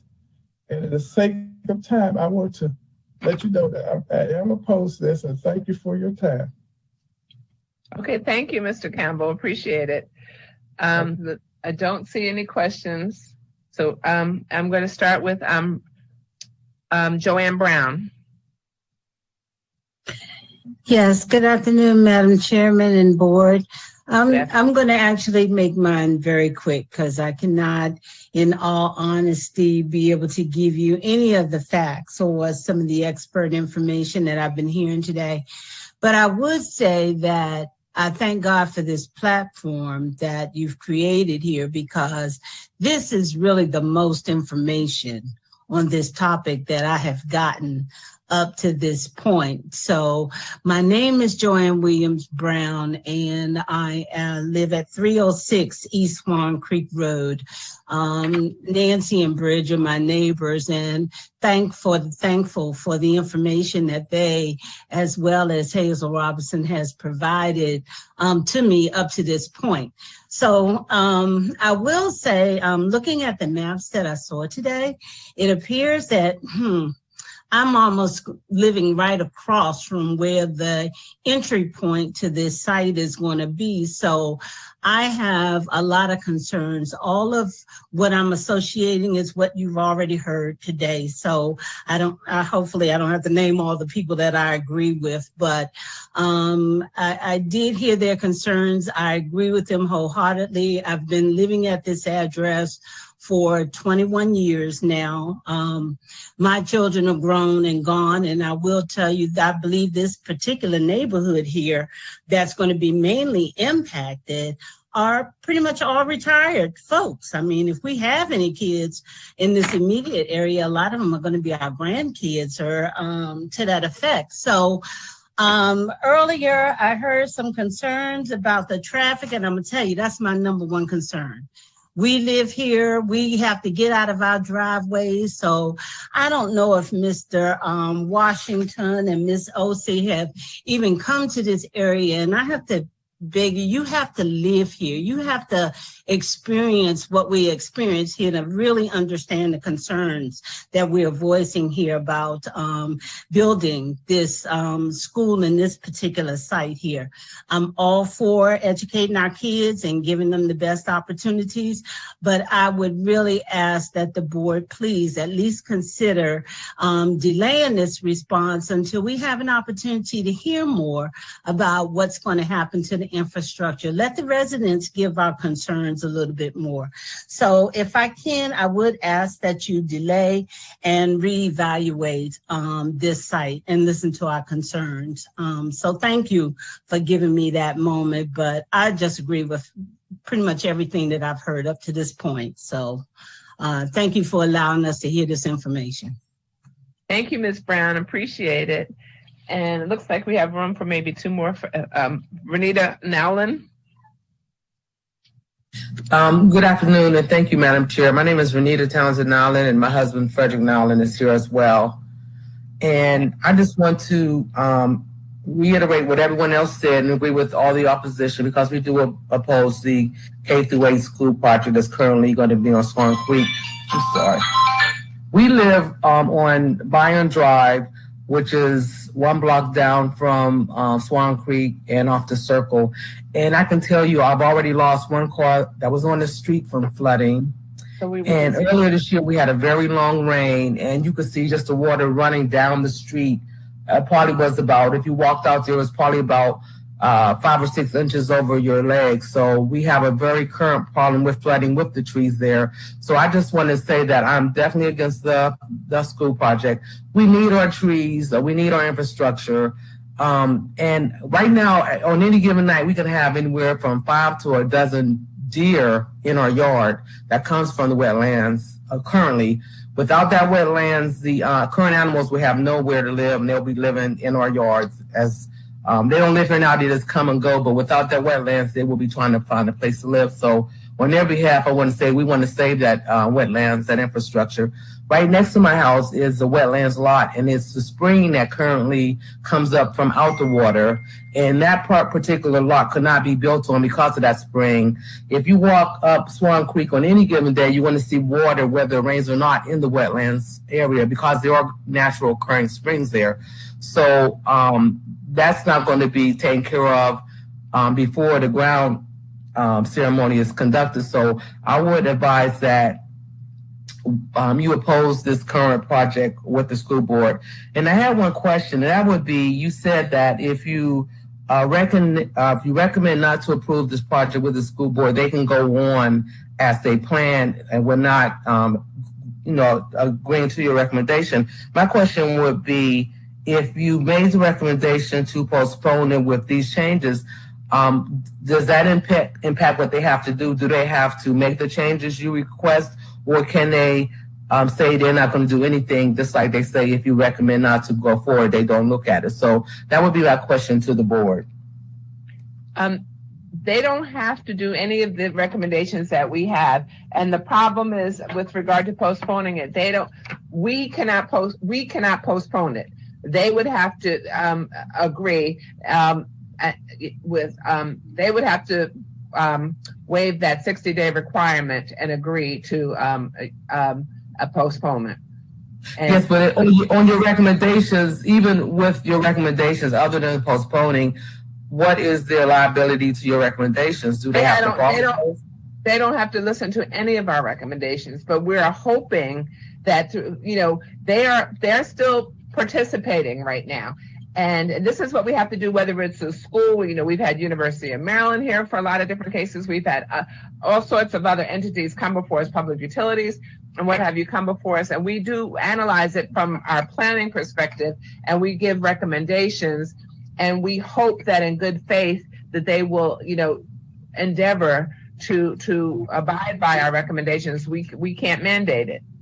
Okay, then my follow-up question would be that earlier on, there was someone discussing the infrastructure and having to do the testing and outline what the impact would be based on the water and the rain. So what if the impact came back to the school board and said, oh, it would be negative, the land would be negative impacted on if this project continues? Would that stop them, or could they move on even with that? Well, they still have to get some other approvals. They've got to get approvals from DPI, the Department of Permitting, Inspections, and Enforcement. They've got to get some other approvals that are outside the scope of this hearing. Okay. And so they do have to work with some other entities. And before they work with those entities to be sure those things are done, they can do a breaking and remove all the trees. I didn't know about the breaking because that's not something that's before us. I mean, we're not participating in that. I wouldn't have known that until I heard the citizens say that. So okay, I appreciate it. Thank you so much. And again, we oppose that, both my husband and myself. And we've been here for some years. And my son is a graduate from Findlay High School, and he did go to Potomac Landing. So thank you very much. Do you have a copy of our staff report? I do. Okay, because if you look in our staff report, you will see some of the other permitting agencies that they do have to go through. Okay, I appreciate that. I'm sure that the people that's leading this, Hazel and her, but I'm sure they will be contacting those that's further involved in the direct infrastructure. I'm sure too. Thank you. Okay, thank you so much. Madam Chairman. Yes. I can't hear you. You're I have a mandatory break at 4:00. So I have to take this break. And the other thing we need to tell everyone, we will resume. I have the next person on the list. Well, Ms. Nolan, if you were, your husband, I guess, was next if he wants to. And I'll continue going down the list. And then we have experts here who will present, who will try to address some of the questions that have been raised regarding traffic, regarding water management, and those things. Okay. Well, Madam Chairman. No, wait, hold on a second. And the other thing we have to do is, because when we are on this platform, you have limited, we have a fixed window. So the window is approaching. So when we come back, you have to dial in a different way. I'm going to turn to my planning board administrator. What is it that they have to do? Will be emailed another link from this phone link. They'll get another. Okay, so all of you who received a link for this hearing from Ms. Jackson will now receive a new link, because this time has expired on this one. So you will receive a new link to log in again, and that will include the phone numbers. And the time, Madam Chair. And then that will be at 5:15. Okay. We'll begin at 5:15, but you'll get the link before that. So to be clear, we convene at 5:15? Yes. Thank you. Thank you. Okay, we're going to get through everyone. Okay, so appreciate it. Thank you. It's 5 o'clock now. I mean, 4 o'clock. It's frustrating.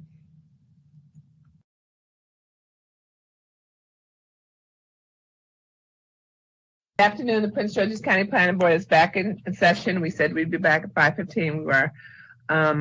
The other things, I do want to, let me take a moment now to thank everyone for your indulgence. We have tons and tons of people signed up, and we really are trying to hear from everyone who wishes to speak. So this is taking a while, and it will, and we recognize that. So we appreciate your patience and your interest in your community. And we also, just thank you because we had to switch numbers and all that kind of stuff. So I do want to double check and make sure that we have everyone that we're supposed to have. So, so Ms. Osei, are you on?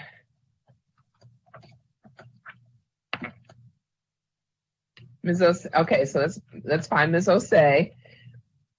And that's fine, Mr. Washington. I'm here. I thought we were on Miss Charlene Wilson. Okay. No, I'm calling to make sure that we have our folks present. Okay. So I want to make sure, but we can't start until we have our Commissioner, Mr. Washington, we have you. What about Macy Nelson? Is he on? Present. Okay.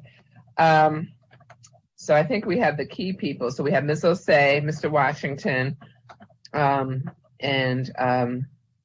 Mr. Nelson, Ms. Schulars, are you still on? And Mr. Masog? Good morning, Madam Chair. This is Brian Barnett with the Transportation Section. Mr. Masog is no longer with us, but I'm sitting in for him, and I'm here with Judith Hamilton as well. Okay, wonderful. Okay, and do we have someone from environmental? Mr. Schneider, are you on? Chuck Schneider's here from environmental. Wonderful. Okay, thank you. Ms. Butler, are you on?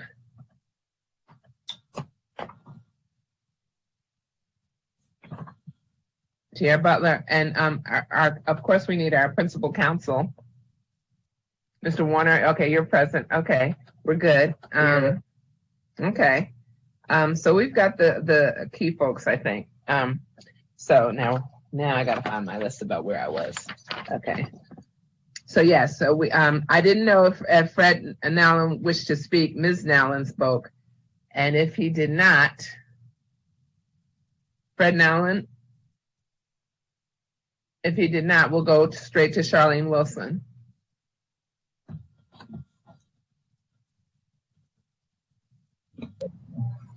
Hi, this is Charlene Wilson. Hello, Ms. Wilson. Good afternoon. Good afternoon.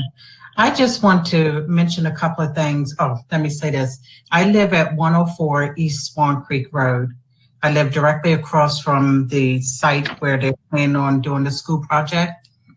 And I just wanted to mention a couple of things before I say that I agree with majority of the people who have spoken tonight with opposing to this project. I know they did the traffic study during the pandemic, which actually doesn't give an accurate account of the traffic through this area. But let me just mention that when there's an accident on 210, that traffic comes down through this community, which are one-lane roads. It comes down Swan Creek Road, and it also comes down Livingston Road, which is in front of the shopping center. It backs traffic up. You can't get out of this neighborhood for almost an hour. So when those buses are coming down 210 onto Swan Creek Road and there's an accident, it's gonna be really, really backed up. Another thing I wanna mention about flooding. Back in 2016, there was a really bad rainstorm. there was so much flooding right at the park and ride and at this creek with a small bridge. There was so much flooding that I had to go through the neighborhood to the left, come all the way around to Potomac Land Elementary School, which is on Fort Washington Road, to come back onto Swan Creek Road. Another time in 2018, 2019, there was a really bad rainstorm where there were cars that were parked down near the park and ride and that small creek, that the water was literally up to the windows of the cars. That's how bad the flooding in this area could be. But again, I don't want to go over everything that everyone else mentioned. I agree with them 100%, all that oppose to the building of the school at the site across the street from where I live. And that's pretty much what I want to say, is just I agree with everyone that has opposed with building that school across the street. And also that I didn't know that the elementary school is underutilized and that there are some high schools in the area that's underutilized. So I am really puzzled to why they didn't choose any of these other areas to redo the schools and bring them up to speed to other schools that are more high tech and whatnot. So that's all I want to say, and thank you for allowing me to speak. Thank you, Ms. Wilson. That's your right, and we appreciate your comments, and we appreciated you not being overly repetitive, but speaking your part and echoing the sentiments of the others who you agree with. With regard to the other schools like Potomac Landing, Mr. Washington did explain that, but we're going to have him come back towards the end and explain some more things. Okay? Yeah. With that, we're going to turn to Sheila Poindexter. Good evening. I am Sheila Clayton Poindexter. I live at 406 East Swan Creek Road. I have been living in this community for over 20 years, and yes, I did know that the property in front of my home belonged to the county. I am a member of the Titanium Square Area Civic Association, where I served as secretary for many years. I definitely care about my community. However, I am opposed to this project for the following reasons. I do not feel the community was given adequate notice, which I think was intentional so that we would have very little input, since they had already failed back in 2005. I learned about the project through my civic association. I live directly on the corner of Ashbury and Swan Creek, so I can only imagine what the traffic would be like. Swan Creek is a busy street because of the shopping center at the corner of 210 and people leaving the neighborhood to get to 210. I actually don't know of a school in this area that is within walking distance of a shopping center the size of the one on the corner of Swan Creek, which could possibly present a problem to merchants when kids get out of school. There is also going to be more traffic with the 35 new homes they are presently building at the end of Ashbury Drive. There really are only two ways out, like the lady before me was saying. People come down Swan Creek, they go Fort Washington Road, and they go Livingston Road to get onto Oxon Hill Road when there's an accident on 210. I have actually left my home going to work and turned around and came back home because the traffic was so bad. Since the school buses will be coming down in from Swan Creek, I can only imagine the noise.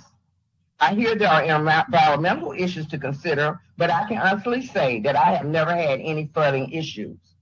I am also concerned about my property tax probably going up to help pay for this school and my home values decreasing. I feel a school that is going to support 2,000 children is out of scale for this area. The traffic, the people, the noise, the environmental issues, I think would be too much. And I am definitely for children having better schools, just not in this location. Thank you for your time. Okay, thank you so much, Ms. Poindexter, and we appreciate your comments. Okay, so now next on the list was Derek Sutherland. Good afternoon, Madam Chairman, ladies and gentlemen of the board and the various associations, citizen associations, homeowners associations. I'm Derek Sutherland. I live at 400 East Swan Creek Road, Fort Washington, Maryland. I've been at this address for 14 years, and I am literally across the street from the subject project. Like the other residents have mentioned, and I won't take up too much time. I also care about my community and my neighborhood. I am also active in the Tantalon Square Area Civic Association. I am too opposed to this project. I, like the other residents, did not receive adequate notice of the project, and I learned of it during the April 2020 meeting with the Tantalon Square Area Civic Association. Like my neighbors, I'm familiar with the area, and I'm familiar with the flooding issues, the traffic congestion, and the other problems that would only be aggravated and exacerbated by this sub-project, which is, as others have stated, totally out of scale with the surrounding community. That being said, I'll keep my comments brief, and I just want to go on record as saying that I am totally opposed to this subject project being placed in the proposed location. I thank you all for your time. Okay. Thank you so much, Mr. Sutherland. Next, we have Marcy Lynn Patterson. Yes, hi, can you hear me? We can. Yes, good afternoon. And I'd just like to say a quick thank you to Madam Chairman and the board members for giving us this opportunity. I definitely try to be brief. I'm retired military. I've been living here for over 9 years, and I really love the neighborhood and the whole environment. I do understand that it's very important that our children get adequate school. It's very important for learning. And when I moved here, I did hear, that we didn't have, Prince George County as a whole, didn't have good school systems. So I'm all for it. My brother is a professor at Georgetown University. So education is very, very important. What I do realize is that listening to, a lot of other folks is that this may not be the best location. And to have other schools that are unutilized is, to me, a problem. So I don't understand why we don't get those schools fixed to improve a problem that I'm not sure what the exact problem is. If we need a new school, why we can't improve the existing schools. And if we don't improve the existing schools, then they're going to be lacking as well. Going to the flooding issue, I live right next to Renita Nolan. I'm at the corner of, I'm actually 12017 Bion, perpendicular to where the school is going to be built. I actually live right between that little conservation area. Okay. We have Mr. Flanagan here who's trying to work the cursor since you're demonstrating where you live. Yeah. So yes, I live in Bion Drive, further down, like right in the middle before you get to the next street. I live down in the middle, a little marsh area between me and Renita Nolan. So we live in that area that they can't build a house on because there's water in between down in there in the back of us. My house basement has flooded twice. I'm a storm drainage area right in front of my house. So that water settles right there because we're like right in an indentation. So when the water is running down the street, it's right in front of my house. It's been flooded where the water has been almost up to my steps.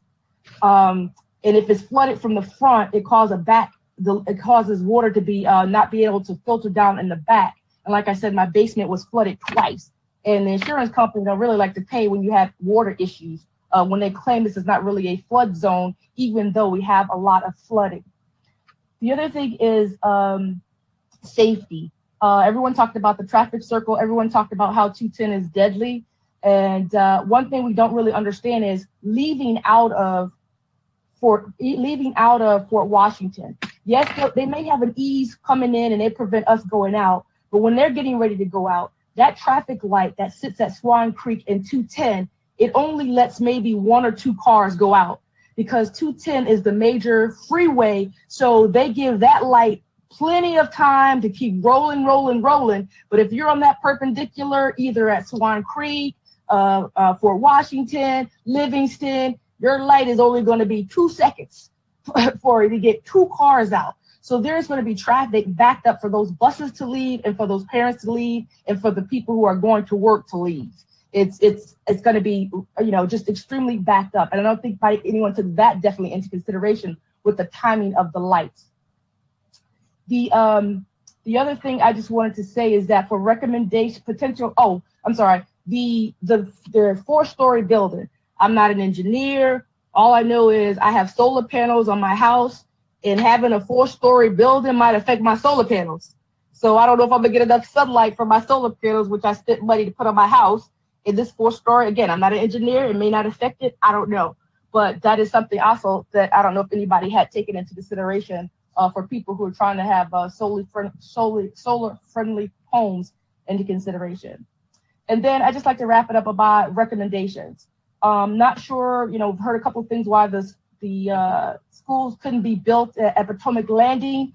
I don't think there has been enough study as to what's different between Potomac Landing and where they want to currently build a school. So one recommendation I would say is if to delay the building of the school to really understand the courses of actions of building at Potomac Landing versus the current location. And if there's just no way, if they just don't want to give it to us and they just want to continue to build the school, then I would say then we need to have sufficient information about that traffic management plan, about the storm management plan, because if I heard correctly, we already have stormwater management issues and the county's going to fix that, but how we're going to build a school first before the county fixes the stormwater issue. Again, that's like putting the cart before the horse. So at least we have to get that fixed before we can go any further, and then try to rectify not having that school 4 stories high. So we can't get a good recommendation as to why we couldn't use Potomac Mills and get a delay for that, then I think the delay should be until we get a good understanding of those 3 recommendations that we've already talked about and everybody else who's talked about. So again, Marceline Patterson, I recommend that we delay or don't put the school there until we have adequate information on about that site. Thank you for your time. Thank you, Ms. Patterson. We appreciate your speaking up. Still looking periodically to make sure we have no questions. Okay. Carol Jones, are you on? We are looking down the list. If no Carol Jones, Beverly O'Banion.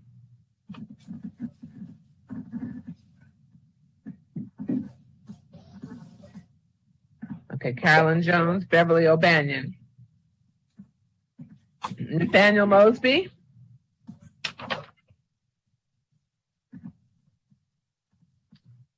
Nathaniel Mosby.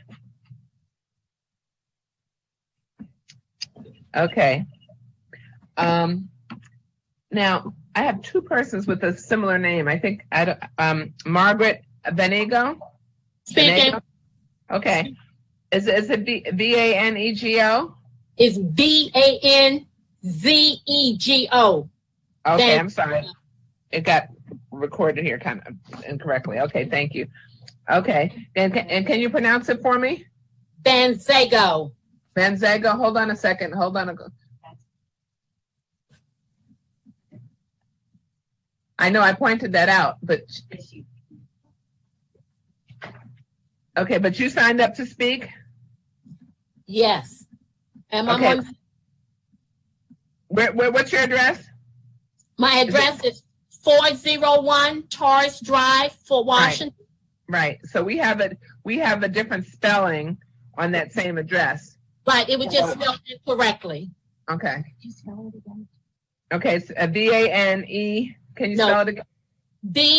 BANZ like in zebra, EGO. EZGO. No, V as in Victor. V as in victory, A as in apple, N as in Nancy, E as in Edward, G as in good, O as in Otis. Okay, got it. She said the first name is the same. Excuse me, 401. That's the address. 401. That's what she said. Correct. That's the correct. Yeah, but we had a different somehow when you signed up. It came out differently. Okay. Yeah. Okay. No worries. Okay. That's me. Okay. Okay. Thank you. All right, you may go ahead. Okay, I live at 401 Torres Drive in Fort Washington, Maryland. I've been a resident of Prince George's County since 1978. I had 3 sons that graduated from Prince George's County Public Schools. I have a granddaughter who attends Potomac Landing Elementary School who will be graduating on June 11th. I'm against a new school being built because I'm afraid that once this new school is built, it's going to be heavy traffic on my street. There are going to be strange people driving through the neighborhood that we are not familiar with. There's going to be cars broken into homes broken into. I'm just against a new school being built. I definitely don't want to see that new school going up. Thank you. Thank you so very much. Thank you. Okay, we appreciate it. Lanny Moorhead.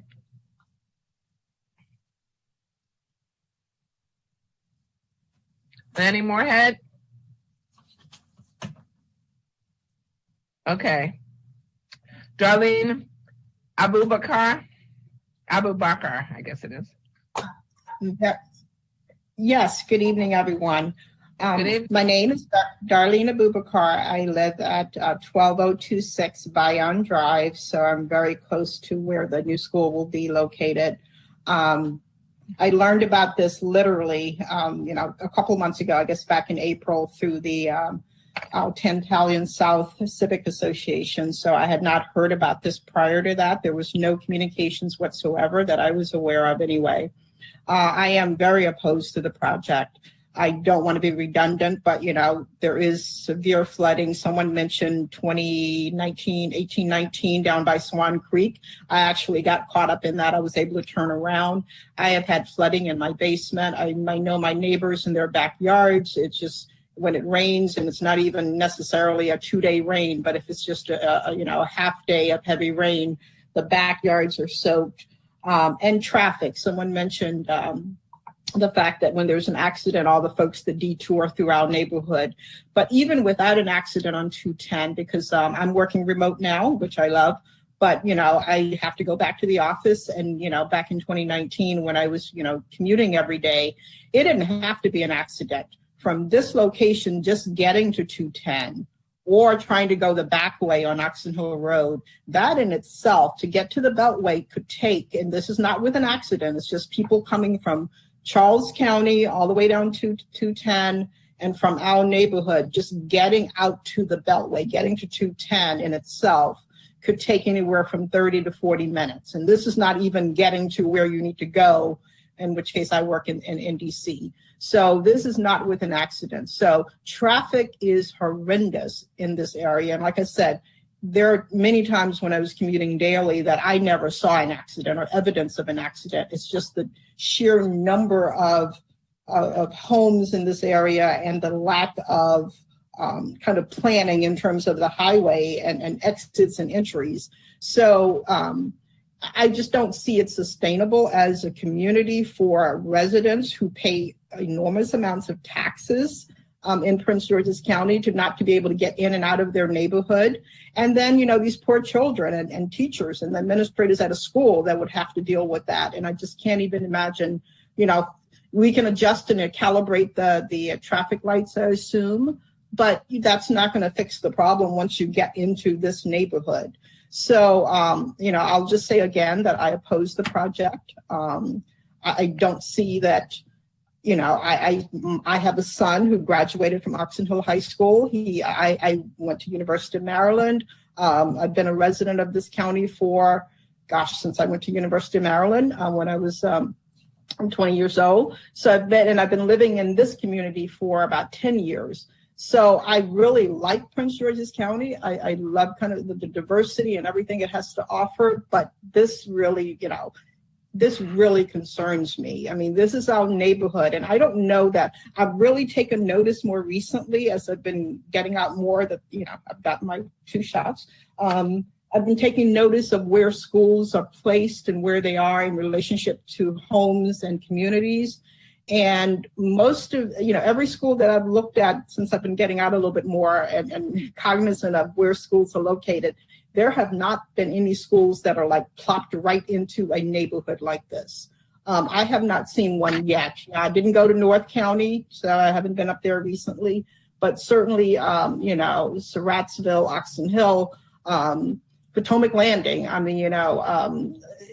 Oxon Hill Middle, it's, not plopped right in the neighborhood. So I do want to just reiterate that, the negative impacts with traffic is not, it's something we deal with now. The negative impacts of flooding is something that we deal with now, and it's not going to get any better. And, you know, we talk about making sustainability a big issue with Prince George's County and, you know, green and planting trees. And, you know, there are whole big, you know, Earth Day kind of things. And then we're going to go and cut down a bunch of trees that we know help to clean the air and prevent flooding and all of those things. So I will just go on the record, except perhaps I'm repeating some things that have been said. I wasn't able to stay on the entire call. I just joined a short while ago. But I'll just go on the record again. Darlene Abubakar at 12026 Bayonne Drive, and I oppose the project for those reasons. I'm not, I will add, I'm also not sold on this private-public, this agreement and contract that was signed without before anyone in this community even knew about the project. It was signed and it's $30 million and it's, you know, going to be, we're going to pay that every year, and that makes no sense whatsoever. But that's, you know, that's a contract issue that there are ways to get out of a contract. There definitely are ways to get out of the contract. So that's all I have to say. Okay. Thank you so very much, Ms. Abubakar. Yes. Okay. Okay. Thank you. Jason Brown.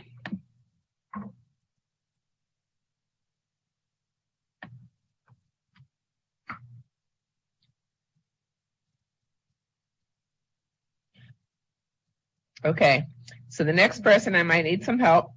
Swinice Matthew Akia.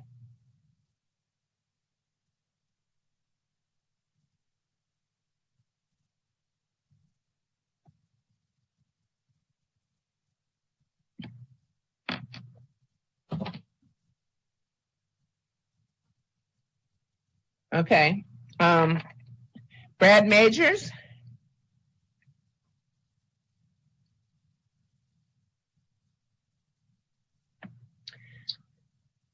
Okay, now, okay, so now I'm going back to Mr. Nelson. I have no way of knowing, so I'm going to, you sent this list, and I can't tell whether that's list is my complete sign-up list, because I can't sit here and cross-check them. So, Mr. Nelson, you're still there, right? Oh, there you are. Okay. Yes. So I have a whole list of people, according to you, who are registered but not testifying. Madam Chair, I believe you have made it through the list that I submitted. Yeah. I might request, just because, you know, it's so hard virtually, and I can't speak to these people in person. Would it be appropriate for me to ask the chair if she would simply ask if there's someone online who wishes? Yeah, I'm going to go down. I'm going to go down the list of people who I have who have signed up. I've tried to check off folks. So I'm going to, because I don't want people just jumping in all at once. So I'm going to go down the list of people that I have. And then you have also some people who are opposed but not registered. So they're not registered. So we can't slip them in. Okay. So, all right. So right now I'm looking at, oh boy.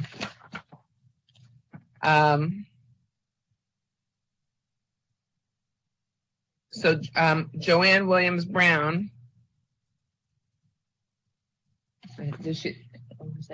Yes, I'm here. I spoke earlier. I think I was down as Joanne Brown. Oh, okay, sorry, thank you. And then Willie Roden. Willie Roden, okay. I called in, okay, John Cowell. Yes, I'm here, Madam Chairman. Can you hear me? Yes, did you wish to speak? Yes, ma'am, I do. Okay, you're on. Good afternoon, Madam Chairman, members of the planning committee. I want to thank you for this opportunity to speak today. Madam Chairwoman, in the interest of time, my remarks today will be a summary of my written testimony previously submitted to the Planning Committee. I request my entire written testimony be shared with the Planning Committee members and entered into the record, please. It is in the record. Thank you. Thank you, ma'am. My name is John Cowell. I live at 12301 St. Albans Circle in Fort Washington, Maryland. My home is. Beg your pardon? Hold on a second. It's in the record. Yes, it's opponent's exhibit number 6. Just so you know, we have it, and we've gone through it. Okay. My home is just 3 short blocks from the roundabout intersection at Fort Washington Road and Swan Creek East. From my backyard, I can see the Emerald Hill exit onto Fort Washington Road, which I use every day as I leave my. And I understand that the entrance on Fort Washington Road to the proposed site will be directly across from Emerald Hill Lane. Emerald Hill Lane is already difficult to exit onto Fort Washington Road. And with the amount of traffic that will be generated by this proposal, even guards and traffic police will be a nightmare. I'm a disabled veteran and use a wheelchair for mobility. From time to time, I need to go out Emerald Hill Road onto Fort Washington Road to be able to make myself available for the bus stop at the corner of Fort Washington Road and East and Swan Creek East. It is already dangerous to do this. We've heard testimony about the danger associated with the roundabout already and the traffic. This proposed site will create numerous negative effects for my community and myself, such as increased traffic load on roads, traffic issues, safety issues to pedestrians and bikers, increased noise pollution, loss of our forest green space, wildlife displacement, water runoff problems. School building profile does not fit our community. School bus and personal vehicle egress and egress problems at Fort Washington Road and Swan Creek East. Once again, at Emerald Hill. I have other serious concerns with staff recommendations. One of the issues for me is that it seems like many of the recommendations have language that says should rather than shall. And having listened to the meeting today, I understand that these recommendations can either be abided by or disregarded by the school board itself. But I would like to see those recommendations that use the word should become the word shall. Madam Chairman, this concludes my abbreviated remarks outlining my opposition to the K-8 school in Fort Washington, Maryland. I'm happy to answer any questions that you or the committee may have. Thank you, Mr. Cowell. I appreciate it. Madam, one additional comment. Being a wheelchair user, I want to stress the importance of the ADA mandate requiring egress and an accessible route throughout this property. It can't be overstated how important these issues are. Okay. That's the American Bills with Disabilities Act that I'm referring to. Yes, it is, and we know that. We thank you for sharing that too. Okay. Okay, now wait, hold on a second. There was a name that I called before. I'm going to go back to her. Or Swanice Matthew. Okay, yeah? Yeah. Yes. Good afternoon. I am on. Okay. Okay. Yes. Good afternoon. I'm sorry. Please go ahead. Yeah, you go ahead. That's what I was getting ready to say. Okay. From you. Okay, thank you so very much. First of all, I wanted to apologize. I had connectivity issues as I am currently on travel. Okay. So I want to, first of all, thank you for your time today and thank you for your willingness to hear the concerns that are being expressed to us. Again, my name is Swanice Matthew Zakia and my family and I reside at 12030 Bayonne Drive in Fort Washington, Maryland. So we are located directly across, or my property is located directly across from the proposed site for the new K-8 school. I am incredibly concerned. I'm concerned for several reasons. Being a longtime resident of Fort Washington and of the community here, I want to start, by expressing my, the concern about the deforestation, just cutting down the trees in general. I think that it should certainly be, you know, our goal to not do that unless it's absolutely necessary. I did not have the opportunity to hear perhaps some of the other information that was shared as to the logic of using that space versus the existing space right now where the current K through 6 elementary school resides. You know, being in the community, there are so many downsides to it, and I'm definitely not understanding the upsides. One of the major concerns that I have is, again, safety. In that area, you know, where we reside, again, it's going to, if we put a school there, the increased traffic is certainly going to create not just congestion and issues with us being able to navigate through that area, but I just don't think that the existing infrastructure is such that it can support, and I'm speaking of right there at that location, right around the existing traffic circle, it's just going to create gridlock. That's number one. Secondly, the existing site where Potomac Landing Elementary School currently resides, I am further concerned about what the future holds for that site. So, you know, to me, it just makes sense, especially since the new structure is scheduled to you know, be a multi-structure unit, that we would take that same approach with the existing structure. So again, you know, but one of my largest concerns is the impact on my property as a whole. Over the course of the last 15 years, we have experienced several incidents where we have had flooding in our basement. The most recent 2 incidents were just one was in 2020. Prior to that, it was 2018. Prior to that, we had incidents, you know, before. And I have issues already with water just because the water table that my property sits on is already incredibly high. When we first purchased the property, or actually prior to closing, we went back and forth with the builder several times because we witnessed water in the basement right prior to closing. In order to remedy the issue, we had to step up the grade of our sump pump to almost a commercial grade sump pump, which is what we use today, in order just to keep the water out of our basement. Anytime there is, you know, a heavy rain or anything of that nature, we honestly don't sleep already as it is, because of the fact that we know there's always a possibility that that water table is going to rise and we're going to end up with another issue.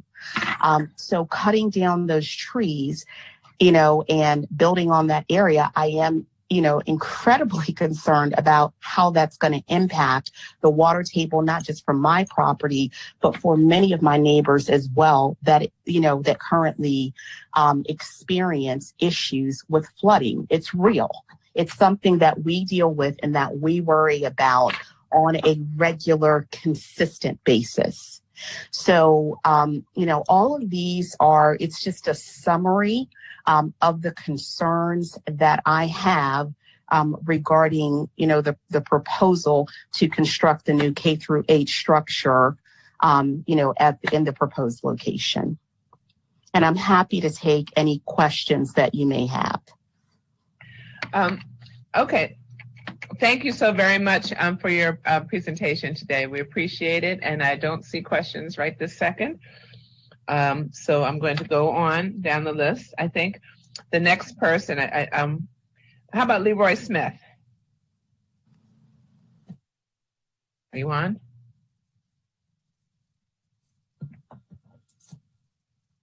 Nope. Okay. Anthony Mitchell.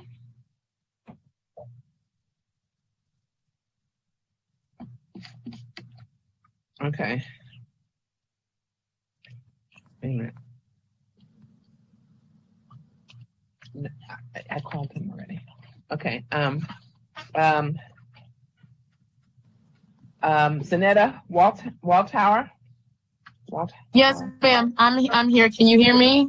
You can. Thank you. Okay, thank you. I apologize. I'm a little hoarse, so bear with me. Good afternoon, Madam Chair and Planning Board members, fellow residents. Thank you for this opportunity to be heard. My name is Zanetta Walthour, and I reside at 12707 Norwood Lane, Fort Washington, Maryland, and I oppose the approval of the development. I would like to associate myself with the comments of Ron Weiss, Mrs. Flavia Walton, Ms. Holmes, Ms. Lorena Shaw, Ms. Sandra Hall. I share in the concerns for the lack of notice and transparency concerning the proposed K-8 school. I also have concerns in the issues of transportation safety, but especially stormwater management. Me and my family, we first learned of the proposed K-8 school in April of this year from the Tantalus Citizens Association, of which I am a member. I am a product of PG County schools, including Potomac Landing Elementary, and I support the building of a new school to relieve overcrowding, just not at this proposed site. My family lives 0.8 of a mile from the proposed K-8 site, and we have resided at 12707 Norwood Lane since 1984. The county has a right-of-way for stormwater that runs from various storm drains in our area, then underneath our property and into a ravine in our backyard, which is part of the golf course stormwater system. The manhole through which the water empties in our backyard is one end of the golf course system, and it runs in back of Norwood Lane and curves around to run along properties on West Tantalon Drive. Over the past 36 years, my family has contacted the county repeatedly concerning the ever-increasing volume of stormwater exiting the 6-foot manhole into the ravine. The stormwater has eroded our property, exposing tree roots. It has rotted trees, hollowing them from the inside, while leaving what appears to be perfectly healthy trees on the outside. And so, of course, this poses a danger of what appear to be healthy trees potentially falling on homes. In more recent years, the volume of stormwater drainage entering the pipe under our property has backed up into the street, flooding vehicles parked on the street, washing away utility equipment, and beginning to unearth sewer lines. In spring 2020, DPWT conducted maintenance and what they thought were improvements. Despite their work, however, the current infrastructure cannot handle the stormwater drainage. As of August 13, 2020, the stormwater flooded Norwood Lane, preventing ingress and egress from surrounding homes on both Norwood Lane and Surrey Circle Drive. The water ran from the street, creating a stream between us and our immediate neighbors and flowing toward the ravine. Meanwhile, the water pouring out of the manhole began pouring over the partial tarp that the county installed last spring to separate our backyard from the ravine. So we had a backflow of water running across our property, basically creating what would be a 180-degree stream coming across our property. This created a public safety hazard in our backyard, and also a public safety hazard for anyone who might draw too close to the ravine, as the ravine was filled with very violent rapids. There are issues with the stormwater flooding unintended properties. However, there is also a fundamental issue with the capacity of the intended intermediate holding areas into which the stormwater drains before finally going out to the Potomac. The ravine in our backyard is one of those holding areas, and it is inadequate to contain the stormwater we experience currently. It absolutely cannot accommodate the additional stormwater draining and flooding that would result from draining the 2 wetlands to build the proposed K-8 school. Now, while the proposed site is a matter of preference for the Board of Education, the need to have the school either built at Potomac Landing or some other site is a matter of necessity for residents. For these reasons, I ask that you either deny approval of the proposed K-8 school, recommend that the Board of Education consider a different site for the proposed K-8 school, or at the very least, delay construction until these issues are addressed and the necessary improvements made with proper consideration for the dire needs of residents. I thank you for your attention in this matter. Thank you, Ms. Walthour. Thank you, Appreciate it. Okay. I don't see questions, so I'm going to keep on going. Sarita Burns.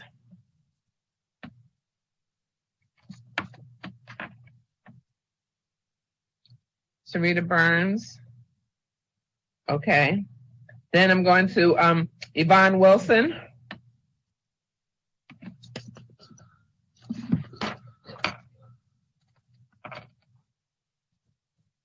Okay. All right. Now, that concludes the folks who were not on your list, Mr. Nelson. It's everybody except for the people on your list that you said do not wish to speak. But just to be on the safe side, I'm going to go over and just double check. So, the rest of the people that I had were who had signed up were I called Willie Roden, I called Brad Majors, I called Leroy Smith, and I called Anthony Mitchell, Linda Wilkinson, Jody Jawar, called Yvonne Wilson, Patricia Webb, Claudia Pederi, maybe, Joe Hall. Yes, I'm here. Okay, did you wish to speak, Joe Hall? Yes. Okay. Yeah, my concern, I'm also a disabled vet, and I have some issues with my leg as far as walking and driving. And so it seems like the place where you are actually going to put that site on, it's right around the corner where I live at. And it's going to be a lot of, even when there's some problems on 210, they bring all the traffic right down the street of Fort Washington Road. I apologize. I didn't announce my address, 12002 Fort Washington Road. I'm in Fort Washington, Maryland. But it's always a big issue with just that alone. So if there are a lot of school buses, and then we're going to have a lot of traffic where people are going to be parking and walking. Parking is going to be really mad out here. And I believe it's going to cause a lot of problems. And my concern is also for my neighbors with their flooding and the issue that's going to, even from there, it may not be our house now, but with all those trees removed and other things, it could possibly be other homes that's going to be affected by the flooding. So I have a big concern, and I am definitely opposed to this. I don't know why they're not taking the school that's already existing and maybe just tearing that down and then putting that new development there, or finding another location in some area. And that's all I have to say. Thank you so very much, Mr. Hall. I see no questions. I'm turning to Louise Crawford. I know I called Robert Brown. Are you on?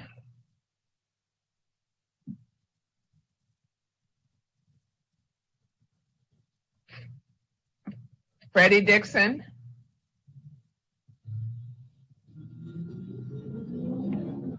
Oliver Robinson.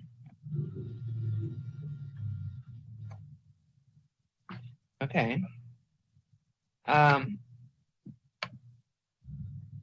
Okay. Ike Puzon. Diane Puzon. Francis Womack. Patricia Mercier. James Colbert. Ronnie Keys. Annette Keys. Shanita Roy. Damian Roy. Phyllis Evans. Faith Chisholm. Harry Henry. William Bazemore. Teresa Harris. Is it Harris or Harris? Okay. Jason Brown. Virginia Bolden. Bernard Robinson. Here. Virginia Bolden. Yes. Okay. Did you wish to speak? Yes, please. Okay. It's your turn. Okay. Thank you. Thank you. Thank you for the opportunity to appear before you today. My name is Virginia Bolden, and I live at 105 Swan Creek Road, Fort Washington, approximately 4 homes west of the planned development of the Southern District K-8 school. My husband and I moved to our home in 1989. We were attracted to this community for many reasons. Chief among them was the community-based elementary school. My youngest, in fact, attended Potomac Landing. She, along with my 4 other children, went on to receive an excellent K-12 education within the Prince George's County school system. I know firsthand the challenges parents and guardians face to ensure their children receive a state-of-the-art education.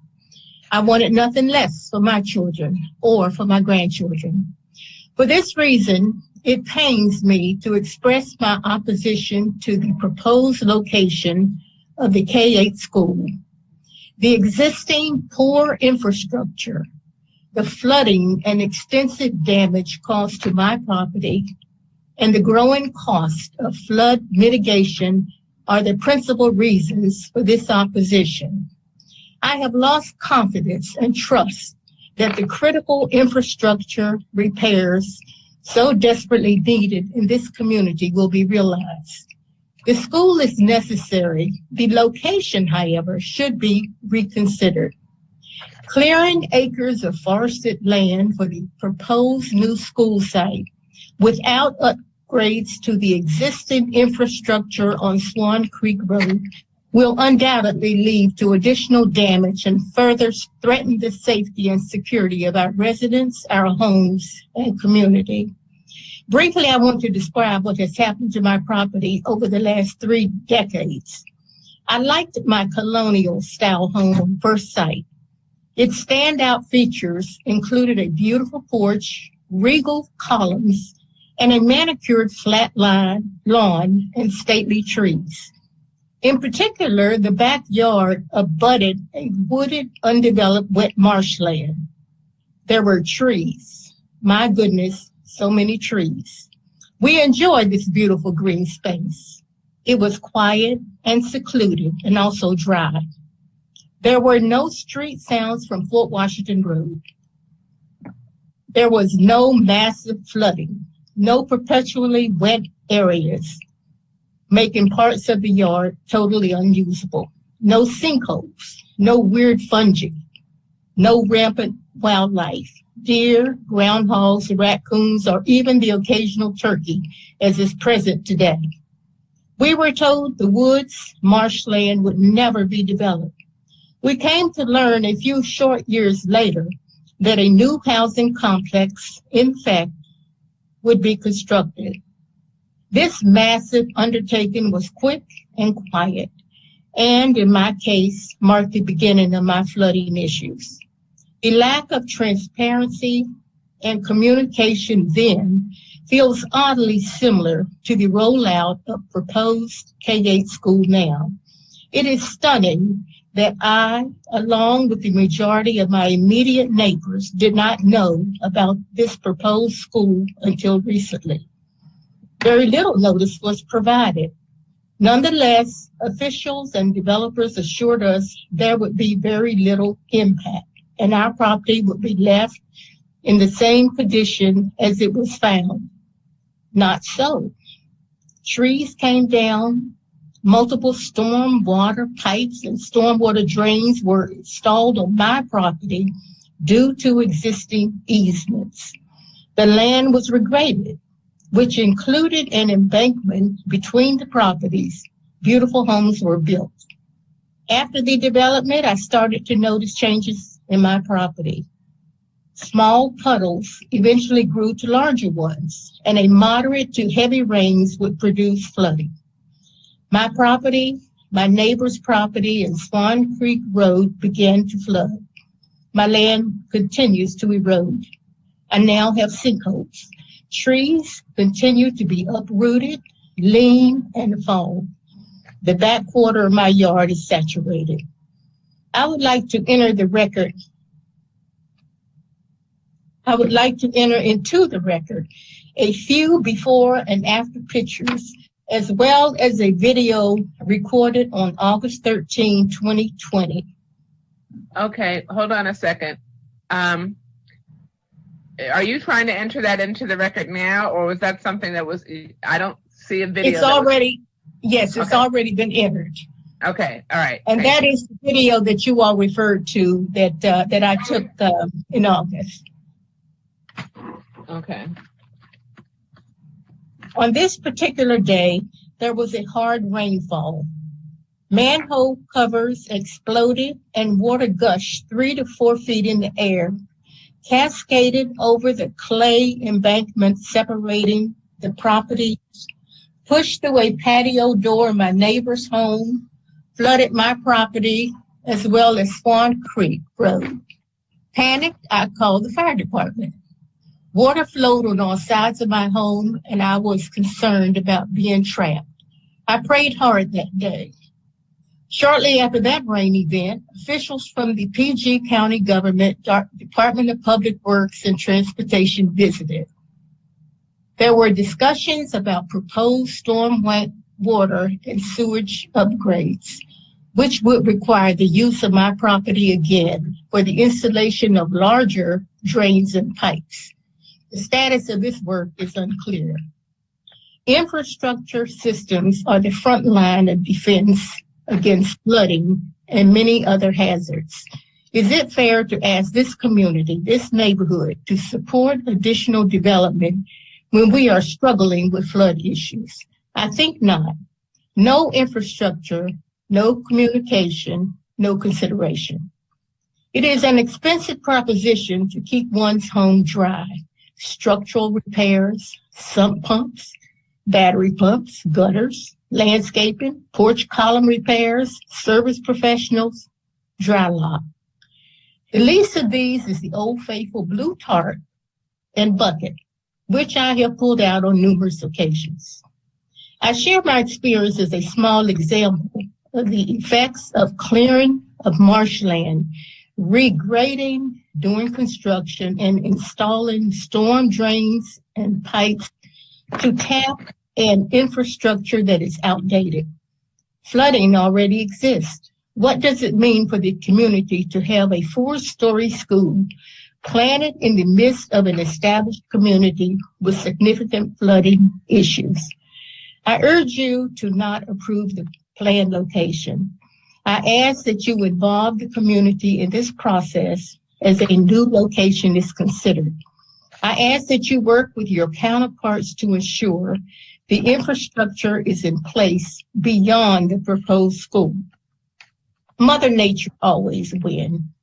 I appreciate the short-term economics of building on a site that the school system already owns. I understand the need for the school, but just because you can do something, does that mean that you should?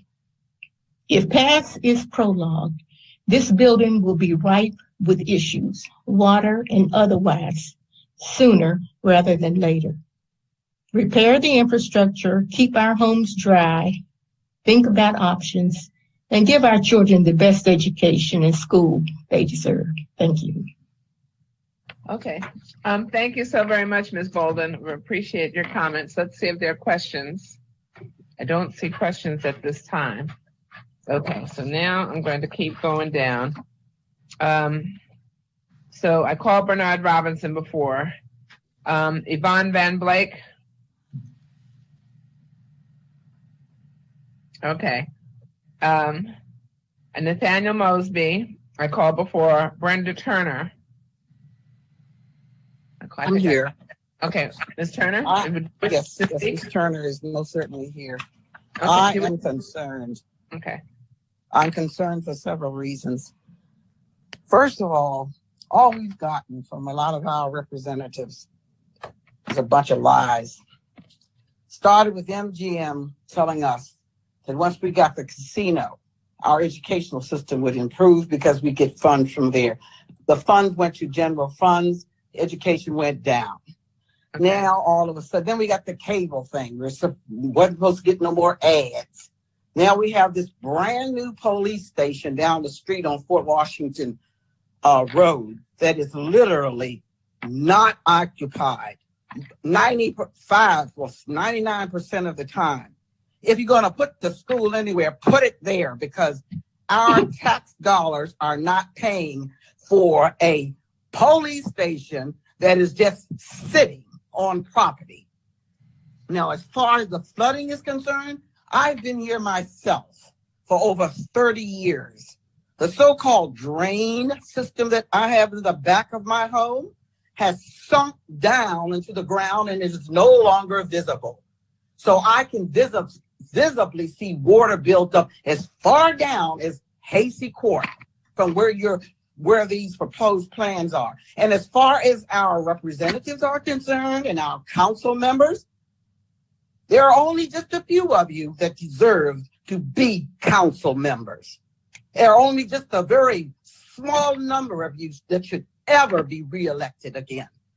And as far as I am concerned, I recommend that each and every one of the residents of this county will vote against our present representatives because they haven't done a thing to make Prince George's County better. All we do is pay a lot of taxes and get a lot worse. And the wildlife, we're beginning to see examples of that. Where are they to go? And why don't they build on the existing site that they have at Potomac Landing? We have all these questions to ask, and yet we have no answers. You know who's getting the money? The developers. They're able to encourage our representatives who are supposed to help us to do things that will eventually work against us. And it's time for us as residents and citizens to stop this foolishness and stop voting for people who do nothing for us. It is time for change, replacement change of council members, senators, and House of Representatives. And as far as us paying our taxes, what are we getting for them?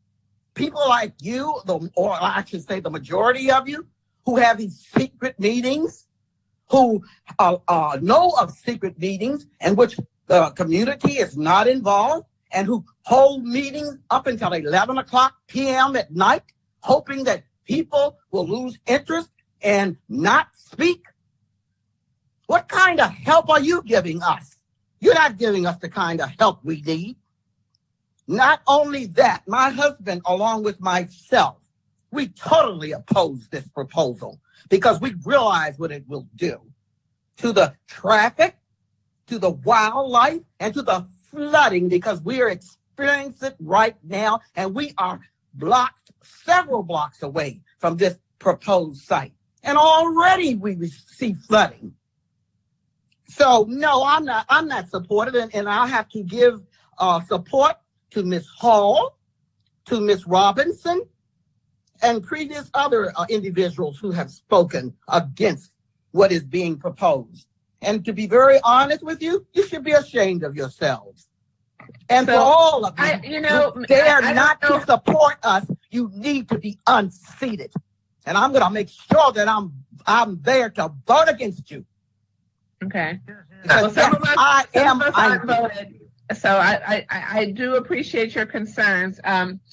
Ms. Turner, I really do appreciate your concerns, and we thank you for staying on. And we're trying to hear from every single person today. Well, I mean, there's been more that have spoken longer than I have. Maybe not as critical, because I am angry. I want them to become angry too, because you know what comes? That's good trouble.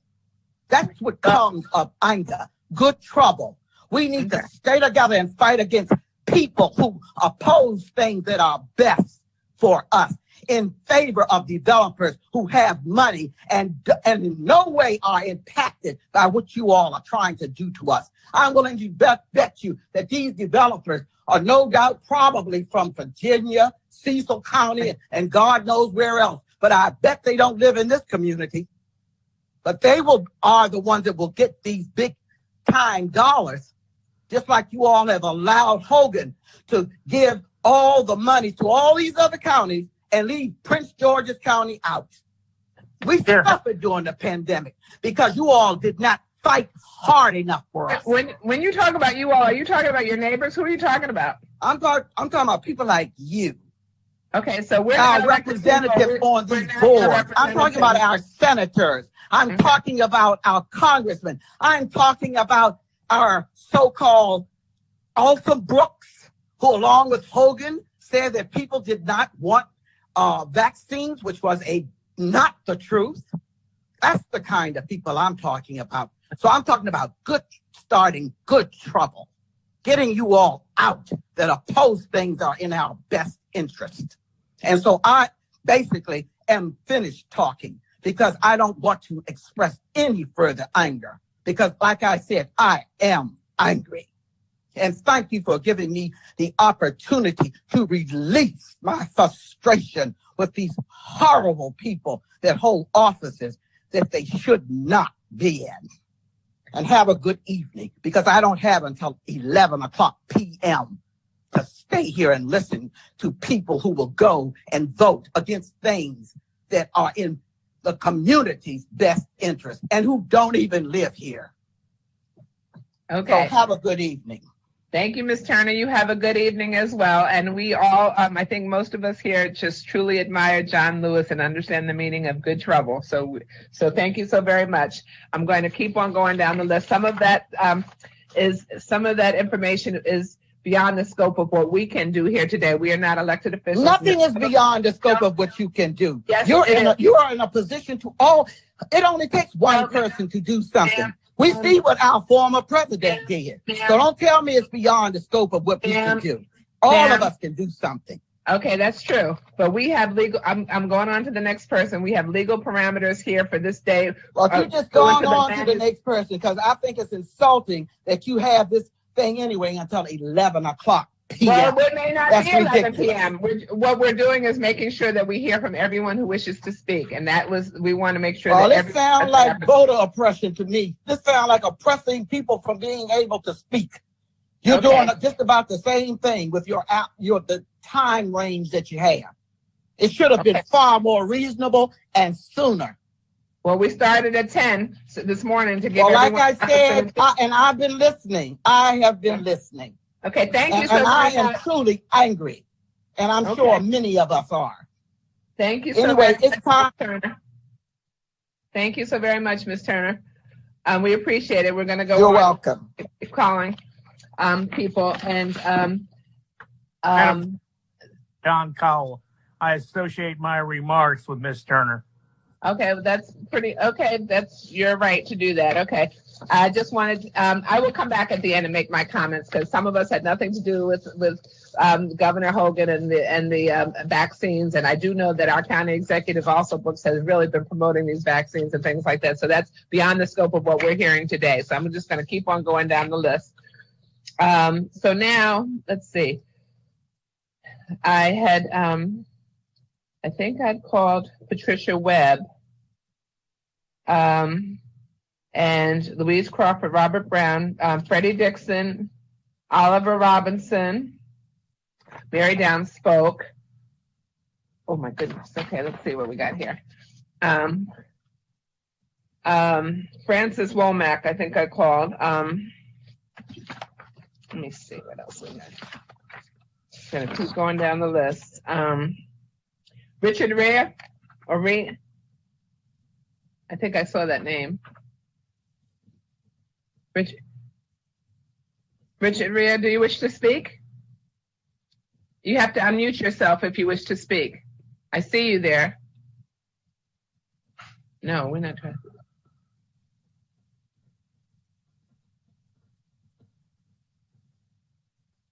You have to unmute from your end, sir. We see you. And we have unmuted. There you go. There I go. Yes, yeah, there you go. Wonderful. Well, I really admire you guys and what you all are doing because there are some frustrated people out here because what we see and what we endure as we go through this. But at any rate, what I just want to say is this. We agree. My wife Linda sent in a email to you guys, but I just want to say Tolerance Homes, Mary Downs, regarding the traffic problem, Ron Weiss, Flavia Walton, Lorena Shaw, Brenda Turner. They are right on target as to what we've been experiencing. And I'm just going to leave it at that, okay? I'm at 404 East Swan Creek Road here in Fort Washington. Oh, excuse me. Okay.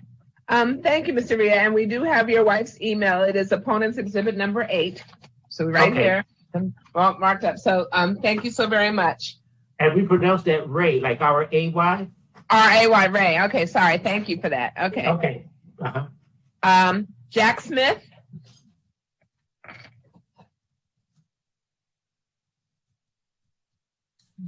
Marcy Musgrove. I thought I saw that name. Marcy Musgrove. Okay. Shallery Colbert.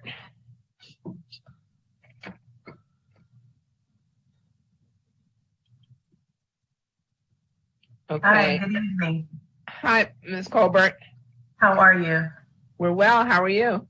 I'm well, thank you. I'm just going to speak a little. I think the majority of the folks on the line have kind of expressed some of the same, frustrations that I have. And my concern is,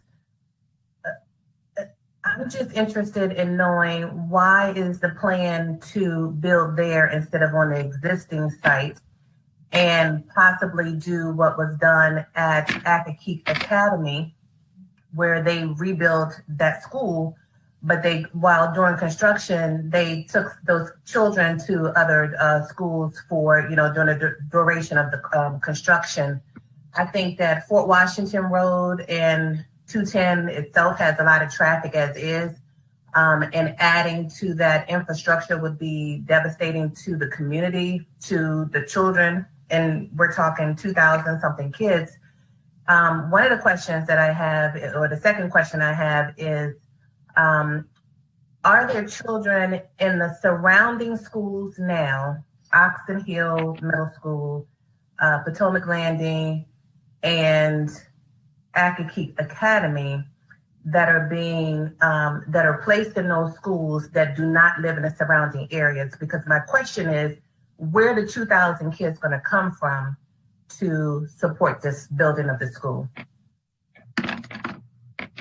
Okay, was that it for you, Ms. Colbert? Because what we're going to do is, right now we're hearing from opponents, and when we finish with opponents, we'll probably take just a quick break, maybe 5 or 10 minutes, just for Mother Nature, for anyone who needs to tend to Mother Nature matters, and then have the our experts respond, and also have the Prince George's County Public Schools respond to some of the questions that we've all been taking copious notes. I think I'm almost, this is me for today. My pad is like almost full with the questions and things that the people have raised, and we want to get some answers.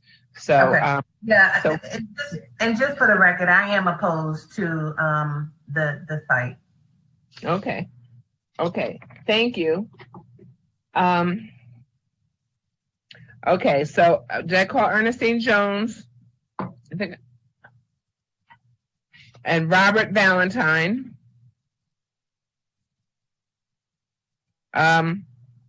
Denise Couturier.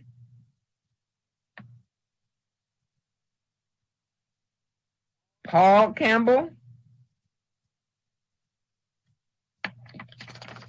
Okay. Teresa Hughes. Paul Campbell has already spoken. Okay, I'm sorry about that. Okay. Okay. Teresa Hughes, thank you for that. Teresa Hughes? Sure. Al Gamdy? Annette Keys. Arthur McIntyre. Raphael Aquino. Okay, that absolutely concluded my sign-up list. Now, was there anyone who I missed? Yes. This is Angela Malone. Suzanne, who? Angela Malone. Oh, Angela Malone. How did I do that? Okay. And you signed up by Tuesday? Yes. Angela, okay, thank you. It's your turn then. Oh, okay. Good evening. My name is Angela Malone. I've been a resident of Fort Washington for 8 years. I will associate most of my comments with everyone from our community who is adamantly opposed to this new K-8 school being built on the proposed site by the school board. Like so many other community members who have spoken, well, they've spoken so eloquently and articulately on the specific issues and concerns that I too share for this site. So I won't repeat those. I would just like to go on record and say the following brief points. One, most importantly, I just want to be clear because at 11:30 or whenever we started this portion of the discussion, I felt like someone who was in favor of the site seemed to imply that people in our community are not for schools. No one in our community is against new schools, improved educational opportunities for our youth, and greater access to technology for our young people. Let's be clear on that. In fact, after today's testimonies, I hope it is very clear we are definitely for all of this. So many who have given testimony today have proudly sent children to local schools here. Our concern, rather, is for the way this site selection took place, the lack of real two-way communication. I believe there are close to 80 residents who provided testimony today. It sounds like the vast majority of us are opposed to the selected site, but not opposed to a new school. I'm especially proud to be part of a family of public school educators. I'm going to brag a minute. My grandfather started teaching after serving in World War II by literally teaching in a one-room Tennessee segregated backwoods schoolhouse. He finished his career 40 years later as the first Black president of the Tennessee Education Association, which is the public school governing body for all of the state. My mother died at 61, almost literally dying in her classroom after 30 plus years of dedicated public school teaching. I have taught public school as a guest of the Japanese government in Japanese high schools for 2 years. For anyone who believes that those of us who are opposed to education and a new school in this community or that we're opposed to education, that's just not true. You can ask anyone, including myself and all these other community members, many who have served in education, we are for a new school. We're just against the way this process took place. Again, it's just a lack of real community engagement. And quite honestly, I thank you all. I know a previous speaker was upset that this call has taken so long. I'm grateful and appreciative that finally there's a governing body that is actually interested in listening, really listening and taking notes on everything we're saying. Jason Washington listed all of the community engagement meetings. However, approximately 70 people are on this call saying we did not know of this site selection until late fall of 2020 during the COVID pandemic. We are not being untruthful when we say the engagement has not happened. 9 years ago, when my husband and I were searching for our forever home, we initially avoided Prince George's County. I had been living in Washington, D.C. I'm not a native of this area, and my husband had been living out of state. One reason we were initially reluctant to buy in this county was because I had seen so much in the news at that time about nefarious or unscrupulous political practices that had plagued the county in recent years at that time. We were told, even by our real estate agent, move to Montgomery County. But as I began to do my own research, I was impressed and inspired by the political changes I had learned were happening in Prince George's County. I felt excited about this county's new direction. I really hate that I'm starting to feel, based on the questionable process in selecting this school site, I hate that the words of my real estate agent are starting to ring in my ears. Don't buy in Prince George's County, it's shady out there.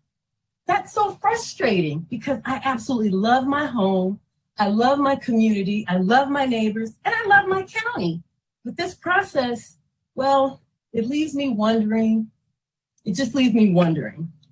Our county, particularly the southern section of this county where we live, where this K-8 school site is proposed, has ample, actually abundant, underutilized land.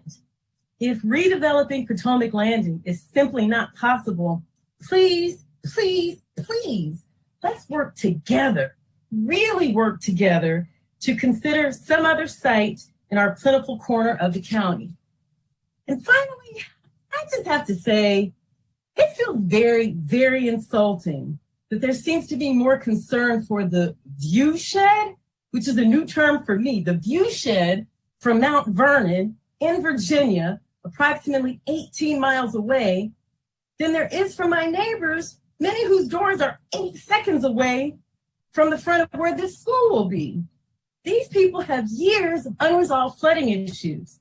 For the school board or the county executive to pay more attention to view sheds for tourists in Virginia visiting Mount Vernon over all the other very real issues residents have articulated today, well, that just feels very, very insensitive and even insulting. Thank you, Madam Chairperson, as well as the entire committee, for so patiently giving all of us this opportunity to really be heard today. This is the first time we've really actually had that. So I thank you, and I'll conclude my comments there. Thank you, Ms. Malone, for your comments and for recognizing that we are trying here. We're endeavoring to do this. And I will respond also to your comments regarding the view shed too at some point as we finish hearing from everyone. But we do care, and we really do care, and we do have parameters, and we're trying to work within the parameters that are set forth in the laws that control this type of application. So that is why, we want to hear, and then we will get back, then we will bring the Board of Education back on. Mr. Washington will come back on, Mr. Nelson will come back on, and we're going to have to see what kind of give and take there is, hopefully. Sure.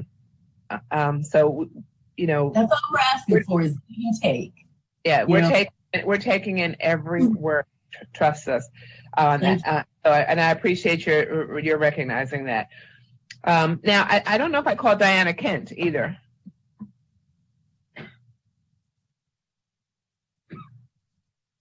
And if I did, so while we're looking for Diana Kent, I do know that Margaret Frazier wasn't able to respond when I called her name earlier, and nor was James Colbert. So let's go with Margaret Frazier.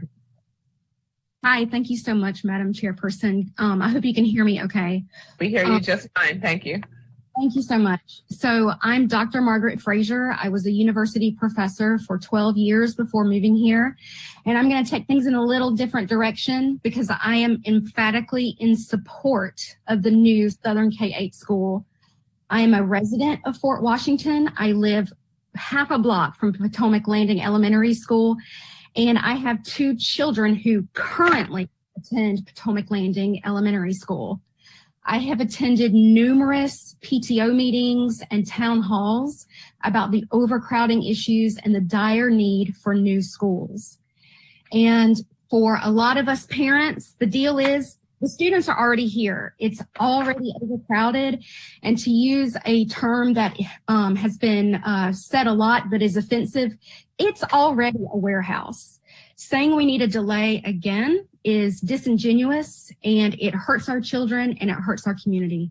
Thank you for listening. Okay, thank you, Ms. Frazier. Appreciate your comments. We're now going to go to James Colbert. Thank you. My name is James Colbert. I'm the Vice President for the Tantalian Square Area Civic Association. And I'll try my best not to regurgitate what you guys have probably already heard and you've taken notes on today, but just to add to the chorus of the individuals here. First and foremost, I am pro-education, and I, like many others on this phone, want nothing more than Prince George's County to be able to improve its educational profile, because I know that that has a direct effect on companies who look to locate here, invest in this area. And as the person mentioned earlier, you know, with folks looking to move into the area and always taking into consideration the educational system. So with that being said, I agree that we should all be in favor of supporting facilities that will improve that educational profile. With that being said, as tax-paying citizens, we should have been involved in the planning of this endeavor. For us to have been told that meetings have been taking place with the school PTA or PTO falls far short of involving the much wider representation of our community, of those people who will be affected. I live on Bayonne Drive, and I'm probably 80 yards from the site where they will start building. As you've already heard, there are current issues with flooding, current issues and will be with traffic, and will be exacerbated without the proper planning. There's been no discussion on the effect on the property values. And of course, there's been very little talk about, and from what I haven't seen, and correct me if I'm wrong, any plan to deal with the climate effects, dealing with the deforestation for this location.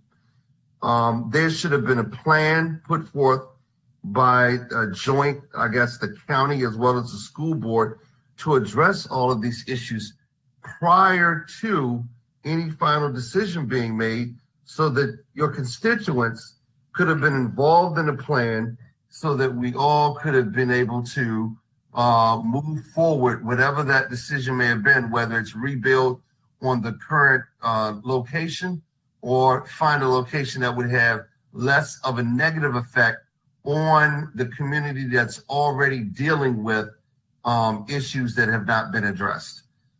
So thank you for your time. Okay, thank you, Mr. Colbert. I appreciate it. Okay, now I think I'm going to just ask the question. Was there anyone that I missed?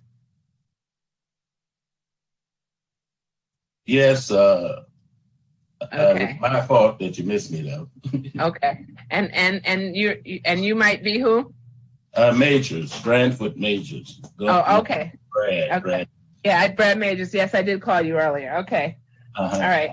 Yes, I make it short and sweet because, as so many other people said already, there's been some great observation of what's going on by my community, people here in the community. And they pretty much touched on all the points that I agree with them on. I'd like to point out Miss Hazel Robinson, Miss Downs, Shaw, and Turner, and my neighbors, Nancy and Bridge Bagaba. These people made some very interesting points, and I won't waste any more time talking about it, but they cover some things I want to say. I hope this is a concern, but aren't we concerned with all the traffic that flows through up and down 210 that comes from other counties and comes right by Swan Creek Road, which will interfere with bus traffic and personnel that that's going to work at this new site? Nobody said anything about that, because it's a lot of building going on St. Mary's County, Charles County, And we get the brunt of that because they use this route to go to their jobs. A lot of them work downtown. And now, although we have new construction out here on 210, we still going to be behind the 8 ball as far as traffic. We can't really look at this new construction as if we are solving the problem, because the building is not going to stop. And though these people don't have too many routes they can take to get from Charles County, St. Mary's County, some of them even come from Coward County, and they end up coming right through this community. Now we're going to throw in all of these buses on top of that, when I don't believe, I haven't heard anyone say that that's been something that's been considered, because there's a lot of growth going on southeast of us and south of us. All of this is going to make this plan even worse. Although the flooding is terrible, and I like to throw a little something in on that, and I'll let you go. My backyard have a low spot, a swirl-like, where water flow through. On a nice rain, it's like a little small creek. The water is about almost halfway to your waist. I know it's above my knees, because it's not, something is wrong with that system. My neighbor, 2 or 3 houses down the street, the water, he can't even get in his backyard. He's not here. He's in Florida right now. And I'm not sure whether he's going to speak or not, because I go there and there to cut grass and all when he's out of town. And he'll tell you himself that water is all the way up to his, the water is next to the house that runs through the backyard. And I think Nancy Bridge talked about that before. And they have a terrible concern about that, because they're right next to me. We have a flooding problem here that's out of this world. The house directly behind me as I speak, which is in the cul-de-sac behind me, right now they are repairing the basement because of a flood.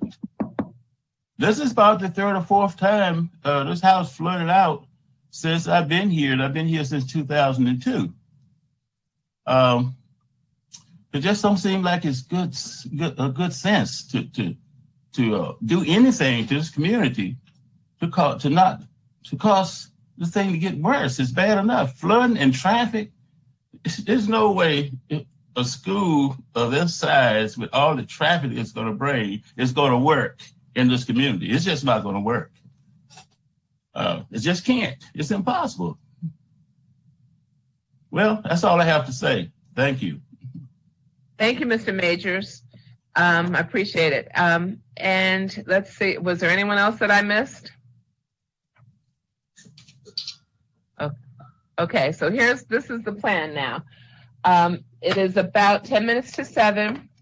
I think everyone, those of us who are stuck here, should take care of our Mother Nature, our nature needs, and return in just a matter of no more than like 5 to 10 minutes max.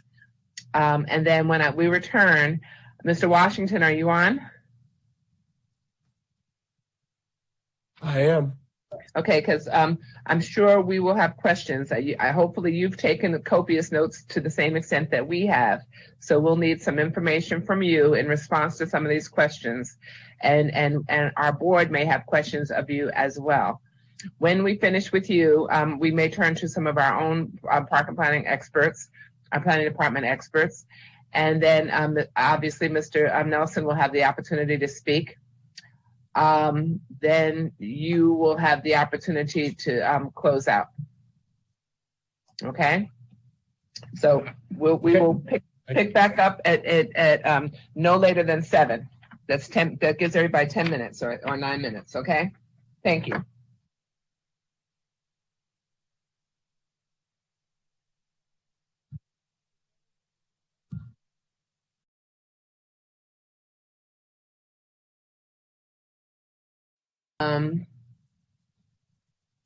Okay. Do we have Mr. Washington back yet? Yes, I'm here. Okay, wonderful. We have Mr. Nelson, I see. Okay. And we have our counsel, Mr. Warner. Okay, our principal counsel. Do we have Brian Barnett Woods? Hi, good evening. This is Brian, both I and Judith Howerton are here. Judith Howerton, okay, good. And do we have anyone from environmental? I had called Katina, well, not Katina, but who do we have for environmental? Oh, yeah, Chuck Schneider. Do we have Chuck?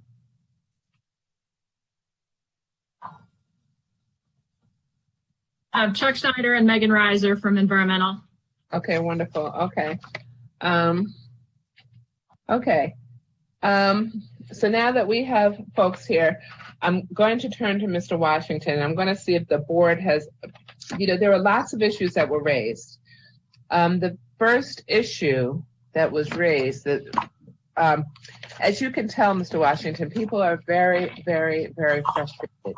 Now, I know on slide, I think this slide 21, you talked about all the public meetings that have been held, and what I hear people saying, which may or may not be accurate, is that the site, the specific site, wasn't shared so much in those earlier meetings.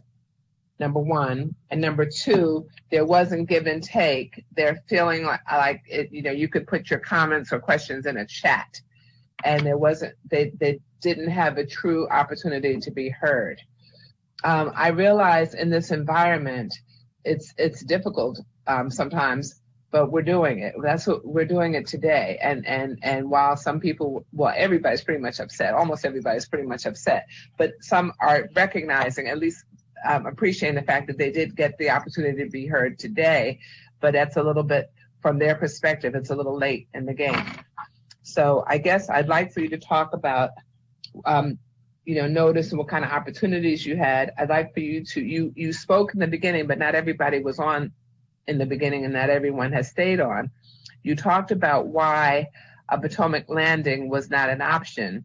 I think, this site is probably at least twice as big in terms of acreage, and the different schools. This is a K through 8, but I just think that I think it would help if you did some explaining. The second thing, so that's number two. The third thing I wanted to address is we talked about the varying heights, and the highest portion is 4 stories.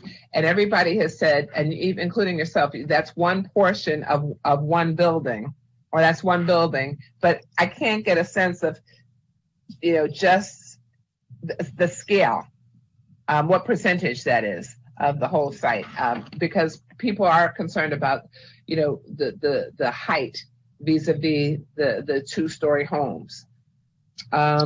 The other questions that came up were, I really feel for the residents prior to the school, because clearly there are tremendous flooding issues there. And the flooding issues were not generated by the Prince George's County Public Schools. They are not generated by this particular school. I'm trying to wrap my arms around what happened, what went awry down there to cause all the flooding in the first place. And what can be done to address the flooding. That is not part of this particular hearing, but it is, but yet and still, it is important, and it's important to the residents, because clearly there's a concern that with the existing flooding problem, that this school might exacerbate an already horrendous problem. The first thing I would say in response to that is the council member Monique Walker Anderson has commissioned a study, a flooding study in that area to try to get to the bottom of this and to see what can be done. So we're thankful for that. The second thing you explained, Mr. Washington, in the video that you showed, that while the public school system is not the cause of this flooding problem, I think I heard you say that this should alleviate some of the flooding. It will not make the situation worse. It will make it somewhat better, which that part is a good thing. I do think And then we want to address the traffic, the traffic, how you plan to get these kids there and get them out and not exacerbate an already tremendous traffic issue there. To Indian Head Highway is bad. We do know that. That circle is problematic also. And I'd like for Mr. Brian Barnett Woods to address some of the traffic concerns as well. The view shed issue is something that we made a recommendation, that our staff made a recommendation about. It's not because anyone cares more about the view from Mount Vernon, and yes, it was the home of our first president, and it was a plantation, and we are eminently aware of that. But while from a historic perspective, we would want to see some sort of screening there, and perhaps that garden, if this goes forward, that is not in lieu of or a substitute for the concerns of the residents that live there. So I guess we want to talk about the notice. We want to talk about the traffic. We want to talk about the stormwater. We want to talk about, so many people raised the issue again about why Potomac Landing wasn't chosen. And so I think you did state that in the beginning, but I think you need to reiterate that. So let's start there. And then there was the issue of the pass-throughs. So can you start there? And then we'll see if each board member may have additional questions for you. Yes, and I also had that there was a question around ADA compliance. ADA compliance, yes. Also, and this will tie with the idea of the undersized schools is another issue that I will address. And bikers, concern for bikers. Yeah. Yes, I will address all of that. Okay. So starting with notice, and you have that here. I heard the council for the residents mention that they contest the May 13th meeting, that was actually a meeting, or they were not provided notice, or I forgot how you phrased it. I went back and looked because I've heard it. I've heard everybody say they had no idea that this school had been selected until at the earliest October 14th, when we had the Civic Association meeting.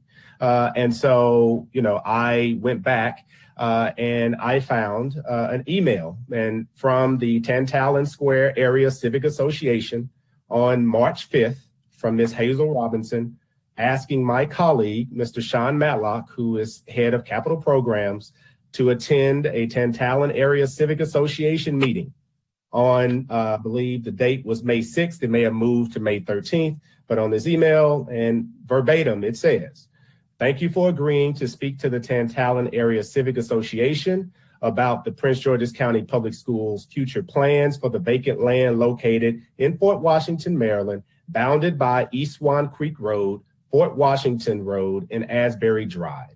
We understand that there has been some activity on that land, such as surveying. Your position as Director of Capital Programs puts you in a unique position to explain to us what is going on. Our next meeting is on Wednesday, May 6th, 2020, and this is pre-COVID because it was a location for him to attend. And so this is, once again, an email. Wait a minute. Let me make sure I'm following you. I thought you said May 16th was the email. No. March 5th. March 5th. March 5th. Okay, I'm sorry. Okay. And then so March 5th was before we really knew what was happening with COVID, but at the time they were inviting you to a meeting that would take place on May 6th. And it was not me. So let me be clear. I joined Prince George's County Public Schools in July. So I am literally reading from an email that was provided to me by my colleague for this meeting. And so what I can say is that, and has been apparent here and through this whole process, is that we have been open to meet with any civic association, anybody that has reached out to us. And also it is shocking to me that should, and I know Mr. Matlock disclosed and talked about the plans because we discussed it, and he said that he talked about it, made it clear, and it was very clear at that point that the Civic Association made it very clear that they had a problem with the school being on that site. So while I recognize that, we're hearing that no one knew about this until October, it's interesting that everybody was apparently heard about it during this Civic Association meeting in October, but it was not heard during the Civic Association meeting in May. Further, as it related, I believe Mr. Carter of Finnington, I believe, has said that we have not come to them. That's true. We have not been invited. We have been invited, and we have made it clear to everyone. If you want us to come, we will come. Ms. Robinson and everyone else should know I have not turned down an invitation that anybody has provided or asked of us to come to present to any town council out of all of the 6 schools that we're doing. I have carved out and I have met with community groups all across the county, whether they are supportive or not of the program. And to that point, I just want to make it clear is that this whole process included 6 schools. There was no deliberate, secretive process to hide from the Fort Washington area about the location of the school. This was all a bundled schools project. So while we are talking about there was no notice, we had 5 other school locations that were also being discussed as well. And so I can't, and we did not, and we have not heard those same concerns around there was no notice provided. And so I'm sorry, go ahead, ma'am. So I just want to follow up on this first issue. So the email was March 5th, inviting you to a meeting on May 6th. There was some semblance of a community meeting, but I can neither confirm or deny how many people came. I don't. And at that point, I'm surely it must have been virtual. Yes, it was virtual. Yes. Okay. As has been all of our engagements thus far. So I'm sure it wasn't anticipated in the March 5th email, but by May 6th, I'm sure it was virtual. Okay. And so I just point out that I know that there's folks thinking that this was some secret, deliberate plot to not tell folks, but this was a full, 6-school process. So it was no deliberate action where we had one-on-ones and said that we'll tell everybody else about this deal, but we won't talk about the Southern K-8 site. That was just not the way it was set up. Also was the confidentiality RFP process at that point as well. So there was only so much that we could disclose as it related to what was the contractual terms and all of that due to a non-disclosure agreement, et cetera. However, and this is correct, after we had selected a developer and had a form of draft contract, we released the draft contract on October 12th publicly. We had the town hall meeting on October 14th, and we provided and we made it clear to everyone. We had a council of the whole meeting, I believe, on the 13th, and made it in a board meeting as well that provided all access to the contract, what was there, making it all public prior to any vote by the county council or the Board of Education. So, I just want to reiterate that, there was and the contract is public now. And so I know somebody had made the reference that we were delayed in providing the contract. We provide the final contract on March 3rd from a request from Councilwoman Anderson Walker, that was prompted by the community. And it was made public online. We sent the documents multiple times to the councilwoman and to other members in the various citizens associations that have been represented today. The contention was that because there were only 2 signatures to the contract, that it was not a final contract. There are only 2 signatories to the contract. And so I think we've addressed that. I think folks understand that now. But the idea that no one has seen the contract or it was done in the dead of night and no one had an opportunity to look at it, I push back against that. As it relates to the school location, as I said before, when the process started in 2017 around overcrowding of Accokeek, what was determined, there was a task force that was put together by board member Sonia Williams and others in the Accokeek area and in the community, and continued for 2 years, was that there was a desire for the parents in the community to create a K-8 academy that was comparable to Accokeek in the southern part of the county. It was initially determined that we would look at Potomac Landing Elementary School because that was a Cycle 1 school. All of the schools that we're talking about now are either replacing Cycle 1 schools or building in potential overcrowding areas. So when we went to and evaluated Potomac Landing, I believe the site is roughly about 11 acres. And so there was concern that because of a K-8 academy and the required curriculum and programming requirements of needing to be over 200,000 square feet, that along with multiple playing fields, along with having on-site parking, along with accommodating the buses that we're talking about today, that the site would have been too constrained to move forward. The current site, you're correct, is roughly, I believe, 20 to 22 acres of buildable of development on that site. And so that is why the site was ultimately chosen. And so that was no sleight of hand, no, switching stuff out at the last minute. That was a determination. And so as to the underutilization of the schools that have been mentioned, that's not what we're seeing.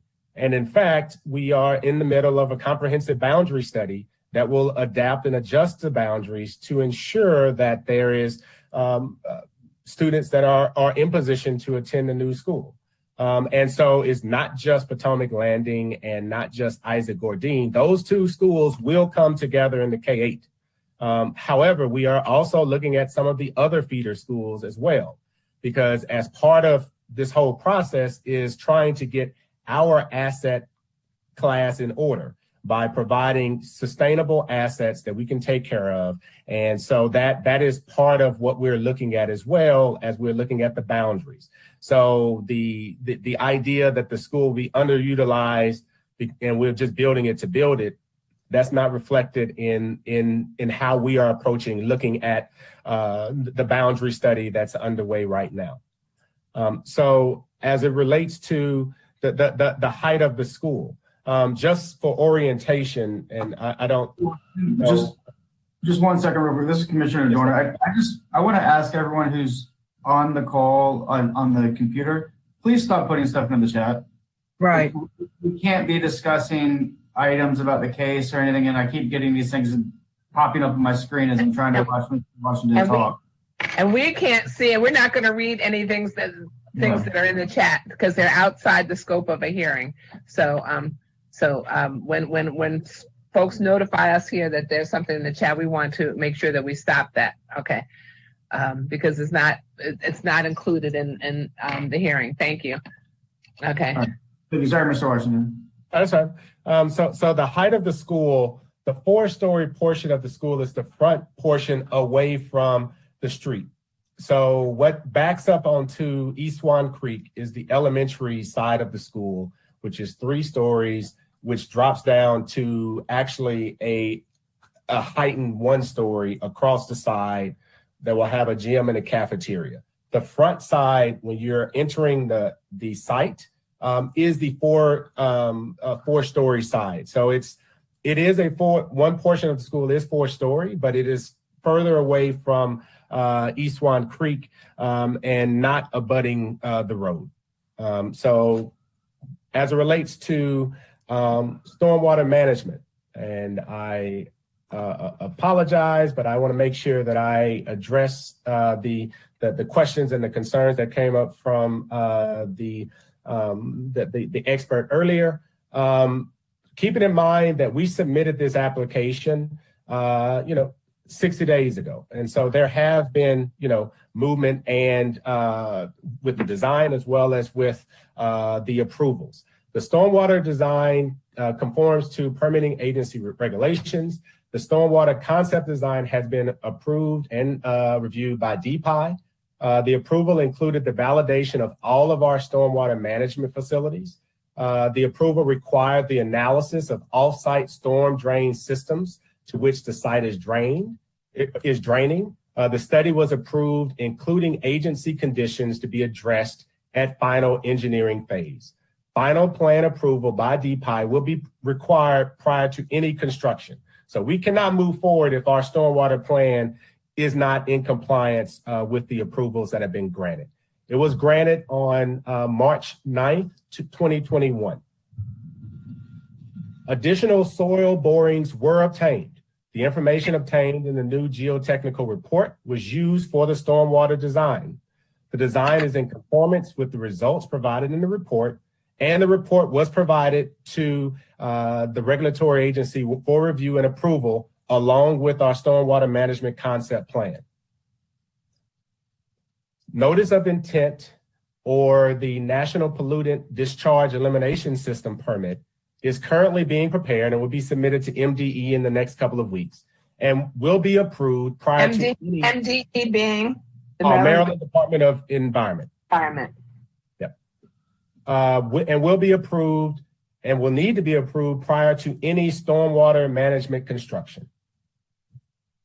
The erosion and sediment control concept design has been designed to conform to the requirements, and we have received conceptual approval by the Soil Conservation District.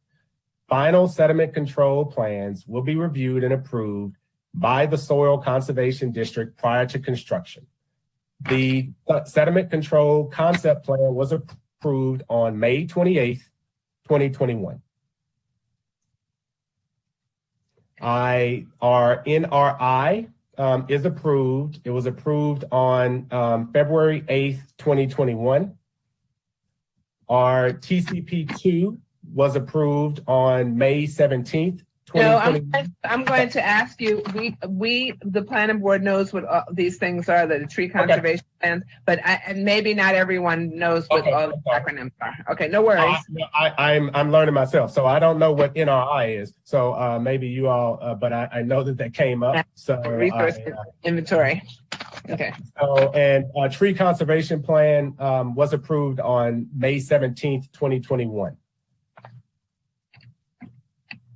Okay. The wetland joint permit application was filed as one of the recommendations, was filed on March 12th. That demonstrated very minor impacts to the wetlands needed to widen Swan Creek Road, and I will talk about that in a minute, and to construct the school site. No wetlands will be impacted prior to obtaining authorization from Maryland Department of Environment.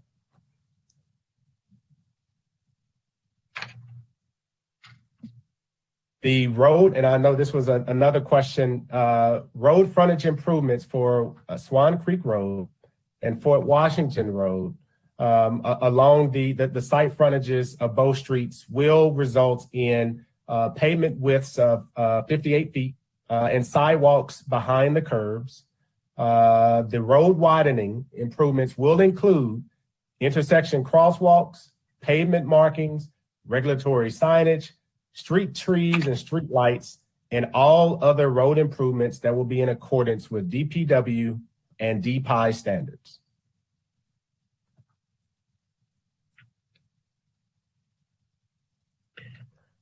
Now, and so that was that one. As it relates to ADA compliance, the site will be ADA compliant. Even the walkways to the fields are all ADA compliant. They will have an ADA compliant walkway built out to each field, as well as within the building. There will be ADA compliant ramps as well as elevators. There will be 2 elevators in the building. And just to reemphasize, I heard this as well, we are not removing the wetlands. The wetlands will be maintained on site as demonstrated there in the site plan. We are not removing the wetlands. They will still be there. We are going to be required to maintain them and not disturb them more than what we are approved to do so during construction. So I want to make that point as well. One final thing, and turn it over to see if there are any additional questions. I think I've addressed most of them. As it relates to, we're doing all of this on the site and the county is not moving ahead and all of their stuff is delayed or, it won't be ready when we're ready. We have had conversations with DPW&T around potentially partnering and taking some of the projects that some of you have referenced that are in design right now. I want to make it very, very clear. We heard you when we talked about stormwater management and our commitment to being a good partner. We are looking at off-site improvements. We're looking at ways that we can use our construction schedule to accelerate the much needed infrastructure that many have pointed out in their comments today. And so we have had conversations with DPW&T around taking on some of the projects that are in their capital plan, the opportunities that exist there. We are still discussing it with them. And they have made it clear, and some folks here have talked about the golf course and what's possible there. I know that there have been conversations with the owners of the golf course as well around the ability to make some stormwater management improvements. And so I say that, when folks are saying that we're not listening and not paying attention and not hearing anybody, like I want to be clear is that, we have a responsibility. Like, we're putting children in these schools and we want to be a neighbor that, has done all we can to enhance and to address, hopefully, more than even our calculations are showing, that the runoff and the impact of water off of this site. Do we think that is perfect? No. And that's what we've endeavored with in our engagement back and forth, the times that we have met. And so I will finally say is that, like, we look forward to continuing it and getting feedback and hearing concerns. That's the right of the public, and that's our responsibility to listen and to adhere to it. But it's very hard to say that we're going to have, listen to our concerns when the concerns start with, you're not building that school there and you need to take it somewhere else. It's very hard to say that, we're not acting in good faith when that is what's presented to us. And so I can say, and I've endeavored to be as responsive, as open as I can to participate in where I can and where we can. I've been very clear. I will be as honest, and you may not like what I have to say, but I'm definitely have no problem to say what we're planning to do and what's happening. We are very, very focused on making sure that this is a high-performing, high-quality school that addresses both pedestrian, biker, residents, safety and concerns as best we can under, the time frame that we have and with the budget that we have. And so I believe, Madam Chair, I addressed most of your questions and probably rambled on way too long. So I will now see if there are any additional. That's okay. Well, I wanted to turn to the staff report also. I think it was on page 9, paragraph number 5 on page 9, where you talked about the proposed sidewalks, which, currently there's no sidewalk along Fort Washington, but a sidewalk is being proposed, and you are making those things ADA accessible. So I just want to make sure that everyone knows that that's set forth in paragraph number 5 on page 9. You did talk about the soils and stormwater management. I want to go back to stormwater management because I know you're working to improve the situation. That is what you have said. There are a lot of Supreme Court cases actually on Nexus, and if you were creating the stormwater management issue, then you would have to take care of the issue that you are creating. Mm-hmm. So what I hear you saying is that that with the video that you showed us and the plans that you have, you will address the stormwater management issues that the school is creating, that the construction of the school is creating or might create. So you will address that up front, plus some of the stormwater management issues that exist now.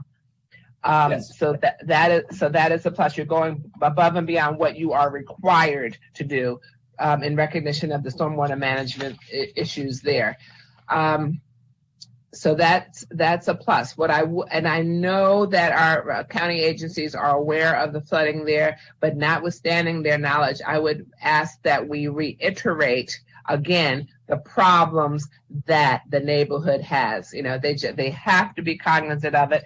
And I know they're working with the council member from that district too with that study, but and this is not all in your bailiwick, but as you are having conversations, we've got to just keep in front of them the magnitude of the problems that the community is facing, period. Well, and Madam Chair, if I can just say, that's our approach to this is use us as a conduit to get some of this done.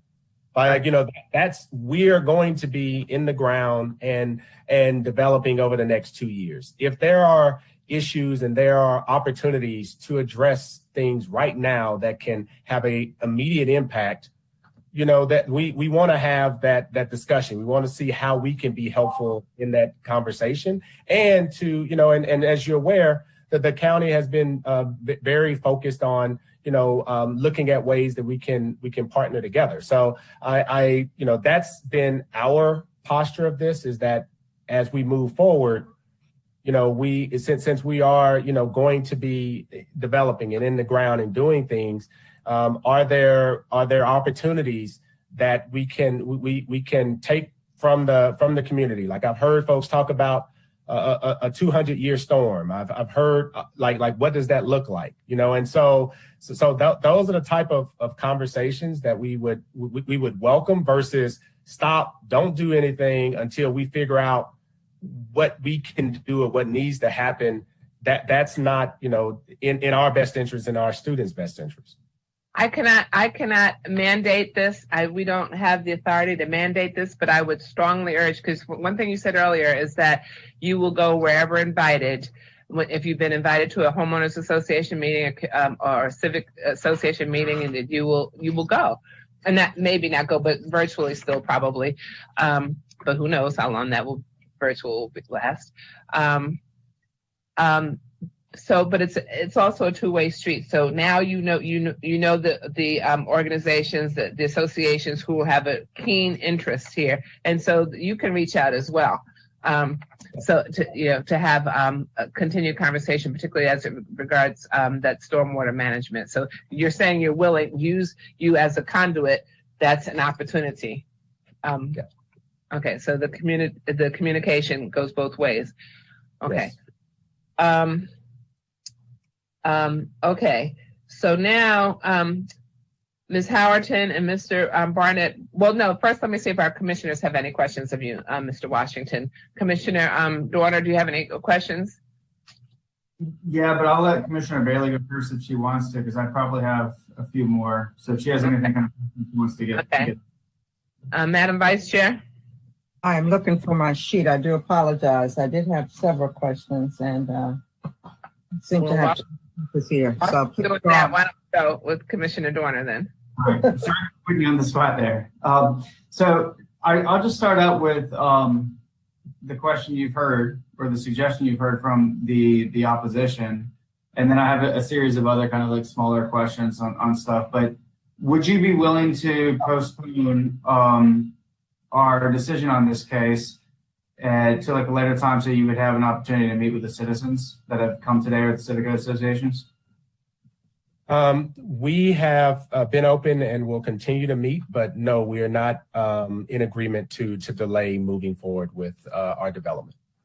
Okay, and then so following up on that though, the civic groups that are here today that Mr. Nelson represents, will you get their information and meet with them after today's case, whichever way it might go? Yes, so that will continue. Yes, and I think that's definitely. I don't. I consider this to be a continual conversation through when the school is built. I mean, it's our responsibility to also manage it and manage this program and to make sure that the building is maintained and functioning as it should. So I don't consider our engagement to end once there's a vote today. It's actually probably just beginning because there are going to be community impacts with construction and whatnot going forward. And, we need to be mindful of that as well. And they'll find you. They definitely came out. Yes. And we're going to provide, we'll make sure you have the information for the respective associations so that you can reach out as well. Okay. So comment on the 100-year kind of storm stuff. So USGS is typically the federal agency that does kind of storm mappings. NOAA has some of the data as well, but USGS will go in and they'll map out storm frequencies in certain kind of patterns. So a lot of times we hear about the 100-year floodplain because that's typically what you have to buy insurance on for homes if you're in like a severe kind of flood risk area. But the years are usually 100, 200, and 500. And it's like, basically what it means is that every 100 years, you'd expect a storm of a certain magnitude to hit in a certain area, right? Or every 100, instead of every 100, every 200, every 500. So it's a lot less likely in the 500-year time period. But as you're preparing this information, particularly for the kids and for these public materials around the schools, it'd be helpful to talk about how, like, the realistic implications of the stormwater management. How well will it actually handle a storm that might happen every 50 years or every 100 years, or regular storms? Like, how much can that actually, the capacity you talked about with the 2 Olympic-sized pools, how often does that happen? Like, when are we going to get that much rain? Is that once every 10 years, or is that a big storm every 100 or every 200? That would put into context some of the things that people hear on the outside for references. For at least for this particular site. So that's a little bit more homework, but I think that would help kind of bring it home in terms of the educational aspects. I think you also have ADA compliant parking or no? Yes, okay. we do as well. What's not showing here is what we had mentioned earlier. Is looking at potential electric vehicle charging stations that we're looking at what it will take to put in the infrastructure, not to put in the chargers at this point, but that's something that we're looking at as well for the parking. So yeah, that's great. I think if the other commissioner who lives near Fort Washington had been here, you would have gotten that question potentially from him. So I think he would be happy. So there's discussion also around first responders, fire and police. What have your interactions been with those 2 entities? Actually, we've had our second meeting today around it's been couched around security, but then we've delved down into talking through the functionality of the school and being able to access the school. I can say it hasn't. Right now, and we have quarterly meetings set up. It hasn't yet talked about, like, in terms of just a fire truck coming to perform a drill. It's been more around, unfortunately, shooting or something of that effect, and the lockdown potential, and how can first responders, et cetera, get into the school, which is disappointing to spend time talking about it, but we need to. So we have engaged Prince George's County Police Department, Homeland Security, I think the SWAT team representatives, as well as the fire department and the fire marshal. They also provided some feedback on some of our egress ingress turns and just access points and their preferences. And so we have begun that, but to the extent of drills and their preferences for what we do, we haven't got to that level of detail yet. Okay. How about on the police side? One of the parts of the staff report and has been talked about has been traffic. And one of the suggestions is employing either a police officer or a crossing guard of sorts to control traffic. Have you talked with them about whether or not they have the staffing or how that would work? We have not. I actually, this was a recommendation of the other sites as well. I have actually started to put it into my budget, thinking about going forward that, we will put together a budget to ensure that we are providing for that recommendation at all of the sites, crossing guards, and what that obligation will be. We will follow up with the police department as well, but I feel that that may be, something that we can possibly address versus the police.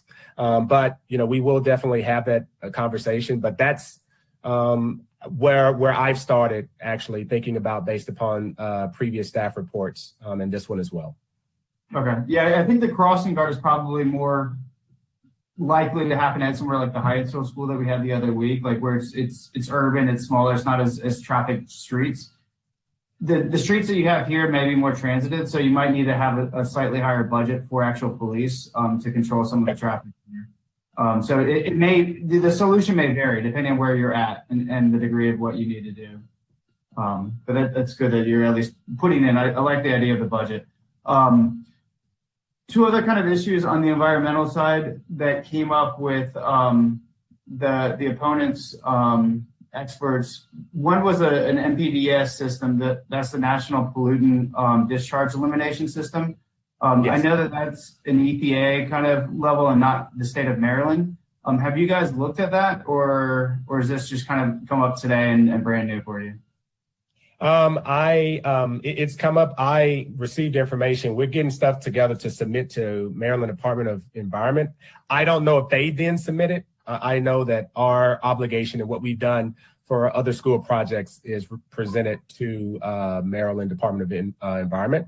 So this is my first time hearing about EPA potentially being engaged in this process.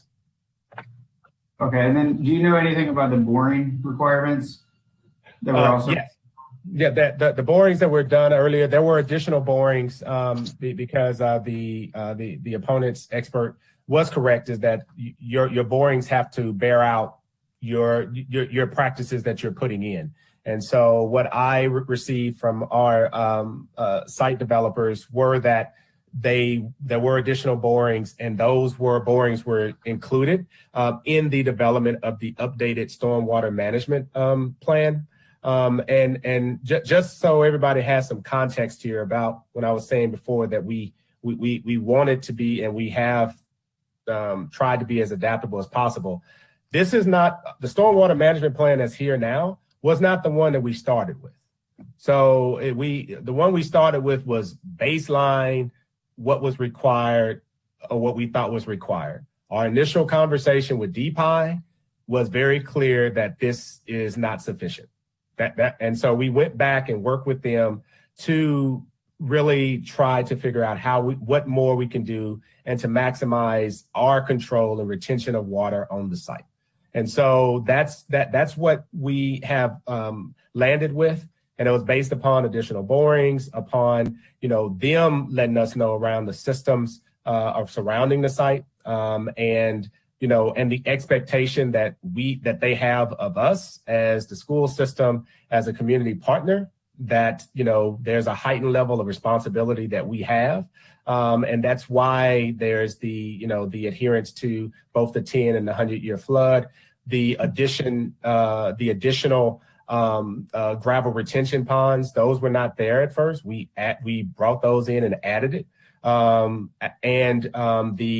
The plans southwest, there were 2 houses that were continually getting flooded right now. And so the current new sites diverts all water from that area. So it's draining in actually a different outlet than it currently exists. And we think that will help address some of the constant flooding that those houses have. So that's how this plan has evolved. As you all are well aware, if we don't adhere to this, it will not be approved, and we will not be building until it is approved. So. Okay, thank you for the additional context. One of the other things that I think I heard you say at the very earlier kind of comments was on the road where you're going to be building off-site kind of street frontage sidewalks. There also are going to be bike lanes. I believe I heard you say. I know it's in the master plan facilities, but are you actually going to be constructing bike lanes or painting churros or anything on the road to kind of get that jump started? We do not have building in the bike lanes. What we have anticipated was, and we've been talking with DPW and I believe also park and planning staff around the master plan and how that fits. But right now we are expanding the road, and I definitely believe that one of the things that we had talked about was painting, but putting in a dedicated bike lane was not where we were right now. But you know, that's I know that we are open and have expected, and I believe initially had some of those conversations with the agencies. So. Okay, and then by painting, what does that mean on the roads? Are you going to be painting like a shared, just sort of like it wouldn't be necessarily like a dedicated lane, but at least painting bikes on there? Because I'm wondering about kids that might be coming to the school. Like if you're going to be putting in bike racks and having kids park there, have fields that they're going to be used by the community all the time, but you're not actually making anything safer on the streets to actually bike or making it more visible? I can just say that our plan is to widen the road to allow for getting the traffic into the site. I can't say for sure whether or not we will be putting in a dedicated bike lane. I was told that the conversation had focused on marking to indicate that there will be biking on the street, but I can't, I'm sorry, I don't know it specifically. And I do not recall us adding a dedicated bike lane. No, I do not. Okay, because I think that's actually part of the master plan, or actually, but I can, Mr. Barnett Woods, I think is a. Yeah. I was going to say, we have Brian Barnett Woods on who can comment somewhat. Okay. Yeah, so maybe we can turn to him. Yeah, I think that's it on all my questions. So I appreciate the responses, and I don't know when, Madam Chair, you might want to turn to Mr. Barnett Woods to ask him about that. Okay. Well, Mr. Barnett Woods, well, let me see if Commissioner, Madam Vice Chair Bailey is ready. If she's ready, that's fine. If not, I do need to go to Brian Barnett Woods also and Ms. Howerton on not just the bike lanes, but other transportation issues. And then I want to go to our council as well. But all of that is, I guess, after. Madam Vice Chair, do you want to wait or do you want to go ahead? Well, it's interesting that Commissioner Doyle continued, because one of my questions centered around the bike lanes. Someone had mentioned those earlier, and I wondered if they were going to occur and where were they going to occur. But I think I have my answer now. The other thing was crosswalks. I can't recall where the crosswalks were located near the facility, near the building. The crosswalks will be at the both of the entrances as demonstrated there. Additionally, we will provide crosswalks where required per DPWT and DPI requirements. So there will be those. They're kind of faint right here in this picture at each of the entrances. But then if they are required to cross Fort Washington Road and East Swan Creek, which I would assume so at some place, we would be providing that as well. And DPI will recommend those at a later date? I think as we move forward, I don't know if it's DPI or DPW, but whatever the regulations are, we will have to be in compliant with that. Yes, ma'am. Okay, thank you. Was that it for you, Madam Vice Chair? Thank you. Mm-hmm. Okay. Mr. Barnett Woods, can you address the issue? Because Mr. Washington indicated having conversations about biking and what have you. So, Mr. Barnett Woods, is there any light that you can shed on that? Sure, most definitely. Good evening, Brian Barnett Woods of the Transportation Planning Section. Regarding, I guess, both crosswalks and bicycle lanes. Right. These would be facilities that are within the public right-of-way on the street or generally beyond the scope of the project boundary. However, the proposed plans do illustrate kind of an on-site sidewalk that was identified for walking and bicycling. For schools and for children, sidewalk riding is pretty common. However, we would certainly, in this discussion, if the roadway is being widened for additional traffic, support a recommendation for striping bicycle lanes on the street and for providing crosswalks, not only at the entrances, but maybe at the intersection where students may be crossing to get to the entrance, as long as those were consistent with Public Works and DPI standards. The crossworks would be helpful. Thank you. Okay. Okay. So, anything else, Mr. Barnett Woods? I was taking notes. I guess as people were speaking, I jotted something out that traffic in general. If you'd like me to go through my comments. Yes, please. Thank you. Most definitely. So as Mr. Warner kind of discussed earlier, the MR process, or excuse me, the mandatory referral process is different than a traditional entitlement process. And so we don't require a traffic study. If one is submitted, we'll review it for whatever probative information it has. With that in mind, we also don't scope traffic studies for mandatory referrals. For these schools, the Board of Education was directed to scope a study with DPI, the Department of Permits, Inspections, and Enforcements, as the permitting authority. That said, with the study that was provided, all the intersections operate acceptably per the standards and the guidelines, except for the entrance at the location of Emerald Hill Drive, Fort Washington. However, it was determined that with a crossing guard or with a police officer who would be facilitating traffic, it would be appropriate and could reduce the delay. Given the long driveways, there was some discussion about the queuing. Given the long driveways within the site, coupled with the many parking spaces, we believe there may be adequate space for queuing. Especially, it's noted that the schedule is staggered, so it's not everyone at once. Additionally, in regard to traffic counts, as someone had mentioned, taking traffic counts at the beginning of the year during the pandemic, the Board of Education in their traffic study, they did follow the policy that we have set forth. And the traffic counts do include the additional 4% added for counts to account for school-related traffic, which we have as a known value in the kind of the traffic kind of environment. In regard to the overall traffic, such as people commuting, collecting the current counts is in line with our guidelines, and it does reflect the normal peak hour traffic conditions. If we were to add additional adjustment factors to try to reach some sort of pre-March 2020 traffic level, there's no certainty that those adjustments would actually reflect the current traffic trends. And what we're seeing now with telework and people shifting modes is that we are in a new normal. And trying to go back a year wouldn't result in a more accurate depiction of traffic. There were also concerns related to traffic speeds and vehicle operation.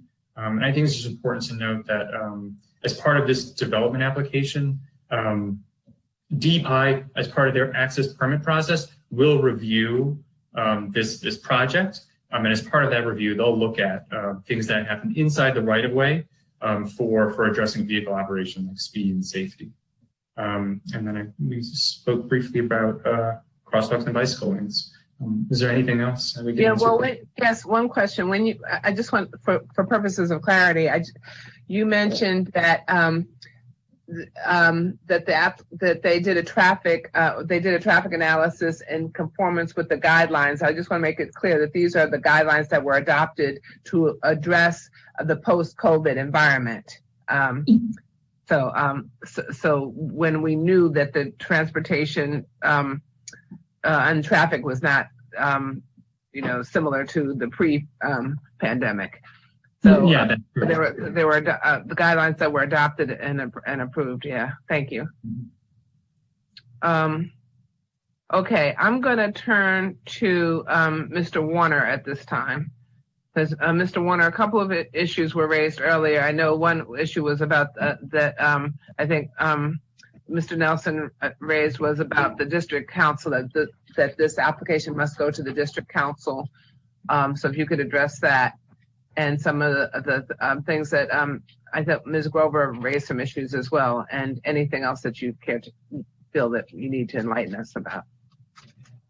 Thank you, Madam Chairman. David Warner, Principal Counsel. I just jotted some notes down too during the presentations on legal issues that were addressed during the testimony, and I wanted to address those. Quite a number of people who testified talked about the lack of notice, not being aware or receiving information about various aspects of this application and this project. For the record, here at the Commission, what we're undergoing right now is the mandatory referral process, which is governed by the guidelines, as I said at the beginning of this day, that the Planning Board adopted. Under those guidelines, we are required to give notice to every civic association that signed up and requested notice. They request notice of projects happening within the councilmanic district that they choose. So we gave notice to approximately 175 civic associations of this meeting. That's what we're required to do by our guidelines. Our staff also, kind of a belt and suspenders approach, also takes it upon themselves to provide notice of MR projects or projects being referred under mandatory referral to the adjoining neighbors. So they did that notice as well, even though that's not a requirement of our guidelines. They did provide notice to approximately a little over 80 adjoining or adjacent property owners. So the notice requirements for our project for this mandatory referral process were met.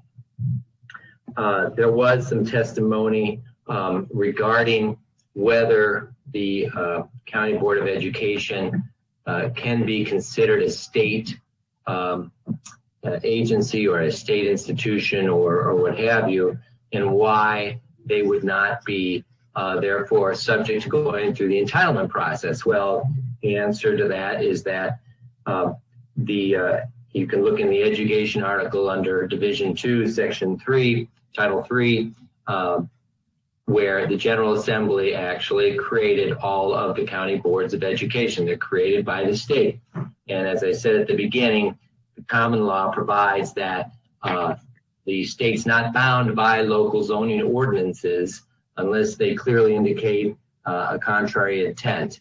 And in fact, that includes local governments because they are instrumentalities of the state and they enjoy that same common law immunity. Two other things. I did note that a number of the people who testified, not only did we send notice to the civic associations, but Dolores Holmes and a couple other people actually referred to having received that notice through their civic association, including Tetalon, both of those associations. And finally, there was some testimony about whether there was a finding of consistency with the intent and requirements of the zone. And there was some discussion of the purposes of the residential open space zone and whether this project was consistent with those purposes. Well, consistent with is, of course, a discretionary decision that one may have to make a finding on. However, for the record, just legally, I would point out that in the ROS zone, a public school is a permitted use. So clearly that is consistent with the intent and requirements of the zone if the zone literally permits the use. Those were the only issues that I had that I wanted to make sure were addressed from a legal perspective. Thank you. Thank you, Mr. Warner. And thank you also for talking about the notice that the planning board provided. I think some of the it's important to state. I think what we heard was from the citizens was their lack of notice and an exchange about from the board from public schools. But I think we've heard that, and Mr. Washington has made his point, but he's committed on the record to continue that and to actually reach out to the citizens. So we're thankful at least for that. Because that's it's important for the give and take. Okay, so now we've had Mr. Brian Barnett Woods. Mr. Washington has spoken. Our council has spoken. I am now going to turn to Macy Nelson. Thank you, Madam Chair. I'll be brief. I understood Mr. Washington to inform the board that the Board of Education had supplemented the stormwater information with DPI. And given the chair's suggestion that he reach out to the community, my question is, will the board commit now on the record in the presence of everybody in this room that they will provide to us every piece of paper they provided to DPI and every piece of paper DPI has provided them, because DPI is functionally unable to produce that material to us in less than 3 or 4 months. So I make that request of Mr. Washington. Can we get a response to that? Can I respond?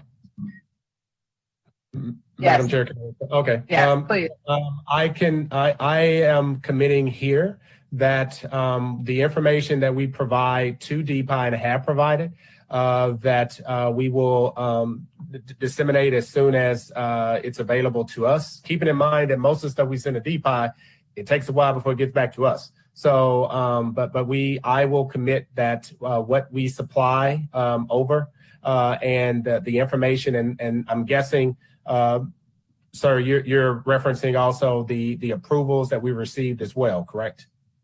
Yes. Okay. So you understand, Mr. Washington, one of my challenges as an advocate for citizens is DPI is functionally unable to produce a document, functionally unable to respond to a proper public information request.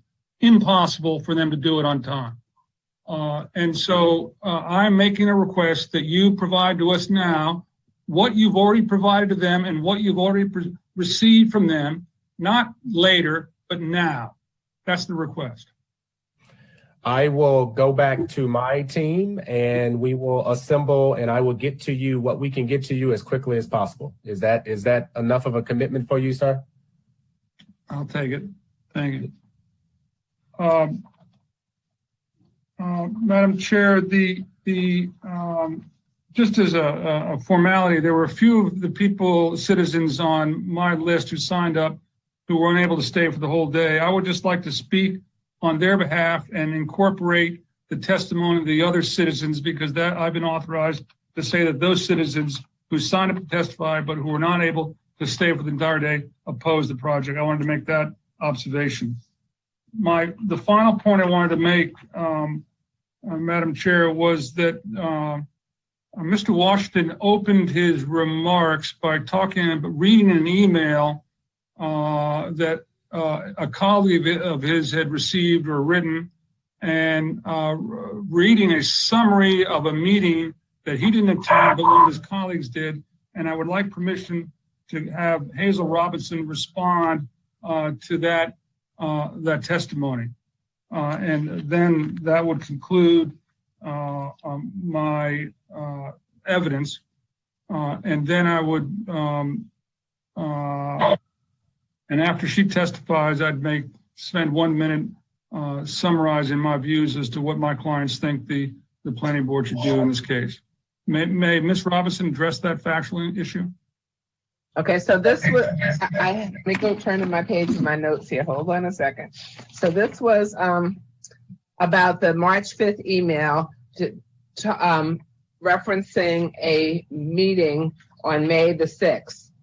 And that meeting actually took place, as far as Mr. Washington knows, that it took place virtually. Okay, so that's what you're talking about. Is that correct, Mr. Nelson? So, yeah, I'm asking for the chair to permit her to address that narrow issue. Okay. Yeah, that's fine. And then I wanted permission to speak for 2 or 3 minutes as to what thank you. That's fine. Okay. Ms. Robinson? Okay, thank you, Madam Chair. Yes, Mr. Matlock did attend our May 13th meeting. It wasn't a town hall meeting. It was just a general body meeting. And what he provided was very sketchy information. He had nothing to show us. He couldn't even answer our questions. But the only thing he said was he promised to get back to us, which he did not. Even after prodding him with another email asking what's going on. And he said, oh, you will be notified along with the other association when we do our public outreach. The point is, the fact that it was May 13th is nothing to be proud of when they've been meeting since 2017. Why weren't we not notified earlier than 2020? Because, why didn't they come to us earlier if they knew they were planning the school? It's only when somebody spotted a survey team, the neighbors spotted a survey team collecting soil samples or whatever, that it was brought to our attention. And we have never, ever seen that survey party out there. It would have been October when we found out about it. So that's all I have to say on that. But he was there. He did talk about the school, but he didn't provide any details. Thank you, Ms. Robinson. And I think what Mr. Washington was doing, at least what he said, was that a lot of the citizens said they didn't know anything until October, and he found that email that said, well, some people knew before October. Your other questions remain valid questions. Okay, so now,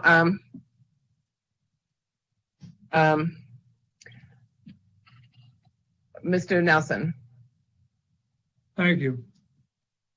I opened my remarks this morning by suggesting that the board continue this matter to allow a dialogue between the Board of Education and my clients. The Board of Education has declined that offer. So on behalf of my clients, I'm urging this board to recommend disapproval of this mandatory referral. That we know from the uniform standards that govern the planning board's analysis that set forth 8 criteria, pages 14 and 15. I'll just go through those one by one. We have presented evidence that this plan is inconsistent with the general plan. Item 2, we have presented evidence that's inconsistent with the intent and requirements of the zone. Number 3, we have presented overwhelming evidence that the proposal is incompatible with the surrounding neighborhood and properties. Number 4, we presented evidence that this proposal will generate unsafe pedestrian and vehicular access issues. Number 5, we have presented evidence through the expert testimony of Larry Green that the proposal will have negative transportation impacts on the surrounding neighborhood.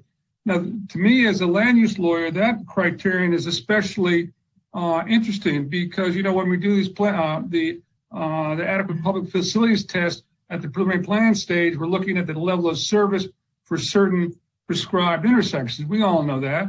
But here we have a more general criterion that's more akin to a sort of a special exception standard, isn't it? Whether the proposal has negative transportation impacts on the surrounding neighborhood. We have presented evidence to Mr. Green that it will. Paragraph 6 talks about the tree conservation plan that has not yet been approved, as far as I know. For all those reasons, we would urge the board to recommend disapproval. Principal counsel and I have a legal disagreement as to where this case goes.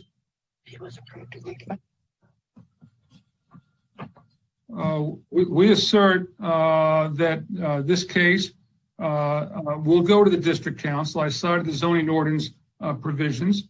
We can have a legal argument down the road as to whether in the circumstances of this case, the Board of Education is a state agency or a county agency. I believe it's a county agency, and this case goes to the district council. So I think that the planning board's disapproval is not an action with no meaning.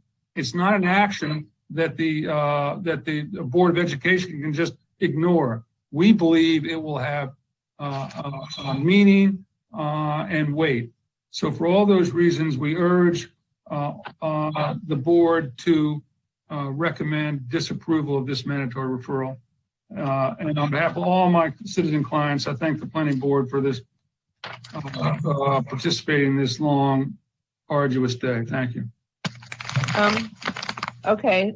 Thank you, Mr. Nelson. I'm looking here. I thought I wrote it down in my notes, but I got so many pages of them. I thought that TCP had been approved. Number one.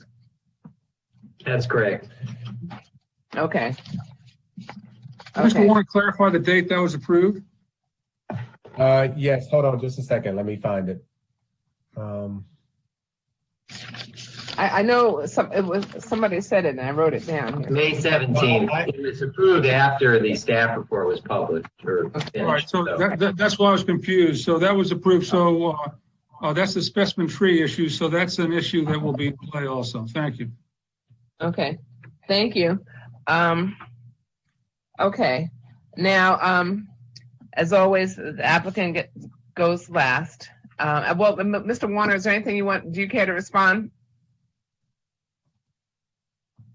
Just briefly, the staff report did have findings as well as staff's testimony, and I won't go into reiterating them over and over again, but the 6 issues that Mr. Nelson did address that he said should give you a basis for disapproving. I will just say that each of those 6 issues has contrary findings in the staff report and through staff's testimony that would disagree with his findings or his position on those 6 issues. Okay. All right, let me say this.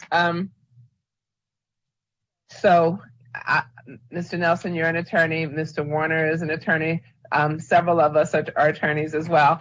And I can't agree with everything that you stated. Well, one of which is a school is permissible use in the ROS zone.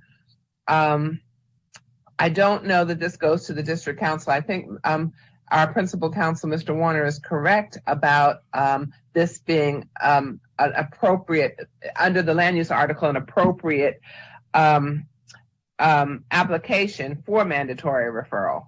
That it is a state under the that the Board of Educations do come to the planning board, and we have exclusive jurisdiction in this particular matter. So so I don't know that I agree with you on it going to the district council. And I don't know, my problem with this is, and I'm sure it's the problem my colleagues are probably experiencing as well. We hear the citizens who have spoken. We appreciate their concerns. We appreciate the concerns, particularly about the traffic and the stormwater management and the safety of the kids, the ADA accessibility issues, and the bike issues. I think what we heard Mr. Washington indicate was that they will continue to work with our staff regarding the safety of the bikers. Will continue to the sidewalks and the parking are ADA accessible. Their stormwater management plan, which has been enhanced, it's not their original plan, will not only address any problems that this school could engender, but would go far beyond that and try to alleviate some of the problems that are currently existing. So I think I can't agree with all of your findings, and particularly if we went to disapprove this, there's no recommendations. There are no recommendations to enhance this project, and they don't have to listen, and that's the thing I'm struggling with. So I think I will say this about Mr. Washington. Okay, apparently, to talk about a hornet's nest, he's walked into something according to him, he hasn't even been on the job for a year, and so some of these things, this process has been well underway long before he assumed this position, and so I think he's he's given his word that he would provide the information to you, Mr. Nelson, anything that he has submitted to DPI, anything that DPI has submitted back to the schools, as soon as he possibly can. And hopefully that meets your request for now. I think having some conditions, having some recommendations is better than not having any recommendations. But anyway, I just wanted to point that out. Mr. Washington, you get to close out. I just will make this very brief. Thanks everybody for taking the time. We appreciate it. We appreciate the feedback. We are, as mentioned earlier, taking notes, and we'll continue to refine and move forward and be as available and responsive as I can be. I will just thank everybody and thanks for the time. That's all we have, and we would recommend a transmittal with staff recommendations that have been included in the staff report. Thank you.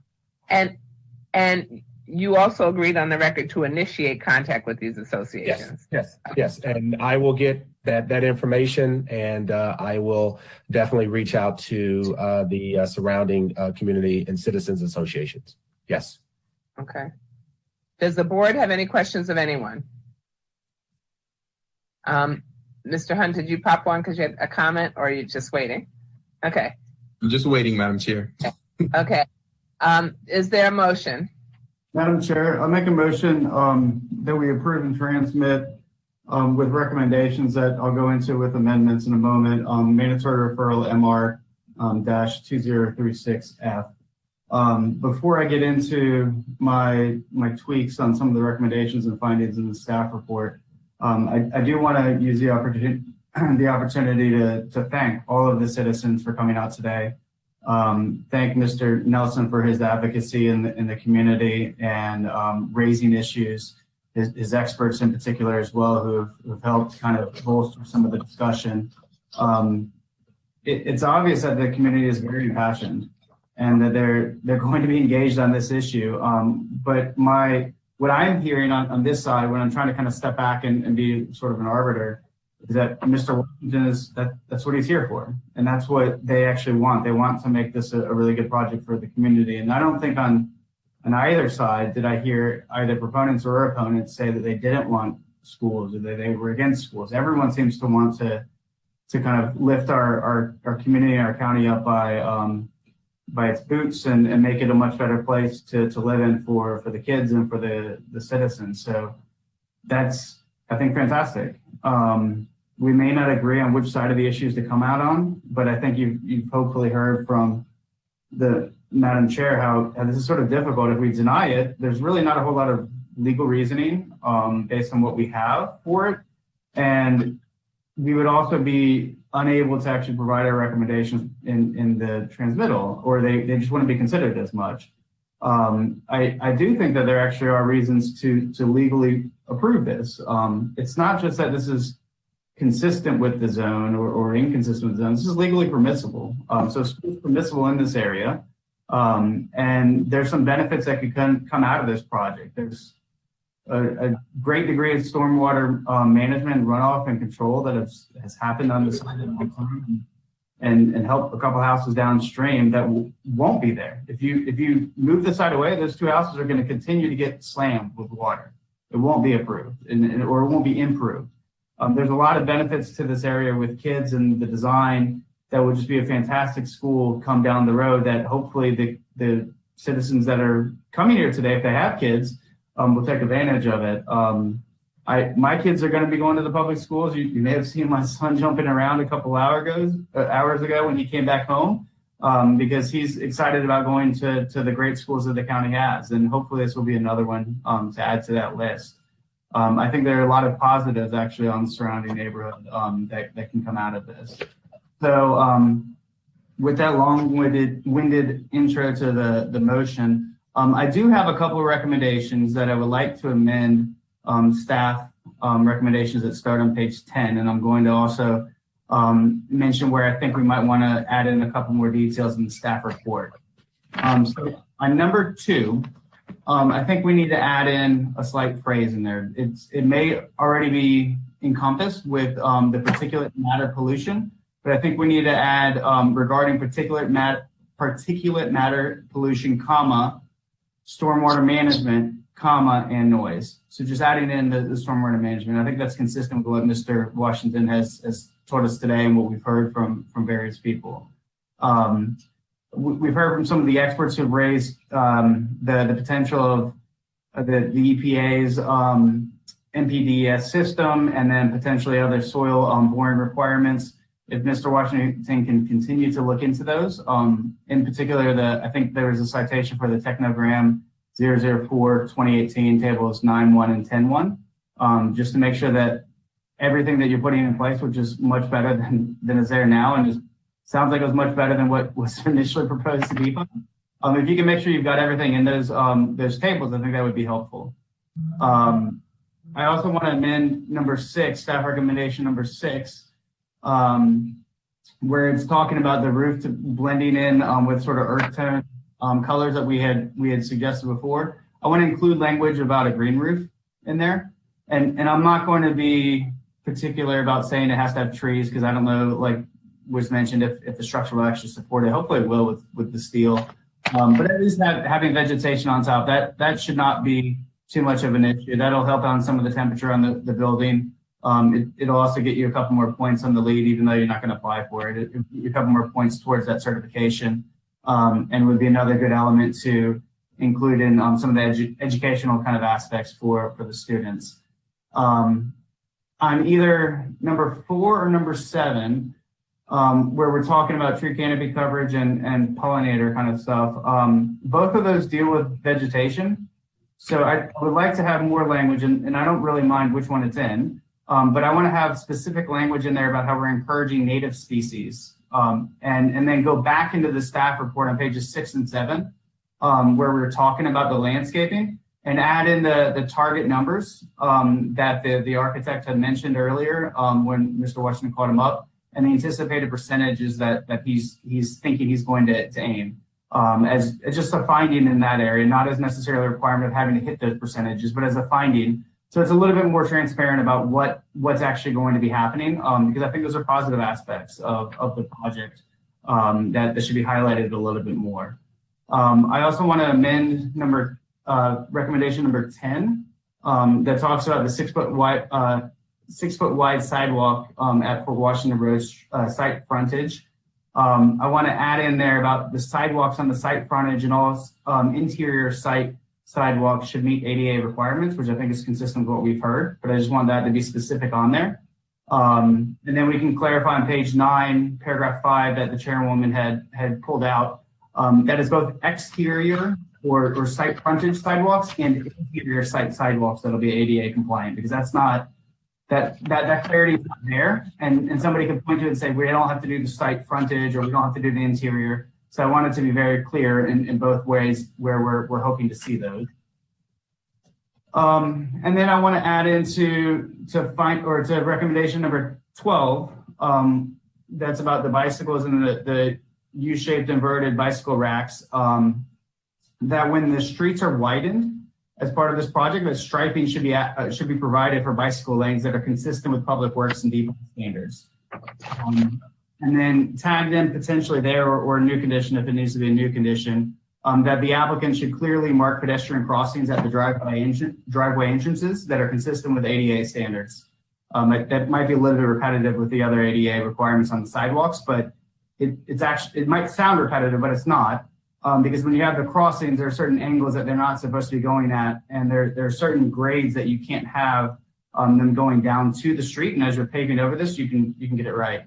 That way, you don't have wheelchairs or strollers or anyone else who is has mobility challenges that they're able to actually traverse the terrain without any problems. And then I want to add in 2 recommendations. That would be new. So it'd be like 14 and 15 if we wanted to add new numbers in there. One of the recommendations is something we talked about earlier, Mr. Washington, with the academic team. I would like to recommend that you incorporate the sustainability and environmental justice that you're developing on the site with the academic team. And then I think we can amend page 4 in the last section of it on the project description paragraph. The final sentence acknowledges the features basically that you talked about. But I think we can also add in there about how you have the outdoor classrooms as a little bit more description so that anyone who picks up this report and sees it will know. How the building style is going to get integrated into academic curriculum for the students. I know that goes a little bit beyond our, so I'm looking at Mr. Warner right now to see if his eyebrows go up or not. I know this goes a little bit beyond our land use regulations, but I think having that clarity in the findings is useful. As people have raised concerns about transparency or lack thereof in some of their accusations, having that additional information in there is helpful because you've already said it today. You have it done. You're willing to do it, so you might as well say it and be clear about it. And then the other new recommendation is that the applicant agrees to continue to meet with civic and community organizations to address concerns and provide status updates as already been agreed upon. And that will be my conclusions, my amendments and new recommendations. And so again, I would recommend that we transmit an approval for the mandatory referral MR 20-2036F, along with all the associated findings in the staff report, the recommendations, as well as the amendments and the new recommendations that I voiced in the last couple of minutes. Okay, we have a motion. And I would second Commissioner Dorner's motion. I would also like to add that to compliment the citizens who came today and who presented today and talked about their love for their community. It was very clear, it was very obvious, and I am just so proud of those citizens in that community and in the way they handled themselves and in sharing their passion with us about their love of their community and the county. But I'd rather be in a position where we can provide some guidance to the Board of Education rather than allowing them to just go off and do whatever they think they should do. I think that we are the experts, or our staff is it for that matter, and that we are in a position to provide guidance to the Board of Education on what should take place and what should not take place in our communities. And so for that reason, I am going to support the transfer of this information and support the additions to the Commissioner Dorner's motion. I vote yes. Okay, no, that was your second. We didn't call for the vote yet. So under discussion. Oh, I stopped. I'm always ready to vote. Okay, under discussion, I do want to say this. With regard to conditions 14 and 15, and I saw our council's look, but those two things have now been proffered about the sustainability. So if we could add as proffered by PGCPS, yeah, at the of those two conditions, that would be helpful, and that may allay some of our principal counsel's concerns. I too want to. And I know that with regard to condition 11, it's already there, but please make sure, the crossing guard, it becomes really critical at this point. So I know you're committed and you're trying to make sure that your budgets from now on include that, Mr. Washington. So that's really, really critical. And then finally, I'd like to echo the sentiments of both of my colleagues and thank the citizens for coming out today. We heard tremendous passion for your community, for your associations, for your homes, for Prince George's County, and for education. At the same time, we heard lots of frustration.